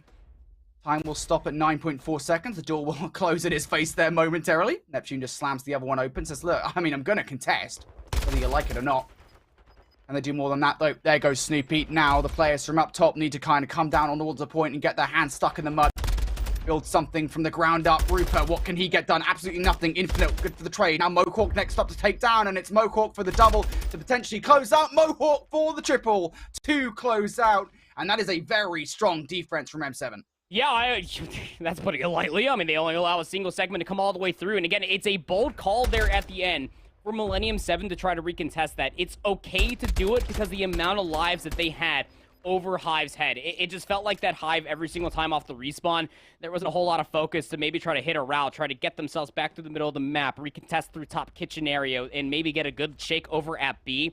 It was all A all the time, and that's just playing into the playstyle that we know Mohawk loves to find for themselves, along with Prolude, who is 15-8 and 7 for Thresh on the opposite side. But that single segment could come back to bite Hive in the rear if we're talking about round 5. Indeed, I think you need to have a very strong defense here for Hive, to be honest. Millennium 7, we're in the middle of the map they're going. Again, it's not exactly a route that Infinite would expect there. And Neptune going to catch him off guard. So now, Fresh towards the B zone, has a lot to do. He loses his initial one versus Prolu, and off the back of those, just even the first 2 bloods, Millennium 7 have full map control to play with. Snoopy wants to try and ruin their day. Goes for the second kill, go AA through that fence, though. And off the back of it, Neptune will take him down. Slowly but surely, this B zone starting to be whittled away. First segment already captured. Second segment well on its way. Spartan Neptune going to be that stack. Prolute might just come to join them as well. Mohawk's going to be that third player. Yeah, that B zone is going to be gone. Rupert, I mean, you can set up shop inside this house, brother, but it really comes down from his teammates who deliver on the opposite side. So wait a second. That third segment would have been captured if everybody just stayed on the zone. I don't know if they were lacking trophy systems and some throwables were also coming through. But Hive, at least keep the B zone in their favor. The clock stalled again here at A. Oh, Neptune getting that kill on towards Thresh. I mean, it's not quite everything, because Snoopy is still over here providing some resistance, but it does do quite a bit of damage to the defensive side as Snoopy was isolated. Only produced a double. Say only. A double in any other situation would be quite epic. But it's not going to be enough here as Millennium 7 back on towards this A zone. The second ticket progression is about to go through. Hive and just going to go for maybe a late hit here. Maybe they're looking for some exit frags. Actually, there we go. Finally going to activate. Rupert going to pick up one. Rupert for another one off screen now. And Infinite on the point is going to be able to stop this capture. Millennium 7 forced to fight for it once again. Rupert removed from that power position. And they know where Infinite is located on the point. He is taken down. And there goes the extra 60 seconds. 60 seconds, 2 life lead. Neptune going to get gunned. The Mint's popping dead silence. Pro needs to find the trade. Snoopy's going to be able to take down both. You still have a lot of presence over here. Mohawk's finally going to leave that radio tower. It does have Spart down low. It looks like they're going to double up together to maybe try to flank around top party. Well, we'll have to see what it all means. Because, again, you have players like Thresh who are top house. That'll be the biggest problem when you're trying to get on that B zone. But a single segment is all Millennium 7 need. Yeah, it's not great for Hive. Delicate situation for them to be in at this point in time. There we go. Neptune actually gets gunned by Infinite, so that's a good start to this defense. We haven't dealt with all the players just yet, especially as that early tank that we were talking about from Prolu is still yet to be activated. He's just going to wait. He's going to be patient about this one, wait for his teammates to get in a position before he can finally do something. I don't know if that's actually going to happen soon enough, though. And there we go. Now, finally, it is. Spart in the middle of the map will pick up 2 kills. Now, Prolute's going to divert the attention as the rest of the team can now start to make their way through the middle. It's going to force at least one player back. Infinite, one of those players, will be taken down. Trades in the situation here. Trades in favor of Millennium 7 momentarily. Now, just Mohawk left up. 1v1 against Fresh from afar. And all Mohawk really needs to do is just sit in coverage, force Fresh out of that position so that his team can deal with him. That's exactly what happens. Oh, Thresh gives up top house, though. Mohawk's still alive over by the zone. The reinforcements for Millennium 7 are close. They're going to be able to hop on the zone and help out Mohawk as well, who guns one on top bricks. Spart's going to take down Rupert on the opposite side. Infinite needs to contest. Cannot get there in time. Millennium 7 will win the offensive round. Will put themselves 1 round away from claiming the prize of Season 3 champions. Big round. Absolutely huge round. It felt like it should have been done a little bit earlier than it actually was, to be frank with you, Andy. Just because of obviously that early hit towards speed, but I think that might have ended up favoring them, as a matter of fact. Splintering the defense in the way that it did. 1 more round, but we've been here before. It was 1 more search and destroy round last map, and you can never quite count out Hive. Though so far, as that segment's capture shows, Andy, it hasn't Jeez. been a kind control to them whatsoever. It's going to be back-to-back offenses. That's your only win condition for Hive to force out of map number 7 on Fortress Search and Destroy, but what do you got to get here first? HiveX Street Mob for their second offensive attempt. Not going over towards A. Got to go through the middle of the map and try to touch B first. It's going to be Snoopy on the zone. Nobody's watching top kitchen. Snoopy has to win this gunfight. The nade comes through, and Spart, Neptune, will they deliver on 2 kills? That's the B zone push initially put to rest. Yeah, just look at this, man. Look at the defense. It's clinical. Hive batted away. What Hive lacked on their defense was map control. Look at the way that Millennium 7 are starting to push forward. Neptune, it just makes it look so easy. That's 3 in a row for Neptune. Looking for number 4. Target acquired. Prolute's the one to knock him down. But just look at this. It's Neptune. We've seen this before, man. We've seen it just going from wall to wall, from player to player, snapping time and time again. 40 seconds on the clock now. Hive needs to get something going. Infinite's on the zone. Got no trophies over here to keep him safe. No, he gives up the angle. Spart's gonna contest it. He'll win the gunfight. And now the map more or less goes back to being stabilized. You're okay with that position if you are Prolute, just playing up inside of this top bricks area. He watches Rupert just go for the desperate touch over by B. Thresh is still over here. 25 seconds remaining. Hive desperation setting in. They gotta touch one of these zones. Gotta do it now. It needs to be individual as well. Thresh goes down. Now for HiveX Street Mob with 15 seconds left to do something. Spart is doing such a good job at keeping Rupert at bay. Prolute there to pick up the slack. This one might be over. Infinite, one last hurrah towards this point. We'll contest it. 3 seconds on the clock now. Millennium 7, can they close it out? Mohawk and Neptune gonna double up. Now 2.2. It's all on Infinite and Rupert here in this situation. Players on both sides, they need to go absolutely bananas. And this second tick, about to come through. Infinite's just going to reposition here for the moment. I think Millennium 7, they're being cautious with it. Prolute's been tagged up on the outside. Neptune, he is going to go down as well. Would need to be perfect here on the defense. And I think Millennium 7 is going to give it up. Yeah, wise to chalk it there. 22 plays up against 13. Gonna be looking for a couple of exits. Mohawk's gonna be able to find the first Snoopy over the top. Tough gunfight to win if you're Mohawk. Snoopy's gonna take him down. 21 plays up against 12. The flank around the back is being looked at by Spart. Prolute also takes Rupert down as for the initial. Gotta be able to find these kills. Top party and Hive deliver. 2 go down. No, but the team nade on the Infinite. That's not gonna help out your affair.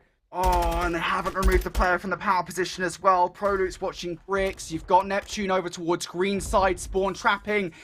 It's fragile. It won't be long before Hive shatter. They need a hero, and they need him right now. It's Snoopy, who thought that he'd gotten in from behind. He wasn't silent enough. And Spart heard him before he could make the move forward. It's an 8 versus 18. It's 15 seconds left. Every player that pushes towards the point is knocked down before they can do anything special. But finally, the contest comes through from Rupert on the other side of the blocks, and he is taken down as well. This all feels like it's on Snoopy now. He goes down. Can Infinite do anything close? He goes down as well. And Millennium 7, as the new era begins, are your Season 3 Elite Champions. Prolute able to go back-to-back. The triage is back in full force. They have clawed their ways back from getting knocked down via the winners finals from this very Hive roster yesterday, and will win it in 6 maps on a map mode combination. Again, statistically, they should have lost. Brody, they came into this 0-3. But I would have been called a bold-faced liar if I just told you that just by looking at this final screen right here. We'll be able to take a look at the stats here momentarily, but man, Millennium 7 came to play. Neptune was undeniable. Mohawk, I mean, he got a second win. It would almost feel like throughout the entirety of that grand finals was delivering on so many different kills.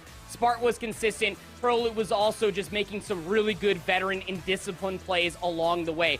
Commiserations, obviously, to Hive. I mean, what a crazy performance that they were able to put on for themselves going through Season 3 of the Elite. This is their best final and their best placing all year long. If you look at all the cups, if you look at the elites, you look at the opens, this is the farthest that we've seen Hive really get put to the test. And it ends here in a map number 6. 25-16 for Prolute, 23-19 for Neptune, 19-14 for Spart, 24-23 for Mohawk. Your Season 3 NA Elite Champions go out with a bang. And for Hive Street Mob, that's got to be gutting, right? I mean, I know that, as you said, Andy, this is the best placement they've had all season long. They look so epic on their run to this point. To even beat Millennium 7 the first time around was good enough.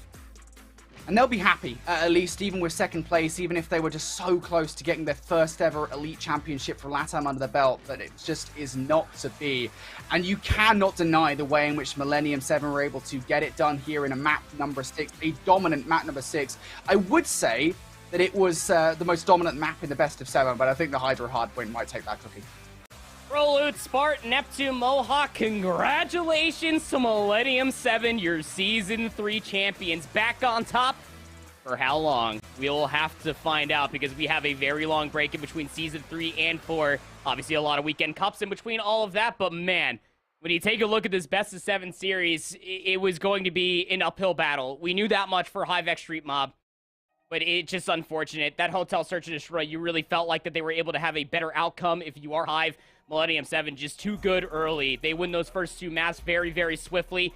The road to be able to be Season 3 champion became that much more treacherous that after losing that Hydra Hardpoint, it then had to become 3 maps in a row for HiveX Street Mob that they were always going to be playing with their backs against the wall in the LOCLO control. And I'm not going to sit here and say that the pressure got to them, but there's a reason why when we talk about this Millennium 7 roster, the veteranship that they have, the amount of times that we've seen them in these types of situations, whether you're looking on LAN or online, whether it's the CDL, here in Challengers, they understand how to deal with the pressure quite wonderfully indeed. They are able to remain composed after losing that round 11 search and destroy on LOCLO, finally get the win, and a win at that on LOCLO control to put HiveX Street Mob to rest. And to be able to win the chip here at Season 3 Elite. Yeah, I think it was just a tough map set right from the outset, to be honest with you, and I think you and I knew that as soon as we kind of saw the outcome of the vetoes, and I don't really know, given the strength of Millennium 7, if there was ever an outcome where Hive came off better, right? I think that's just kind of the question for us, is just, again, we look back to kind of the start of the series, which we already knew right from the rip was, unless something surprised us, was going to be a Millennium 7 victory. And for the Hydra Hardpoint especially, it's just kind of so damning, I think, for them, for Hive specifically, I should say, to kind of have this map set and face it down. But it was a valiant effort, clutching up in the LOCLO Search and Destroy, and that Hotel Control especially. They gave us a series, but it is not enough, as Millennium 7 from the lower bracket are going to be our champions. Here's a look at kind of their run. We already saw it early on with the Game 5 victories consecutively versus Boys Elia and Convoy Gaming. They looked poised to make it to an earlier run towards the grand finals, but Hive did upset them in that 3-1 fashion. Of course, Millennium 7 did have to fight in the lower bracket final to get back for a revenge story. I didn't even realize this just until now because I was so focused as far as top 3 is concerned. M7 were in a grueler of a run. Map 5 versus Boys Elia. Map 5 versus Convoy. Map 4 versus Hive, which they lost. And then it ends in 6 here after going Map 5 in lower finals versus Omit. To say these guys are battle-tested might just be putting it lightly. You can clearly see the diversity as far as map sets are concerned against all odds. They were able to eke out here in Grand Finals and be able to claim the chip. And that does answer quite a lot of questions, doesn't it? We came into this season wondering who would take the mantle of North America's finest, because obviously we had a flurry of roster changes, I think throwing things up into the air. We had, I guess, a lot of players being moved up towards the CDL as well. We didn't really know who would be the next team to step up to the plate to trying to take on Europe as currently the champions of challenges, just generally speaking, after the Texas Open. And it is going to be Millennium 7 walking away with the first place prize of $20,000.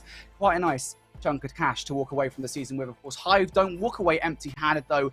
They walk away with $10,000 to their name. Which, again, I mean, must feel still pretty good, even if it's gutting that you didn't win, given the fact that, I mean, this is the best amount of money they've probably ever won from Challengers. Well, I'm sure that they probably wanted to win. I mean, at the end of the day, who doesn't love a good old dub next to their name and their team name at that when it comes down to Challengers of Elite? But, I mean, nonetheless, yeah, I mean, look, you got to pat yourselves on the back if you are HiveX Street Mob Gaming. It has paid off. I will say that much. A team that has been sticking together the majority of the year, the entire year at that. They get top 32 back in Raleigh, top 12 back-to-back placings, both at Boston and in Texas, and then they get second place in Season 3 of the Elite. I talked about it back at the end of Season 2. I don't know how high their skill ceiling goes because it feels like that they always find another way to impress me. Obviously, commiserations, I'm sure that they wanted to win, but you should still feel pretty good. The future is bright for this very young roster.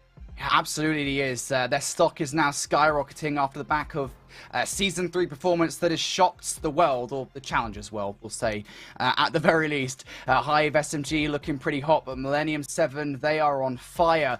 They walk away from Season 3 as the North American champions and, well, North America's best moving forward. As next up on the docket for us here is going to be Season 4. We don't have an event between Challengers Elite for the first time this season thus far. A bit of an elongated break for us here, us Challengers fans, but that break will be worth it because, trust me, on the other side will be the final season of Challengers Elite.